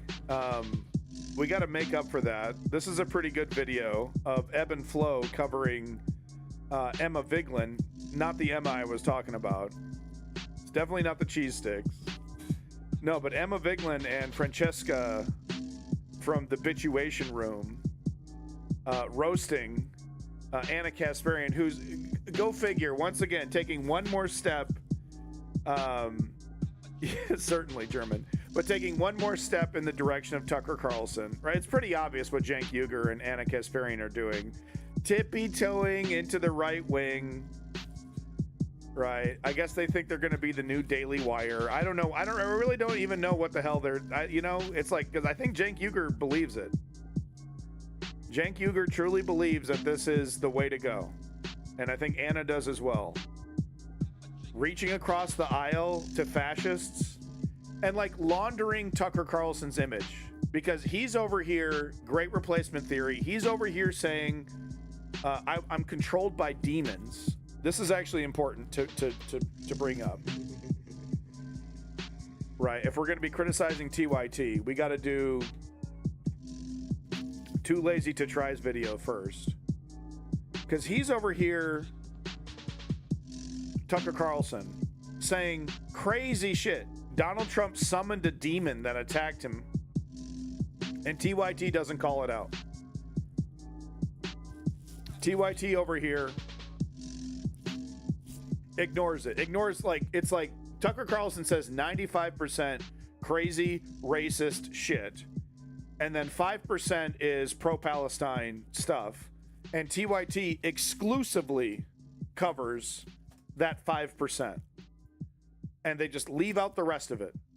They just literally, intentionally, and none of their hosts talk about it, none of their, like, the B team, C team, they all totally ignore it. Media meltdown. NYT reporter can't handle Tucker Carlson's Israel questions. Right. This NYT interview that Tucker Carlson did, where the liberal NYT reporter was calling him out on some of his hypocrisies. It's a media meltdown. Whoa. Oh, the woke media. And it's like there's so many things to criticize the New York Times over. This interview with Tucker Carlson is really not one of them. I'm not saying that, that there wasn't some, like, Tucker Carlson didn't have a couple good back and forths, right? But there was a lot, like, there was one case, and I think this is in this video, this Too Lazy to Try video. Yeah, this is all about, right? So this Too Lazy to Try video is all about this interview with the New York Times. You tell me, and we're going to watch the whole thing. You tell me if it's a media meltdown. NYT reporter can't handle Tucker Carlson's fire responses, right? You tell me if that's what you think here after watching this video of Tucker Carlson embarrassing himself, showing us who he is. Like I said, 95% insanity, racism, bigotry, great replacement theory. And it's as soon as Trump is gone, all of this criticism goes with him, and it's right back to J.D. Vance is so presidential. The Republican Party is the only way to go. Republican Party is the only moral party. I know I supported Trump, but it's just like how a lot of people like Bernie Sanders criticizes Israel. They don't criticize Israel. They don't criticize Zionism. They just criticize Bibi Netanyahu, as if things are going to get better when Bibi Netanyahu is finally gone. It's the same thing with Tucker Carlson and Trump. The assumption is that this party is redeemable. This party is mainly on the right track. If it just wasn't for Donald Trump getting in the way, then everything would be A-okay. And that's exactly what we're going to see when Donald Trump finally kicks the bucket, right? Oh, I actually like Marco Rubio. Oh, yeah, no, I actually like J.D. Vance. Yeah, I think, vote for them, vote for them. And I really, honestly, I wouldn't be surprised to see Anna of the home of progressives, TYT, agree with him. But no, watch this, and you tell me if this is a media meltdown from the NYT. You tell me. A direct experience with it. I had a direct experience with it. Wow, cool. An anti-Semitic right-winger came into my chat. Gee, what am I going to do? Whatever am I going to do with an anti-Semitic right-winger in my chat? What do we do, folks? Flush. Bye-bye. Thank you so much for telling me right away that you're an anti-Semitic right-winger so that I could ban you right away. I really appreciate that. Crypto-fascism's not really what it used to be. You guys used to be more clever. You try to hide, right? You try to kind of hide your power level. Now you're like, oh, mask off, yay! I'm gonna make anti-Semitic comments right away. It's cool now. Don't worry, it's cool. It's cool to be anti-Semitic on the right wing. It's actually not. You're actually a hateful bigot. Just thought I'd say that. Yeah, exactly, German cow. Like, they don't even, it's like, hey, this is exciting. I get to be anti-Semitic. It's so great. Hey, fellow left-winger who also hates Jewish people. Actually, don't hate Jewish people. Actually, find the term goyim to be quite offensive, actually. I'm criticizing Zionism and the Israel government. You are criticizing Jewish people like it's 1935. And you're talking to your buddy Adolf while he's trying to paint a picture, right? You're over here, huh? They control the media, huh? They control everything, huh? Right, left winger? I heard you defending Palestine. That must mean that you agree with all my anti-Semitic bullshit. Actually, no. Right wing bigot. Please enjoy the tubes and pipes connected to my toilet as I flush you down the drain. How about that Mein Kampf, huh, left-winger, huh? Yeah, you're on my side now. You're watching Tucker Carlson. You must agree with me. Great replacement theory, huh? Our lily white, precious whiteness is getting replaced by the dirty brown people, right? Actually, no. When I'm criticizing H-1Bs and when I'm criticizing uncontrolled immigration, I'm actually doing it from a different angle. You're just bigoted. You're just racist. Oh, you're criticizing H-1Bs. That must mean you hate Indian people. No. No, actually, no. Go to hell. I had a direct experience with it. In the milieu of journalism or just... Nope, in my bed at in night. In my bed, a demon summoned, literally, unironically, believes this, says this to other people, and literally says to the NYT reporter, well, people would think I'm crazy. People would think I'm kind of loony, huh? Yep, no, a demon summoned by Donald Trump assaulted me in my bed next to my wife. Got attacked while I was asleep with my wife and 4 dogs in the bed and mauled. 4 dogs in the bed? 4 dogs and gee, I wonder what happened. Something was pulling on my leg pajamas. Something was like pulling on my leg pajamas. It must have been a demon summoned by Donald Trump. Good thing I had my 4 dogs in my bed with me. Now he's a millionaire, so I'm sure he's got the super extra king size bed, right? his ill-gotten lies and grifting, has made him plenty of money. So I'm sure he's got one of those rich guy beds, right, where everyone can fit, no problem. Got plenty of room for 4 fucking dogs. Gross, dude. I'm a dog guy. That's too many fucking dogs. Nah, too many. When I had a dog, R.I.P. Ziggy, love her. When I had it, maybe sometimes she'd jump in bed, cuddle up with us for a couple hours, and then she'd jump down, go to her little doggy bed. That's okay. 4 fucking dogs, and he's got these dirty ass dogs running through the fucking woods. 4? Nah, man, you're disgusting. You're actually gross, dude. Physically mauled. In a spiritual attack by a demon? Yeah, by a demon. Or by something unseen that left. Is that right? Claw marks. Is that him shooting one of them? On my side. Claw marks on his side. It was a demon, guys. It was a demon. On my... So he left physical marks. Oh, they're still there. Yeah. Oh, they're still there. I'm not going to show them to you, though. I'm not going to show you my pasty, flabby body. I'm not going to do that. Little scratches. It's probably his wife.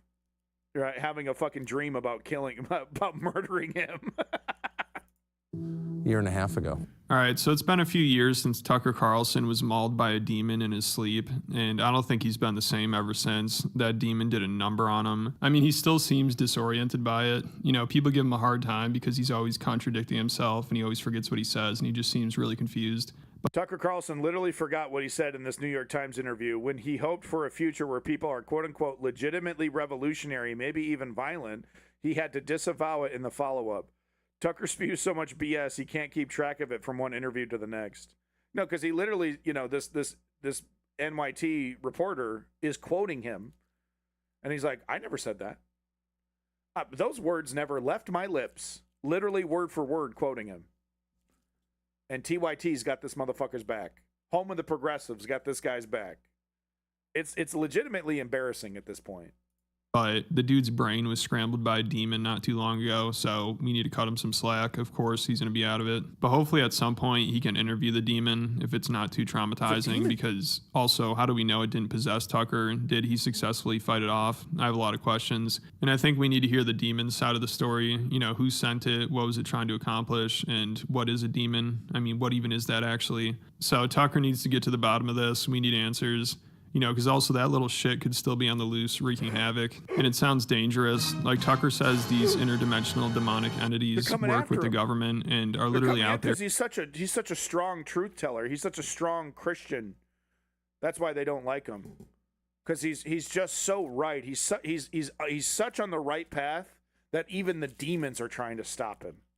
Scrambling people's brains and killing them, which thankfully Tucker survived to talk about, but now I think his brain might be scrambled. So and I need to point this out again. I point this out every time I cover TYT, right? They have his back. TYT, they got Tucker Carlson's back. Tucker Carlson, if say TYT is taken out by Donald Trump, right? TYT is banned by some way. Tucker Carlson won't even do a video about him. Won't even give a shit, right? So TYT's got his back. Tucker's being censored. Tucker's being misinterpreted by the liberal media. Tucker. TYT gets hit. He doesn't have their back. He's not going to even do a single video defending Cenk Uygur and TYT. Right under the bus. You might think he sounds crazy, but just wait till your brain gets scrambled from an interdimensional being attack.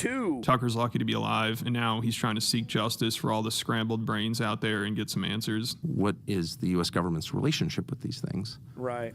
He's Joe Rogan was talking about aliens, and Tucker unironically considers aliens to be demons. Cenk Uygur and Ana Kasparian's got his back. They conveniently ignore any of this when talking about him. And there's evidence that there is a relationship and that it's longstanding. And that raises a lot of questions about intent. And so what is that? And people have been hurt by these things. That's a fact. That's a fact. That's a fact. Sources, proof, don't need it. No problem stating that's a fact, though. It's a fact. It's a fact. It's a knowable fact. It's knowable fact. Oh, wow. So you got some proof? Not a shred. Not a single shred of evidence. It's a knowable fact. Pulled it right out of my butt. Look at that. Fresh and hot and steamy from the Tucker Carl factory. Gross. Fact. And killed.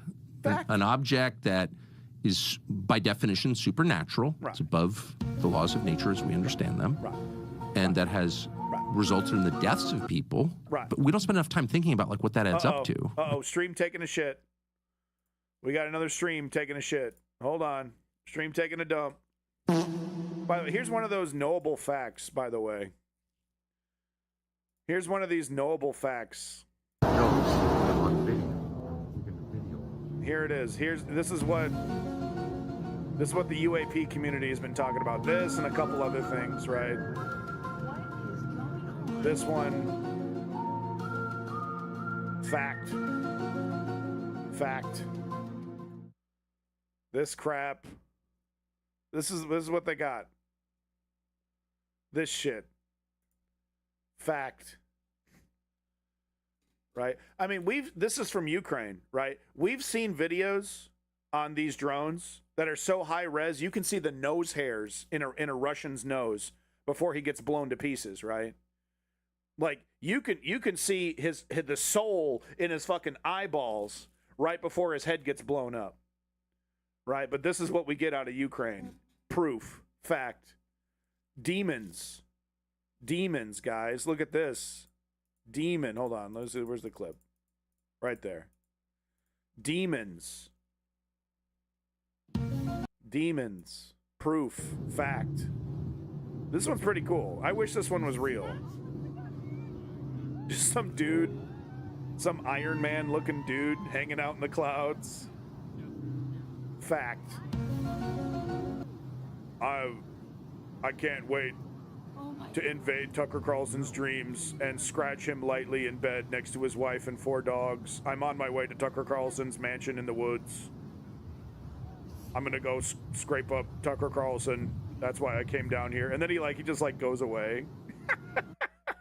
I love that. I am here to scratch Tucker Carlson. I'm going to maul him in bed. Got him. I'm a woke lefty liberal. What is going on? What is going on? Well, it's obviously the woke Antifa. Woke Antifa has evolved. I am now a demonic entity. I'm going to turn your children gay and trans. I am demonic. I am going to force your children to poop into a cat litter box. This is my purpose of my existence. That and to scratch Tucker Carlson lightly on the side of his flabby, pasty body. Proof, guys. It's a fact. Some say I want to have sex with men. It's a fact. It's a fact that I just stole that from Cumtown. That's also a fact. Hot and fresh from his fucking pasty white ass. It's a fact. Cenk Uger's got my back. Not good. Actually, not good. It's actually not good. Now, how many people do you think have died from these things? I don't know, but I don't know, but it's a verifiable fact that I don't have any facts for. And is it radiation sickness? Is it what is? I interviewed someone who was a Stanford medical school professor. His conclusion, as you know, because you've talked to him, is that there's some kind of energy coming off here that scrambles people's brains or kills them. And it's not exactly radiation, at least in his telling to me. Did you get that from RFK? Right. So anyway, but the point is, people have died. Yeah. And yeah. So, it does raise a lot of questions about. Take me seriously. What the hell, right? What the hell? And I think Tucker's brain is just starting to unscramble, so we need to give him time to come to his senses. He's still kind of out of it. He's always forgetting things. Like recently, he was questioning if Donald Trump is... Right, so here's a transcript of this interview that Anna Kasparian says is the NYT melting down. So it's the NYT. So you've been talking on your show about whether Trump is the Antichrist. I haven't said that. I'm Tucker Carlson. I've never said that. I dream about men. I've never said that. You said literally, quote, here's a leader mocking the gods of his ancestors, mocking the God of gods, and exalting himself above them. Could this be the Antichrist? In reference to Trump. I actually did not say that. Could this be the Antichrist? NYT literally plays the clip. Anna, meltdown. NYT melting down. They're triggered. NYT triggering him. Tucker Carlson, I don't know where that comes from, but I know those words never left my lips. They never left my great replacement Christian lips. Word for word. Quote.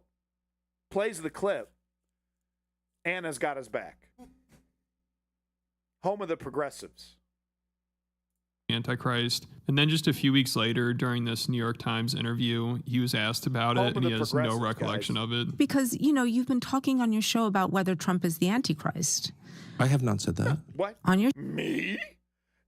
Never. Show the day after Easter, you noted he did look like that, didn't it? Did look like that, didn't it? Here's a leader who's mocking the gods of his ancestors, mocking the God of gods, and exalting himself above them. Could this be the Antichrist? I never said that. A demon must have made me say that. Well, who knows? I don't know where that comes from, but I know that those words never left my lips because I'm not never left his lips. Plays the clip. Sure I fully understand what the Antichrist is. He also always seems to be really confused about what he thinks of Trump, and I wouldn't be surprised if he thinks the demon that attacked him had something to do with Trump, because he wonders if Trump is the Antichrist. He's referred to Trump as a demonic force and a destroyer, and he thinks Trump is literally able to cast spells on people. Well, I couldn't have said that because I don't even know what that means. I don't even know what I'm saying from 1 minute to the next, so it can't be true. So being able to summon a demon doesn't sound too crazy if you believe all that. So did Donald Trump conjure a demon to go into Tucker's bedroom that night and scramble his brain so he'd be confused and scared and easier for Trump to influence through his spells and potions? These are the important questions nobody seems to be asking. And there is a kind of quality that he has that's spellbinding, and I think it probably literally is a spell. And the effect is to weaken people. Hey, TYT producers, go ahead and cut that part out. Yeah, no, Anna's going to talk about Tucker Carlson and defend him. Go ahead and cut that. He thinks Donald Trump is a wizard casting spells. Cut that part out during her rant. Yes, cut that. Leave that part out. Around him and make them more compliant and more confused. And I've experienced this myself. You spend a day with Trump and sort of like you're in this kind of dreamland. It's like smoking hash or something. It's interesting. Wow. Very interesting. And Tucker isn't... Yeah, every time I smoke hash, I literally think pedophile fascists are quite charming, actually. The only person that thinks Trump is a evil wizard or whatever he's trying to say here. Like Marina Abramovich, who's always at the center of conspiracy theories about satanic rituals and demonic ceremonies. You know, people think she's a witch or something.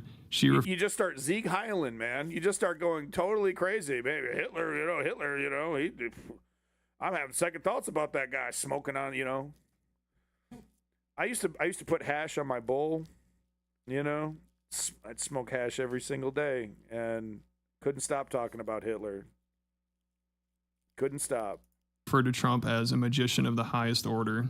Also, Tucker seems to think Trump has some kind of bad energy about him that causes people around him to become sick or have their lives ruined or maybe get attacked by a demon. And in 2021, Tucker privately referred to Trump as a demonic force. And these messages where he said that were leaked a few years later, around the same time he was attacked by a demon. So is it a coincidence, or was Trump trying to get Tucker in line by sending a MAGA ghoul into his bedroom to intimidate him? Yeah, because then the latter. Yeah.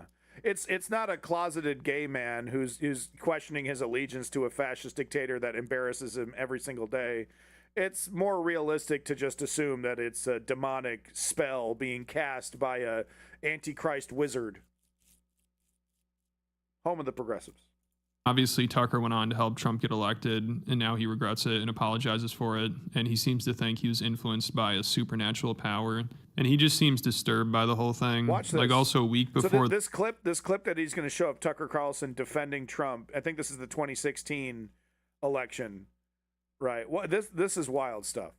The 2024 election, Tucker did a show on Halloween night with Donald Trump. And that same day, he released the video where he talked about being attacked by a demon. So he spent Halloween night with a demonic force and announced he was attacked by a demon in his sleep. So maybe this was some kind of satanic humiliation ritual. And around this time, it seemed like Tucker was possessed by a MAGA demon or under Trump's magic spell. He was saying some bizarre shit and completely humiliating himself for Trump. Like, he went on this unhinged rant about how Trump winning the election is going to be like a dad coming home and spanking his daughter. And it was really weird, and Tucker seemed a little too into it. So no wonder he wants... You'll never see this clip on TYT. Never. And you're gonna talk about Tucker Carlson. You're gonna defend Tucker Carlson. You're gonna point out, oh, you know, I don't agree with him on everything. Okay, but you don't have the time to play this clip. And you're journalists. Home of the progressives, folks. People to think he was intoxicated by Trump's demonic spells and couldn't control himself because this was fucking embarrassing. I'd act like I was possessed by a demon too if I did something like this. Yeah, that's right. Dad comes home. And he's pissed. Dad is pissed. He's not vengeful. He loves his children. Disobedient as they may be, he loves them. Because they're his children, they live in his house. But he's very disappointed in their behavior. And he's gonna have to let them know. He's gonna have to get to your room right now and think about what you did. And when Dad gets home, you know what he says? You've been a bad girl. You've been a bad little girl and you're getting a vigorous spanking right now. And no, it's not going to hurt me more than it hurts you. No, it's not. I'm not going to lie. This is going to hurt you a lot more than it hurts me. You've been a bad little girl, and I'm going to hurt you.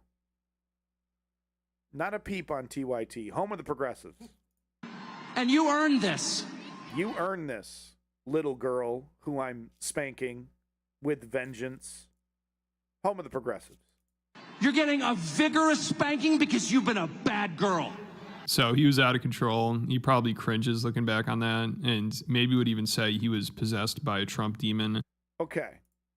So we watched half of Too Lazies to Try video. There's more of it here. Let's get one more clip from this NYT interview, and then we're going to cut to Anna Kasparian, and let's see if we can spot the difference. Because now, obviously, he's completely turned on Trump. And even back then, he had already called him a demonic force. And when he was asked about the messages where he said that and was really trashing Trump, he starts talking about how he has some crazy theories that he doesn't want to share. Well, German, have you considered that Shapiro and Knowles are maybe pretty nice guys? You know, I mean, not Shapiro because he disagrees with Israel. No, Knowles as well, I guess, right? They're not good because they support Israel. But Tucker Carlson, after visiting Russia, disagrees with Israel now. So, you know, pretty good guy, huh? Pretty nice dude, huh? Spank you vigorously on your little red bottom. Home of the progressives. Because people would think they're too insane. So they must really be out there because he already says so much wild shit. But he says he does question if Trump has some kind of negative effect on people around him because their lives keep getting ruined. Because in 2021, through the Dominion lawsuit against Fox News, some of your texts went public. Right. And I'm just quoting from a couple of them. You know, you said there really isn't an upside to Trump. You said, I hate him passionately. I mean, clearly you had some feelings of reservation about the president. Without question. Before this time. There's no doubt. Meltdown. So I'm just trying to understand the... You know, I have a lot... We are witnessing a meltdown. This woman literally melting. Like a snowman in July. Melting. Meltdown. Home of the progressives. A lot of thoughts and theories about things which, you know, may or may not be rooted in reality. So I hesitate even to spring any of my theories on you because they're probably insane. But one thing that I'm not gonna tell you what I'm really thinking because then you might think I'm crazy. Has bothered me for many years is the fact that a lot of people in Trump's immediate orbit have been hurt. And not J.D. Vance, though, not the Republican Party, not the GOP, not the MAGA movement, just Trump. Just Trump. Really hurt, you know, gone to prison, become unemployable, publicly shamed, gotten cancer. And I just am a believer in like big picture assessments of things. And You know, so you're trying to think, like, is Trump good or bad? Like, he's saying things I really agree with. It's all about Trump. It's not about the party, not about the movement, not about conservatism, none of that. No, that's all still good, still great, right? He would, like I said before, TYT's got his back. They are, you know, holding up his nutsack. And Tucker Carlson, he doesn't give a shit about Cenk Uygur, Anna Kasparian, TYT. If they get blown out into oblivion, he's not even gonna do a single tweet about Cenk Uygur. And Cenk Uygur's got his motherfucking back, dude. Ride or die. There, not a week goes by on TYT that they don't do a full-throated defense of Tucker Carlson. Not a week. And this guy, I don't think he's ever even mentioned Cenk Uygur on social media or his show. Was there a Cenk? I think maybe there was a Cenk Uygur Tucker Carlson interview. Maybe. Why people on the so-called left? Why are we like this? Is it a psyop? You know what I mean? Like, what are we doing here? But then people around him are getting hurt. Is the country actually getting better? I don't know. It's hard to know because really hard to know. I don't know. Is the country getting better? Well, it would be a lot better if Donald Trump wasn't in charge of the Republican Party and it was just the Republican Party and they were in charge of everything and J.D. Vance was the dictator, king, tyrant. That would be way much better. And then I would know for sure that we're on the right track. Hard to tell right now if we're doing good. Is the demonic pedophile entity in charge of everything right now and corrupting and destroying America a good thing? I don't know. I don't know. I'm a big picture guy. You know, hard to tell. Hard to tell. Are getting hurt. Is the country actually getting better? I don't know. It's hard to know because to some extent you're like hard to tell. Your vision is obscured by the intensity. If only there was objective reality we could look at, some kind of fact-based reality we could live in. Must be demons. Some of these debates, mine has been easily demons. Obscured by that intensity. But did I have reservations about Trump? Of course. And, you know, to some extent, I sublimated them or rationalized them away. Some extent, full-throatedly. Some would say full-throatedly defend. Some would say that. Some would say I did a full 2-part documentary about how J6 was a leftist conspiracy. Some would say that. Some would say I took a trip to Russia and repeated Russian propaganda and talking points uncritically. Some would say that. You know, I don't know. I'm a big picture guy. I don't know. Focused on areas where I agreed with him. So even though Tucker thought Trump was a terrible person, a demonic force, and a destroyer, he still campaigned for him. So I guess that's how powerful Trump's spells and demonic entities are. But now Tucker seems to feel really guilty over it. He apologized and said he'll be tormented by it for a long time. Just like he was tormented by that demon. So tormented until J.D. Vance takes over, and then he'll know exactly what side that he's on. In his bedroom. You and me and millions of people like us are the reason this is happening right now. Yes. Right. So I do think it's like a moment to wrestle with our own consciences. Right. You know, we'll be tormented by it for a long time. Yeah. I will be. Yeah. And I want to say I'm sorry for misleading people. It was not intentional. It was not intentional. It was not intentional. No. When I was spreading Vladimir Putin's lies and trying to convince you that January 6th was a bunch of crazy Antifers, it was not. My intent was not to lie to you. No. I honestly thought, and I bet he still does, believe that January 6th was a bunch of leftists. I've never heard him disagree with that conspiracy theory. Yeah, exactly, Seneca. Easy mistake. Easy mistake. January 6th was Antifa, by the way. I mean, but I'm so sorry. That's all I'll say. So the Trump ghouls got the best. Okay. Okay, so there we go.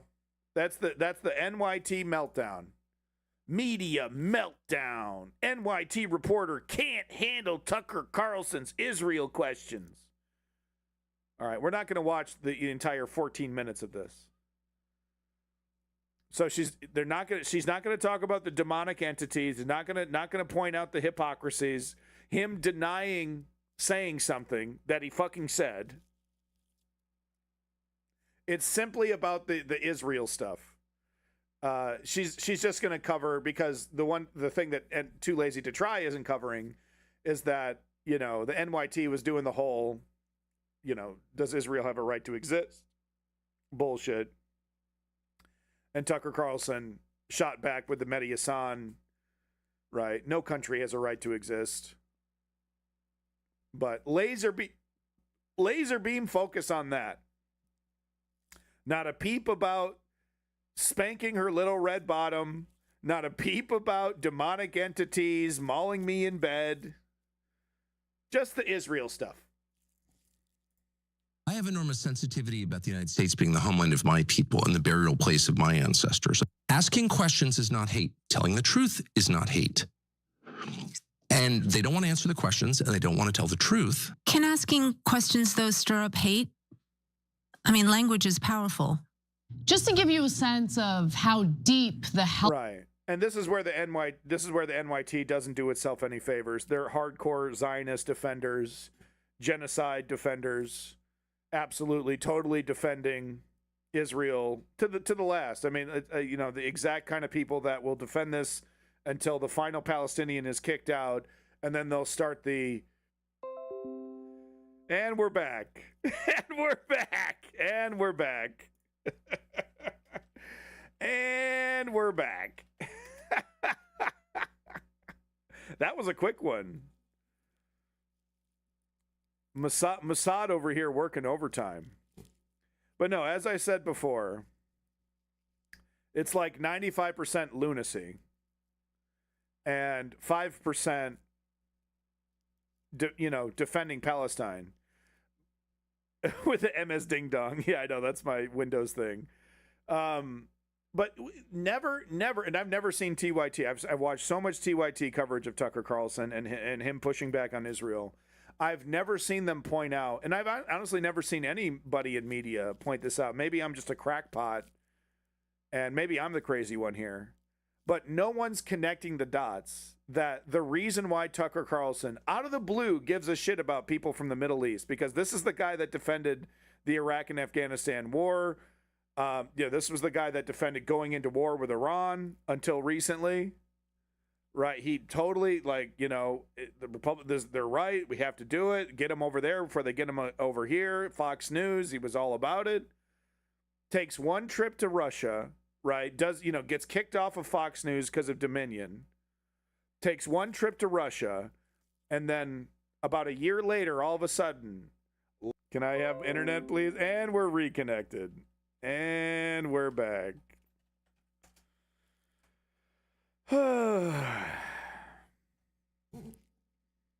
Yeah, I think it's the internet. I did change my encoding settings, but I actually lowered my encoding settings, so it should be, my CPU shouldn't be having any problem here, but it's definitely my internet. Like, my computer isn't stuttering. CPU isn't, my fans aren't going crazy. CPU usage is pretty normal. I'm looking at my CPU usage. Yeah, nothing crazy. It's definitely my internet. But I haven't power cycled my router in a while, so maybe I need to give it a good old power cycle there. But maybe I'm the crackpot. Back to this. Maybe I'm the crackpot because it's Russia and China have Palestine's back, and they don't have Palestine's back because they give a shit about human rights, right? Laugh along with me, right? Russia and China give a shit about human rights. Oh, all of a sudden, they're loud defenders of Palestine for some reason, right? It's like, you don't have to be a genius to know that, the reason why they're defending Palestine is that Israel is an ally of the West, and it's incredibly embarrassing for the West to be defending an overt genocide, an overt ethnic cleansing, right? So it's a way to score political points against your geopolitical enemy. And Tucker Carlson, who is definitely super de-duper friendly to Vladimir Putin and Russia, has no love for Ukraine, right? Shits on Ukraine when he talks about it, which he doesn't do too often. So he's got the back of Russia, and he used to hate Middle Easterners, used to hate Islam, used to make all those arguments that we'd see on Fox News about how it's a satanic religion of terrorism. But just out of the blue, like a year later, after doing a propaganda documentary for Russia and losing his job on Fox News, out of the blue, now he's pro-Palestine. Maybe it's me. Maybe I'm the crackpot. And of course, no analysis, no deep dive whatsoever from TYT, no connecting of any of those dots, no asking questions even, right? Just unrestricted recycling of the bullshit coming out of Tucker Carlson's mouth. No mention of the demons, no mention of the great replacement theory stuff, which he talks about all the time, by the way. Just a few months ago, did an interview with a fucking Nazi, and I'm not talking about Nick Fuentes, right? The TPUSA speech that he did most recently was all about great replacement. And Tucker Carlson is going to be fully defending J.D. Vance, GOP, and the fascist MAGA movement after Trump is dead. He's going to fully have its back.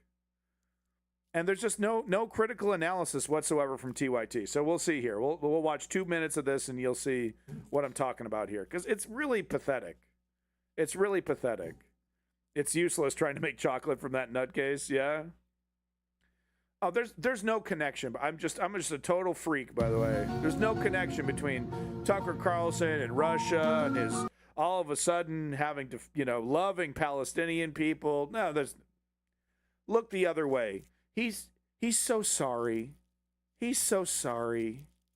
Hellscape we live in truly is. That was a New York Times reporter, Lulu Garcia Navarro, who was New York Times's Israel-Palestine correspondent, right, making the case that and let me be clear, I do find the New York Times defense of Zionism and the obfuscation that they do of the genocide and the denial of the genocide to be disgusting, right? I'm criticizing them while I kind of agree with them, but my main contention here is that they just totally ignore Tucker Carlson's, who he is, what he actually represents. And they're in effect, because they're avoiding all that stuff, they're laundering his image as being something that he's not.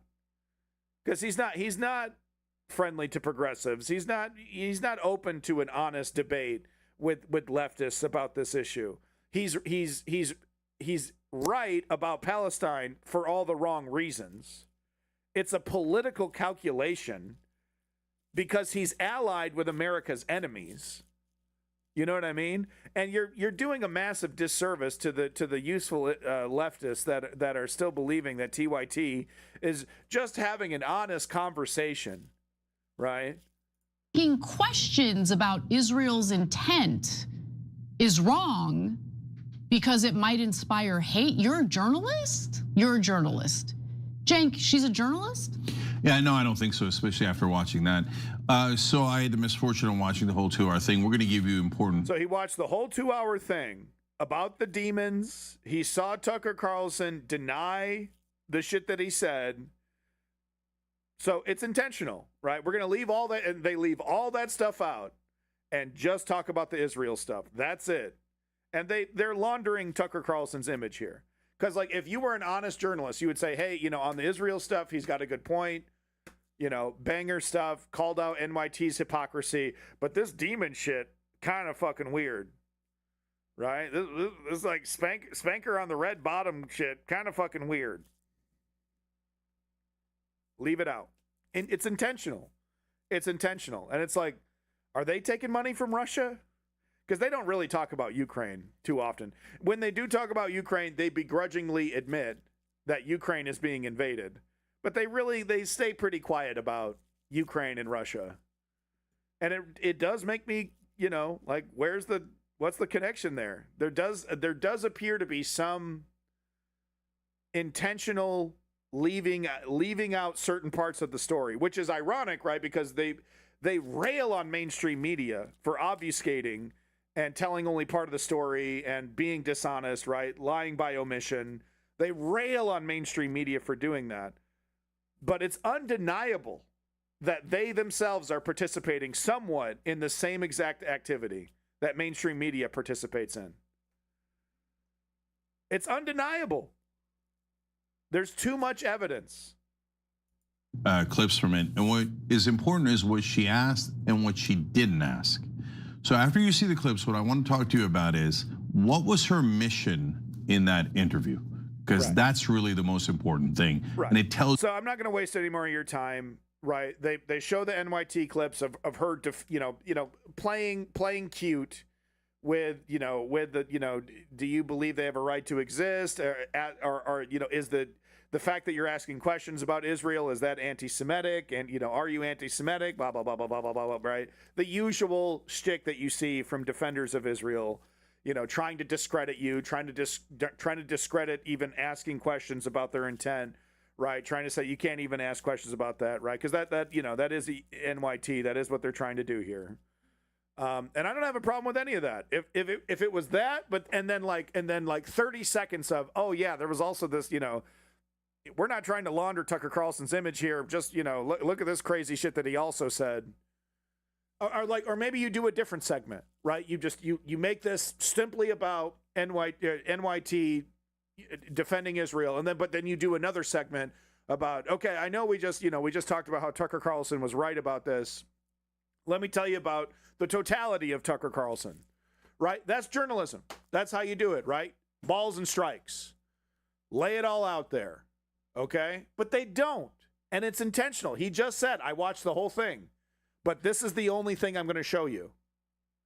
I had the unfortunate experience of watching the whole thing, but I'm just going to talk about this.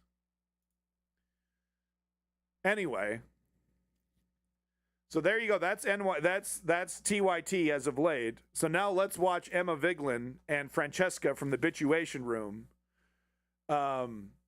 shit on Anna Kasparian, who's now doing the whole systemic racism isn't real and I'm colorblind, right? So she's I left, continuing down this path of the I left the left bullshit, which is, we see this, so how many times have we seen this, right? She's doing it slowly in a much more clever, nuanced way than like Dave Rubin, right? Because people immediately were calling her out when she started doing this as a Dave Rubin.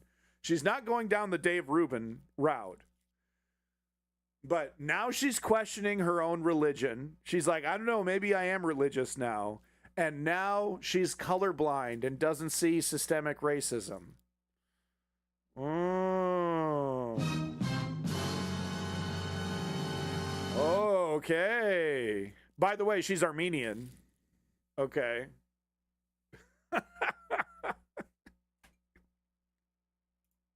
And see them as a race. I see them as my fellow American. And I know that's very offensive. Take it there. Who gon' take it there? Who gon' take it there? Who gon' take it there? Electricity. By the way, big props to your boy Ebb and Flow. Make sure we're liking and subscribing on Ebb and Flow's content. He's doing great work. Yeah, I'll give him the subscribe. It's been, I've shown enough of Ebb and Flow. I'll give him that subscribe. Make sure you at least clicking like and giving an extra view to your boy Ebb and Flow. He's doing a great job.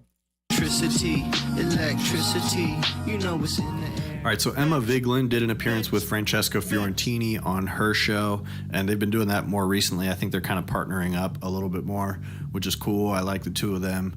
And yeah, they're good. They discussed Anna Kasparian at length because Anna Kasparian recently did this interview where she was talking about racism, and she kind of harkened back to 2020, the George Floyd movement, and was sort of talking about anti-white racism and how that was like a problem, and sort of retroactively talking about that, which a few different people talked about. I didn't find an opportunity to until now. Yeah. Because George Floyd wasn't about systemic racism, wasn't about police brutality. It was, there's a lot of wokesters getting up, and it was riots everywhere. They're, they just woke, Wokensteins and Antifa. Home of progressives. Because these two discussed it and went pretty hard on Anna Kasparian, which is interesting. Both of these two used to be friends with her. And Anna is the one of the three of them that has a much different position than she used to have and is appealing to a much different audience now. So Emma and Francesca are approaching this from the pretty standard leftist position, which Anna Kasparian knows very well. She has been on that side of politics for long enough to know these arguments, but she's being very hard-headed about it, which I think better than anything reflects where she's going and the audience that she's aiming at, but also I think is an important aspect of what she's doing to deal with if we're going to have this conversation about. She wants the Candace Owens audience. That's what she's doing. She wants that Candace Owens audience.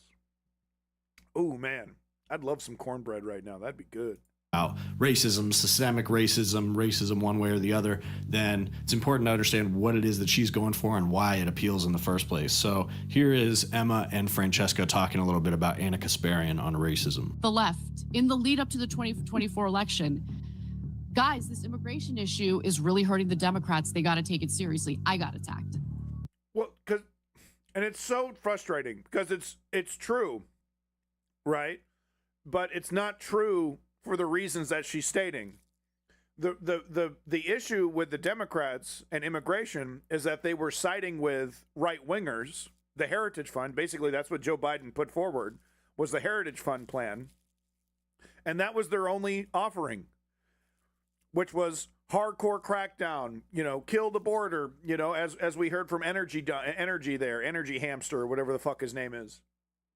Right? Well, at least Trump got the border, and he's preventing people from getting in there, right? It was the Democrats acquiescing to this entire idea that it's common sense. We just stop people from crossing the border. There's some truth to how you can't have uncontrolled immigration.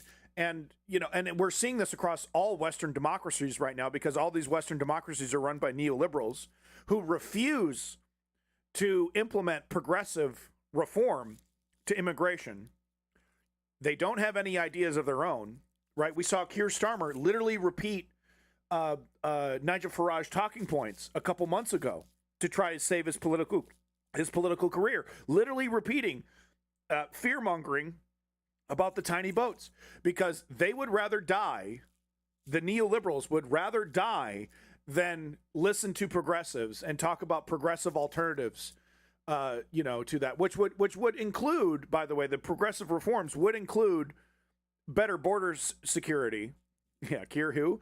But no, it would actually include, reducing the amount of crossings, but it would also include, more robust partnerships and relationships with these countries to try to prevent people raising the boat in these other countries to try to prevent the economic conditions that force people to cross the border. But it would also include treating these people like human beings, job training, fast tracking citizenship, right? It would, there are progressive ideas and reforms that neoliberals absolutely refuse to look at.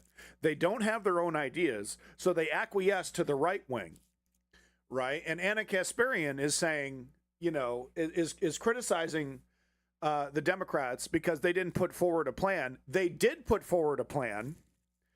It was the Republicans' plan, and the Republicans, of course, scuttled their own plan because they didn't want to give Joe Biden a win.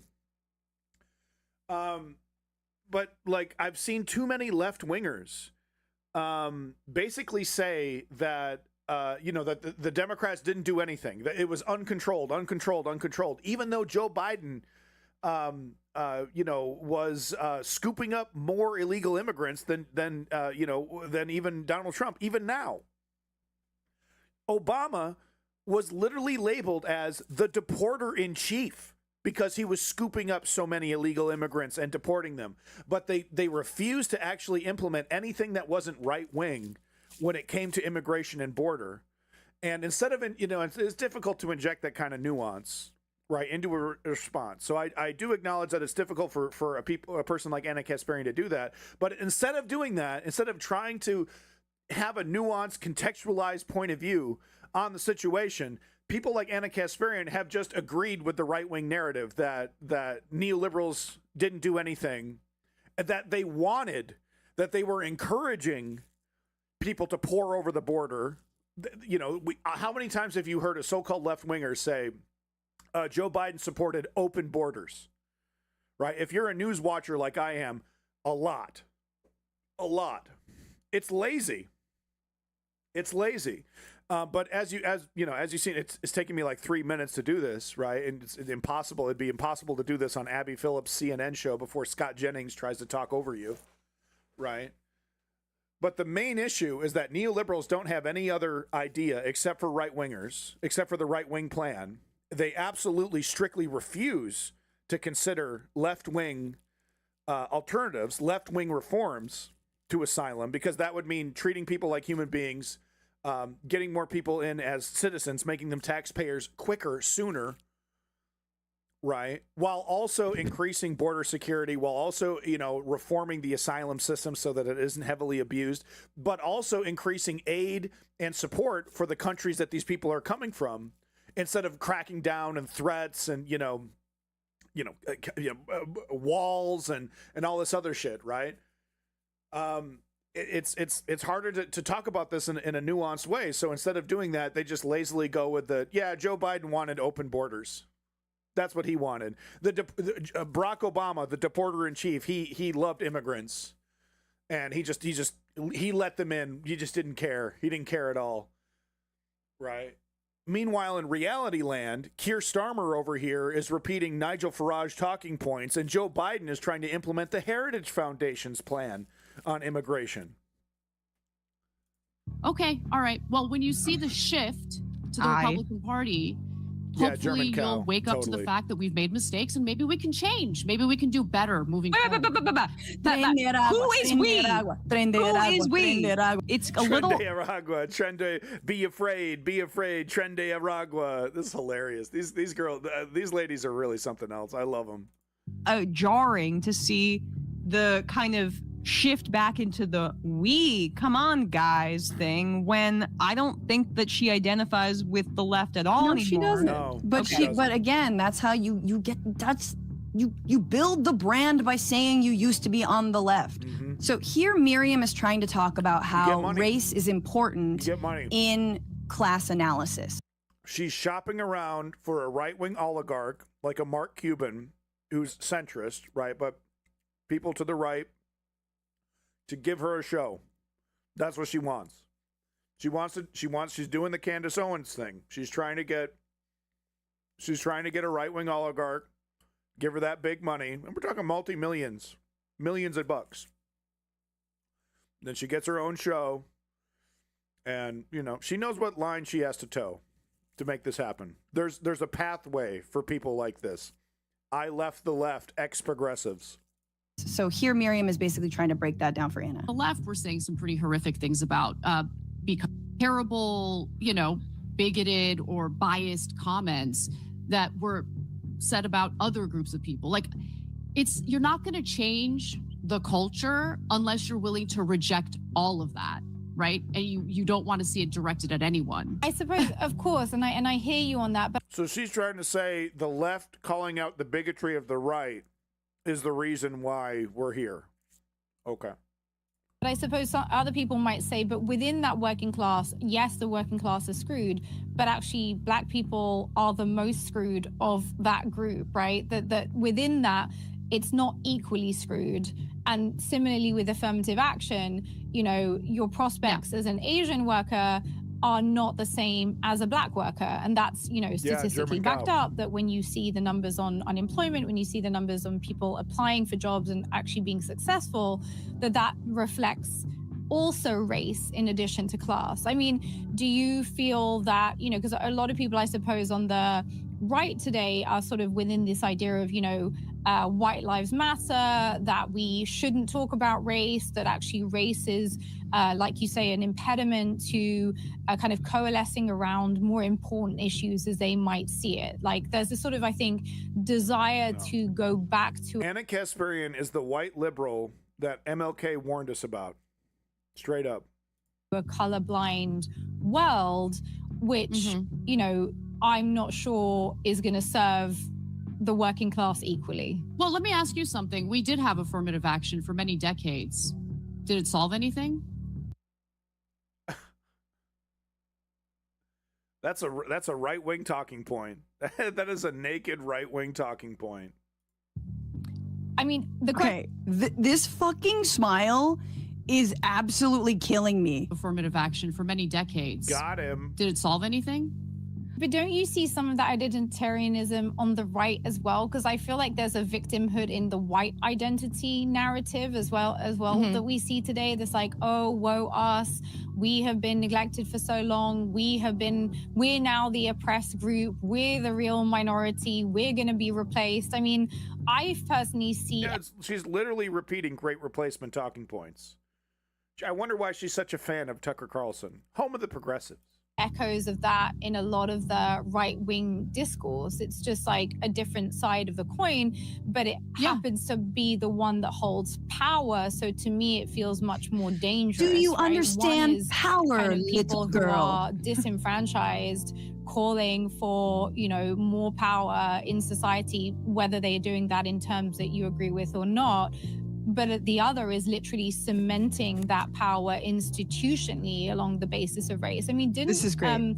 The Trump administration just get rid of a whole bunch of black and brown senior military officials recently who were up for promotion? Wasn't this a thing? They got rid of a bunch of military officials that probably raised some red flags about what Pete Hegseth wants to do in the Middle East. Definitely. There's no question. What? Yeah. Wait. What? No, that's so okay.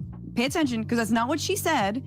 So Anna's deliberately not listening to this anti-DEI. No, she's being extremely deliberate here. She's being extremely she's intentionally being obtuse. Because that's not what she said. So Anna's deliberately not listening to this anti-DEI purge, and so says, they got And DEI means black people. rid of generals who were raising red flags about Iran. That's not true. I have the article here. Since Trump returned to office in January last year, Pete Hegseth, the Rambustius, I've never seen that before, Defense Secretary, this is The Guardian, who made it his mission to remake a military ethos he denounced as woke, has fired or forcibly retired 24 generals and senior commanders with no performance-related reason given. About 60% have been black or female, an approach seemingly driven by the administration's proclaimed onslaught against DEI. But at the end of the day, what pits us against each other the most. But racism doesn't exist, and it's a distraction for the left to talk about race. It's a distraction. Our time would be better spent reaching across the aisle and talking to honest actors like Tucker Carlson. Are the elite, are those who steal money from every single one of our paychecks and funnel it to a foreign country so they can do atrocities, so they can expand their borders. Yes, I'm talking about Israel. I'm going to be honest with you. I don't give a shit about race at all. At all. I don't think about it. Right. I don't look at people and see them as a race. I see them as... Right. And I don't know, is Armenian considered a different race or whatever, right? But it's pretty, like she would be considered a white person by most conservatives, right? And look, I'm going to say it. It's a privileged point of view to say I don't give a shit about race as a a person who looks white, or in my case is chalky white, right? It's an extremely privileged thing to say I don't give a shit about race. Right? I'm colorblind. I'm colorblind. Why are we talking about race? Like, I have a different experience. We see it all the time in this chat, in this fucking stream. Right-wingers come in here. They see the beard. They see the skin color. And they're like, oh, one of us, right? One of us. So, she's a pretty, looks white, pretty woman. Isn't that a privilege that you think that you don't have to worry about it? Well, if you're a black person who, has a black sounding name, we know for a fact, we've seen the studies, you're less likely to get a job. Charlie Kirk over here, perfectly expressed his doubt about a black pilot. Same guy, went through all the same training, got all the same certificates, got all the same shit that a regular white person was, but extra scrutiny, right? Because he's black. And systemic racism is real. Denying the existence of systemic racism helps the racists, and also doesn't fix the problem for people that they don't get to just magically become a white-looking pretty lady. And then society starts treating them differently. It's not going to magically go away, this problem of systemic racism, by just like not talking about it, not addressing it. And quite frankly, letting the racists that are running our governments, of course, Lenny, thank you so much.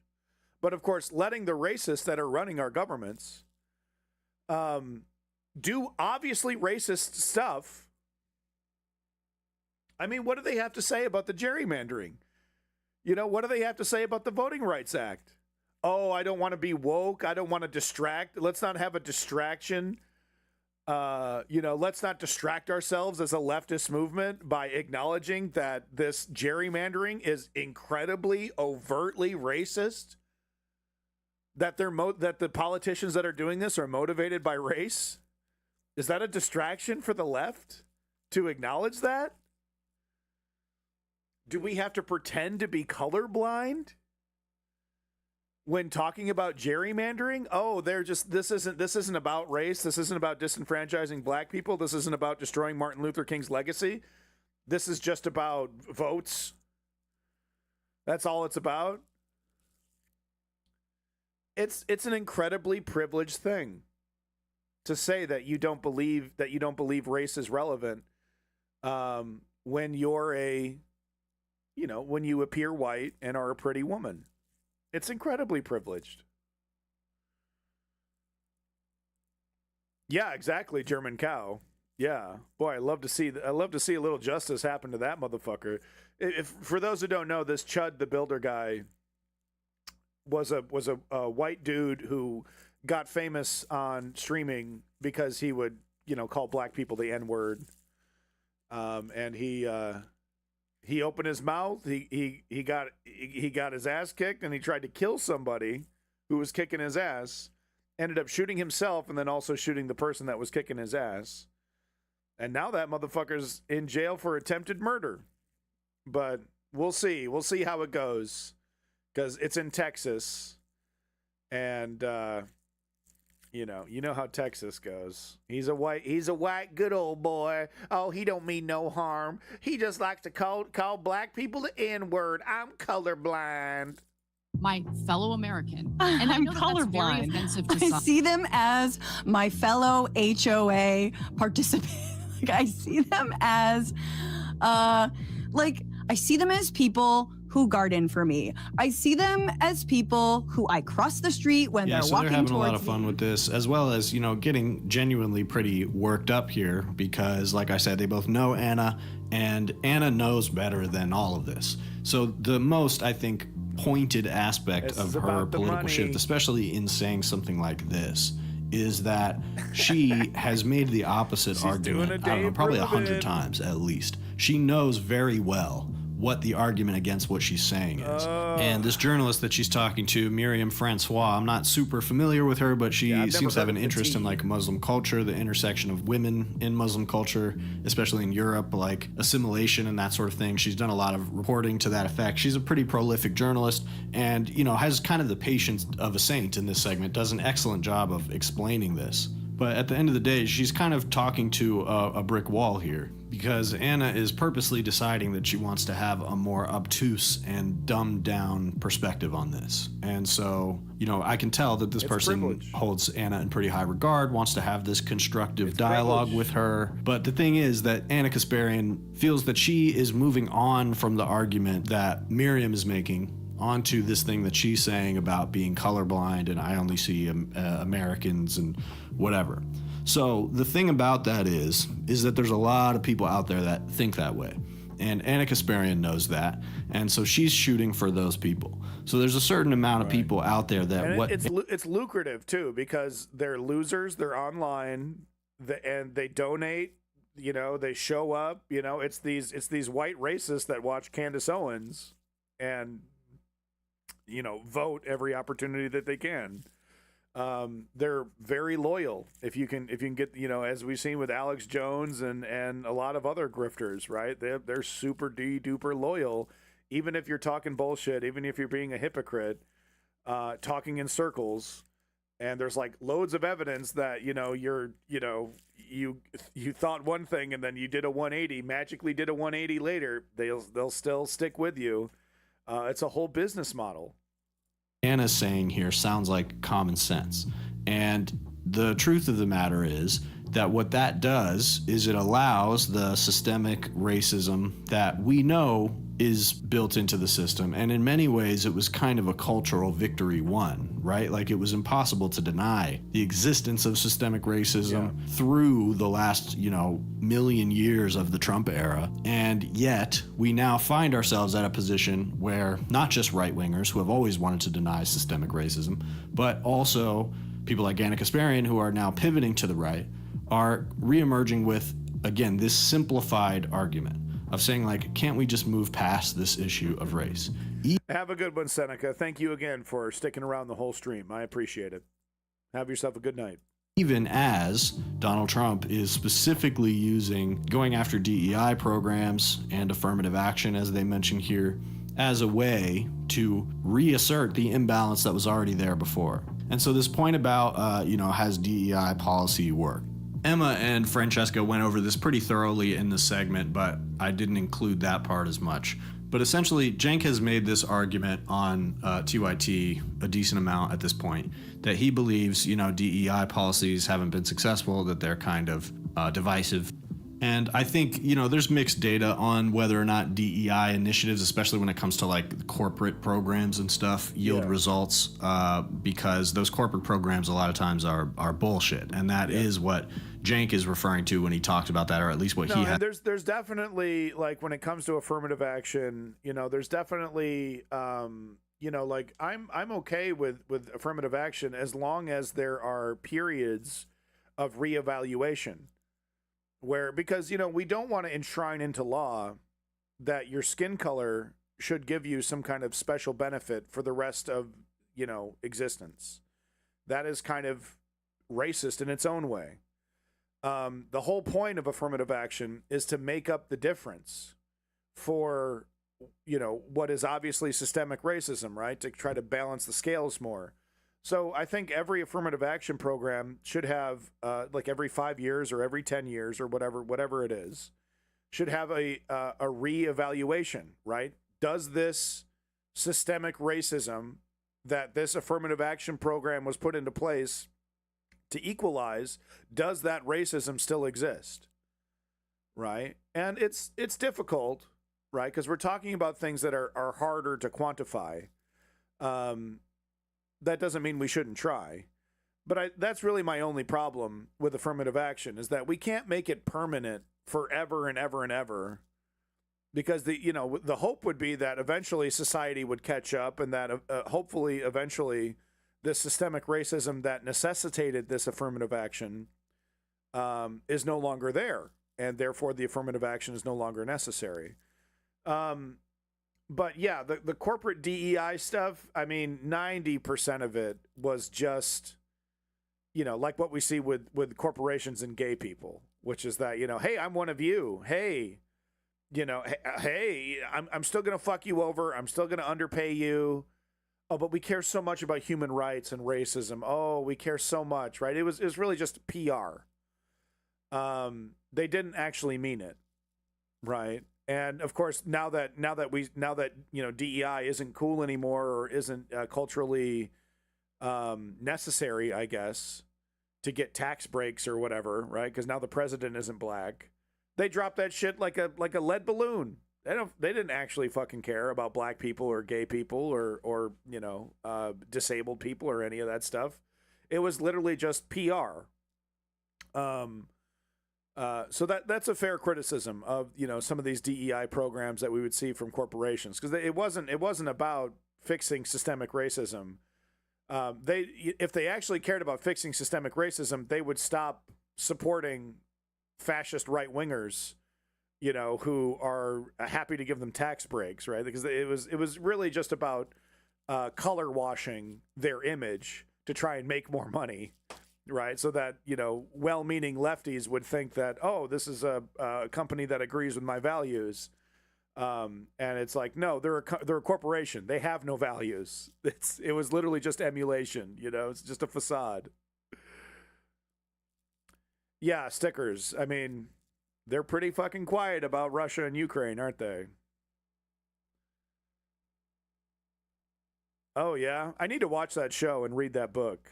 I keep watching clips from Man in the High Castle. I need to watch that show. As reference to. But when it comes to, you know, government hiring or essentially putting attention into hiring or consideration in certain areas that it wouldn't have been considered before has definitely increased opportunity for women, black people, minority groups of all kinds.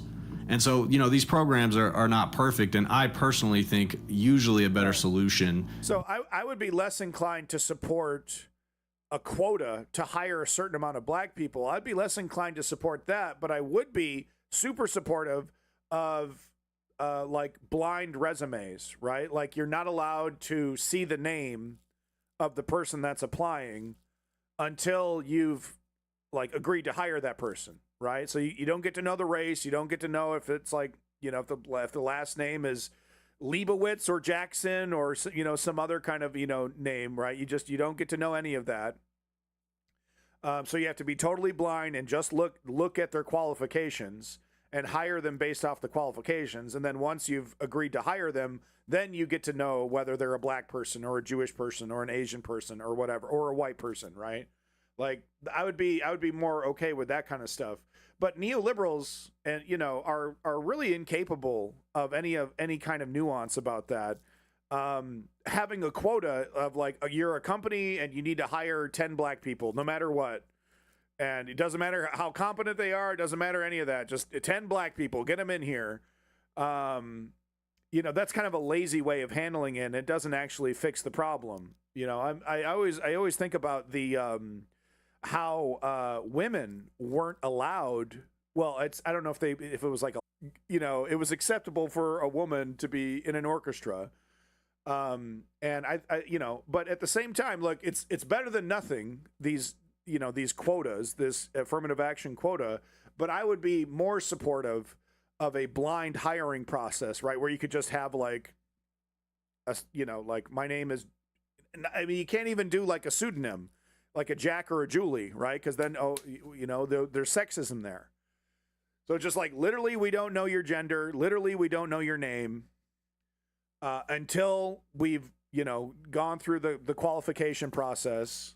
And okay, now we're ready to hire you. Okay, now we're gonna, now we get to know who you are, right? So that like do whatever we can to just make it based off their qualifications, and you would see a big change in how places hire, because they absolutely do discriminate against black people, Asian people, sometimes Indian people, women. Men in some cases, right? And there's even some cases of sexism against white men as well, right? It just makes it easier and more fair. Now, I don't know about easier. It probably actually makes things more complicated, but it does make things more fair for everybody. Welcome back to Your Tubing. Is to try to cut red tape wherever you can for people, for example, with undocumented immigrants or people from other countries. Reducing the amount of paperwork they have to do to get a job, for example, or to excel at that job is one of the ways that you can help people get ahead. And the same applies to people who are kind of disenfranchised from coming from impoverished neighborhoods and that sort of thing. Yeah. So I think that the less cumbersome you make government for poor individuals who are trying to pull themselves up, and the more restrictions you place on larger companies. And the solution isn't like when Anna's saying, ignore, just ignore.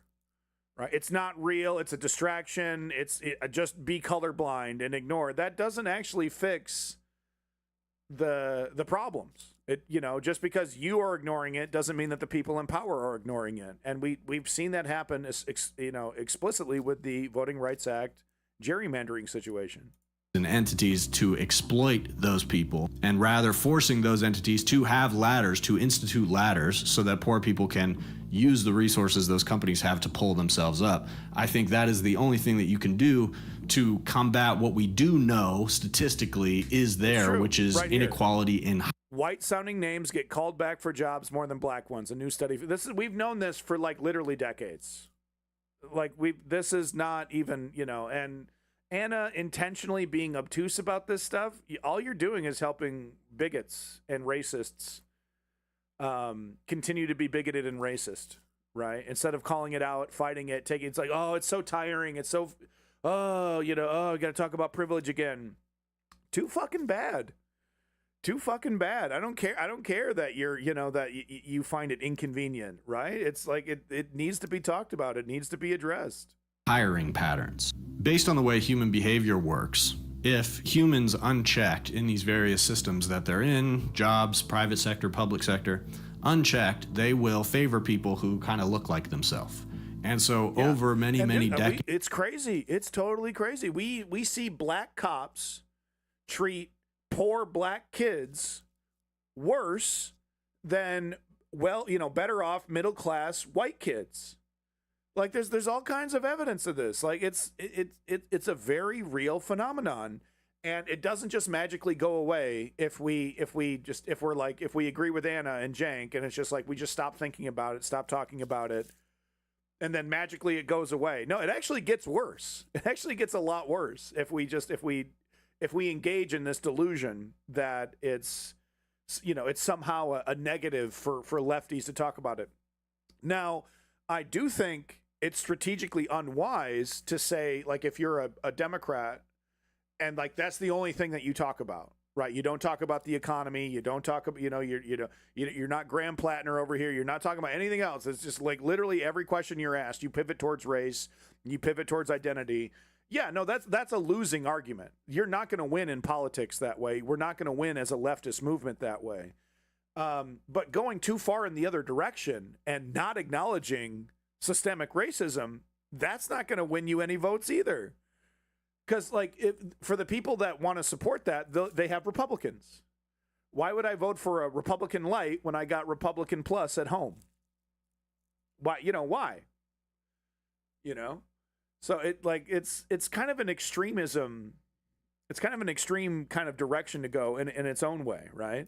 Decades of American society and iterations of the government, what that has led to is layers and layers and layers of reinforcement of what they call whiteness, right? Like white people in positions of power or just being more favored for jobs. So this is something that was built into the system for a long time. It's true to say that it was now several years ago that we started addressing these problems, a few decades ago, in fact, that policies started being put into place to correct some of these balances. Right. Did the balances get... And the Annas and Janks of the world are trying to say that the reason why the left is losing is because we acknowledge this reality. It's not because of the neoliberals who pretended to give a shit about this stuff, right? Who pretended to be advocates for this stuff while supporting corporatism, while supporting, wars in the Middle East and supporting tax cuts for the rich. The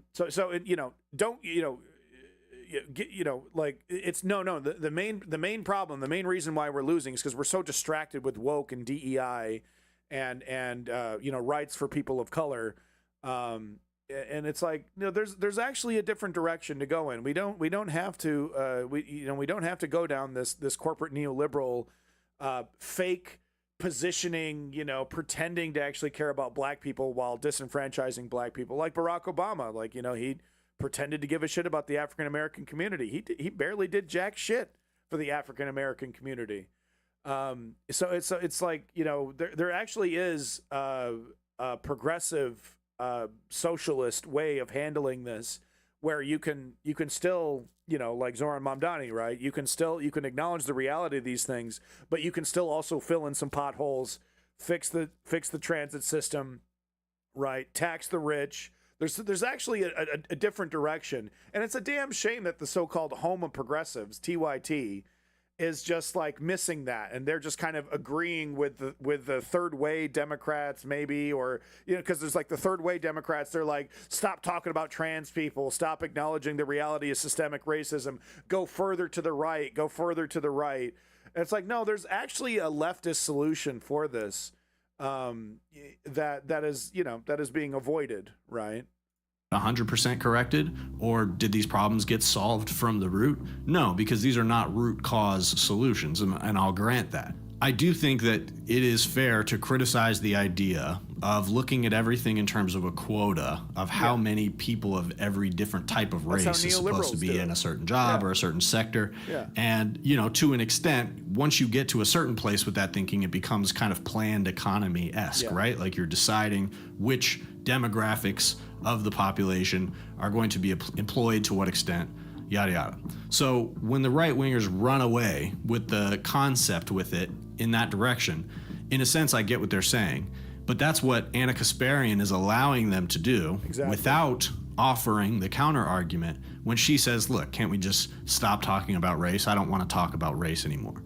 Because what she knows as somebody who was in left politics for a long time is that your job as somebody on the left explaining the left-wing argument is not necessarily to dumb it down for people.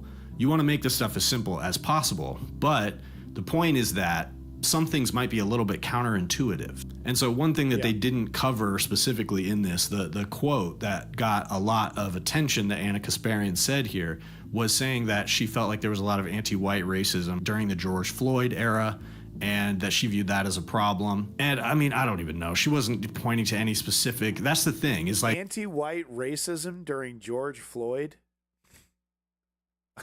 I marched for George Floyd. Now, are there some people in the black community, right, that take it too far? Absolutely. But those people exist in every movement. There's people in the pro-Palestine movement who take it way too fucking far. That doesn't mean that they speak for the whole movement. And it's like, when are we going to go beyond this? It's like we allow right wingers and Republicans to make that argument successfully. Oh yeah, I know we had a couple, conservative or Confederate flag, KKK white hood, but not all Republicans. We're not all like that. And it's like, and even as a person on the left who fucking despises conservatives, I have to agree with the reality that it's like not all conservatives are, virulent, hate-filled, racists and bigots, right? That they can sit in a room with a black person and not feel uncomfortable, but still vote against, black people's rights and things like that. But we can't do that for the left, though. Now we have to, we have to guilt by association, according to Anna Kasparian and this moderate left movement. I don't even know what to call it, It sucks. It just sucks. It's a total lack of nuance.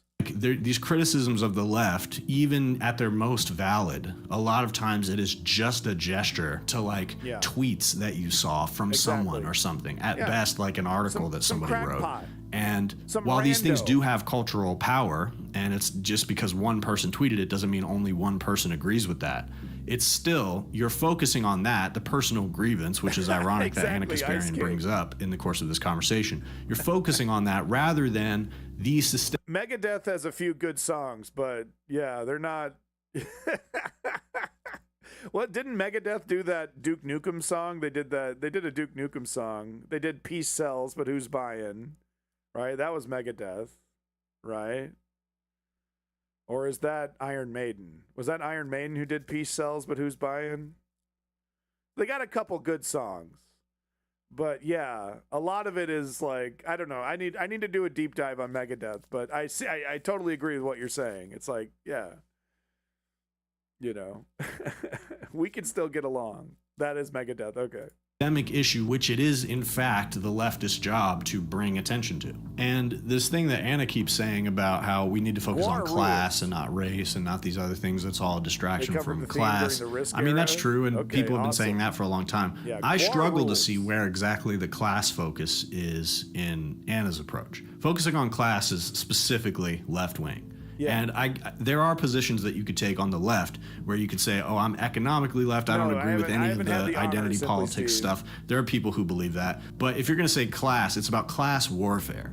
But then you're going to say, oh, I don't want anything to do with the left, and they're ideologically captured and it's too radical, trying to appeal to the populist right on this basis of class and class warfare. But that's not what they're after. The right is trying to find a way to appease the lower class in a way that still continues to prop up the higher class. Exactly. And anybody, the best utilitarian on the right, Tucker Carlson or whoever else, is only going to do that. They're That's awesome, simply not Steve. going to engage in any type of class warfare to take from the rich and redistribute to the poor. That's obviously left-wing ideology. Anna Kasparian knows that. So when she says the class thing, she's really using it as a dodge. She's trying to dodge back to a position that she views as being something that like her average middle American audience relates to more. Well, I don't want to talk about this race stuff. Let's talk about class. And I do think that it's wise for people who genuinely are on the left and have a coherent left critique to recognize the utility of what she's doing by saying, let's stop with this quibbling about the definition of racism and move on to this issue of class. And so while I think that Simply Steve, I finally threw away the Taco Bell cup. I upgraded to a glass and wood situation. I finally threw away the Taco Bell cup. This thing cost $50. I was like, kid, is any of this cheaper? No. $50, but I got myself a proper glass chalice. I finally threw away the Taco Bell cup after like 6 months. she is doing her audience a disservice by trying to downplay the issue of racism. I also think that she's right that there is a large amount of people out there who want to move on to a different type of systemic critique. And while it talks about racism and about inequality have to come into that, like the dismantling of DEI and the reassertion of the inequality that will come after that is only going to play into these class dynamics that are the foundation of any type of political change we hope to see. Yeah. And that's why divorcing... It's like, criticizing, criticizing DEI without any context is literally more divide and conquer. It's literally making the problem worse, 100%. This issue of class from race is actually doing yourself a disservice when it comes to being able to seize on the momentum that will come for that issue in the near future. It's not going to be whites who are disillusioned because they can't get a girlfriend that are at the forefront of the class war. It's going to be the black people of this country, the immigrants of this country, the truly downtrodden of this country are going to be the ones that are able and equipped to actually fight for class redistribution, et cetera. And that's because they're the ones who have been on the forefront of it this whole time. And then it does include poor white people as well. And the reactionaries are going to pursue a bunch of destructive non-solutions in the meantime to try to make that class warfare more impossible for the actual lower and working class. And so that's the project that Anna Kasparian is contributing to right now, whether she knows it or not, because she is propping up these right-wing figures. She's propping up this right-wing fake populist argument as a solution for these class problems that she is pointing out. Yeah. She's pointing and it's not going to get the left wing any votes. Zoran Mamdani was able to get in, and by the way, TYTs, they criticize Zoran Mamdani. And because he is everything that he flies in the face of their so-called strategy, TYT. It's not going to get us any votes. People are not going to vote for Republican light. They're going to go for the hardcore Republican fascists. And then, of course, the fascists are going to do everything they can to destroy our democracy. They're not going to make it more rich or more fair or more even, getting rid of this DEI stuff and gerrymandering it's not going to make it more fair. They're going to make it impossible for any left winger to win in any kind of democratic contest. And it's like they know this. It's got to be money. I really feel like it's money motivated for Anna over here and Cenk. Away from racism and towards class. But there's a kind of earnestness when Cenk Uygur makes these arguments. There's a kind of I feel like Anna Kasparian's more craven, and she wants her Candace Owens moment. But there's a kind of earnestness to Cenk Uygur. Like, he really does believe this bullshit. but then pointing away from class critique towards right-wing populist slop critique. And that's why this quote-unquote coalition that Anna Kasparian is trying to build or pretending to try to build isn't going to last because it's not based on a coherent class critique. And that's what I've been saying about Cenk as well, is that these people that you're trying to organize with on the basis of being anti-establishment, they don't have the same idea of what the establishment is. They think the establishment is Jews and like Democrats and scientists. Like that's their view of the establishment. And so if you're going to try to grab people like that and pull them into a class conscious movement, that's great. You have to explain to them how those kind of things work. And the impulse to skip over the issue of racism and how that plays into these class dynamics, especially when you're speaking to a white audience, is the same impulse that's going to cause you to skip right over that class issue when the class issue inevitably becomes more racial in the near future and it becomes politically prudent for you to focus on something else instead. Nailed it. Ebb and Flow over here doing an excellent job breaking it down. Make sure we're liking and subscribing, folks. He does a great job. I think he's doing a really great job. Up and comer. I'd like to see more of them. Someone told me the world elite is anti-Semitic. I was so confused. They are though, right? They absolutely are. Look at Elon Musk. I mean, look, you think, no, this guy can't be anti-Semitic. This guy? No, not this guy. And it's beyond ironic that, Zionists are all too happy to work with anti-Semitic right-wingers. They love anti-Semitic right-wingers, Zionists.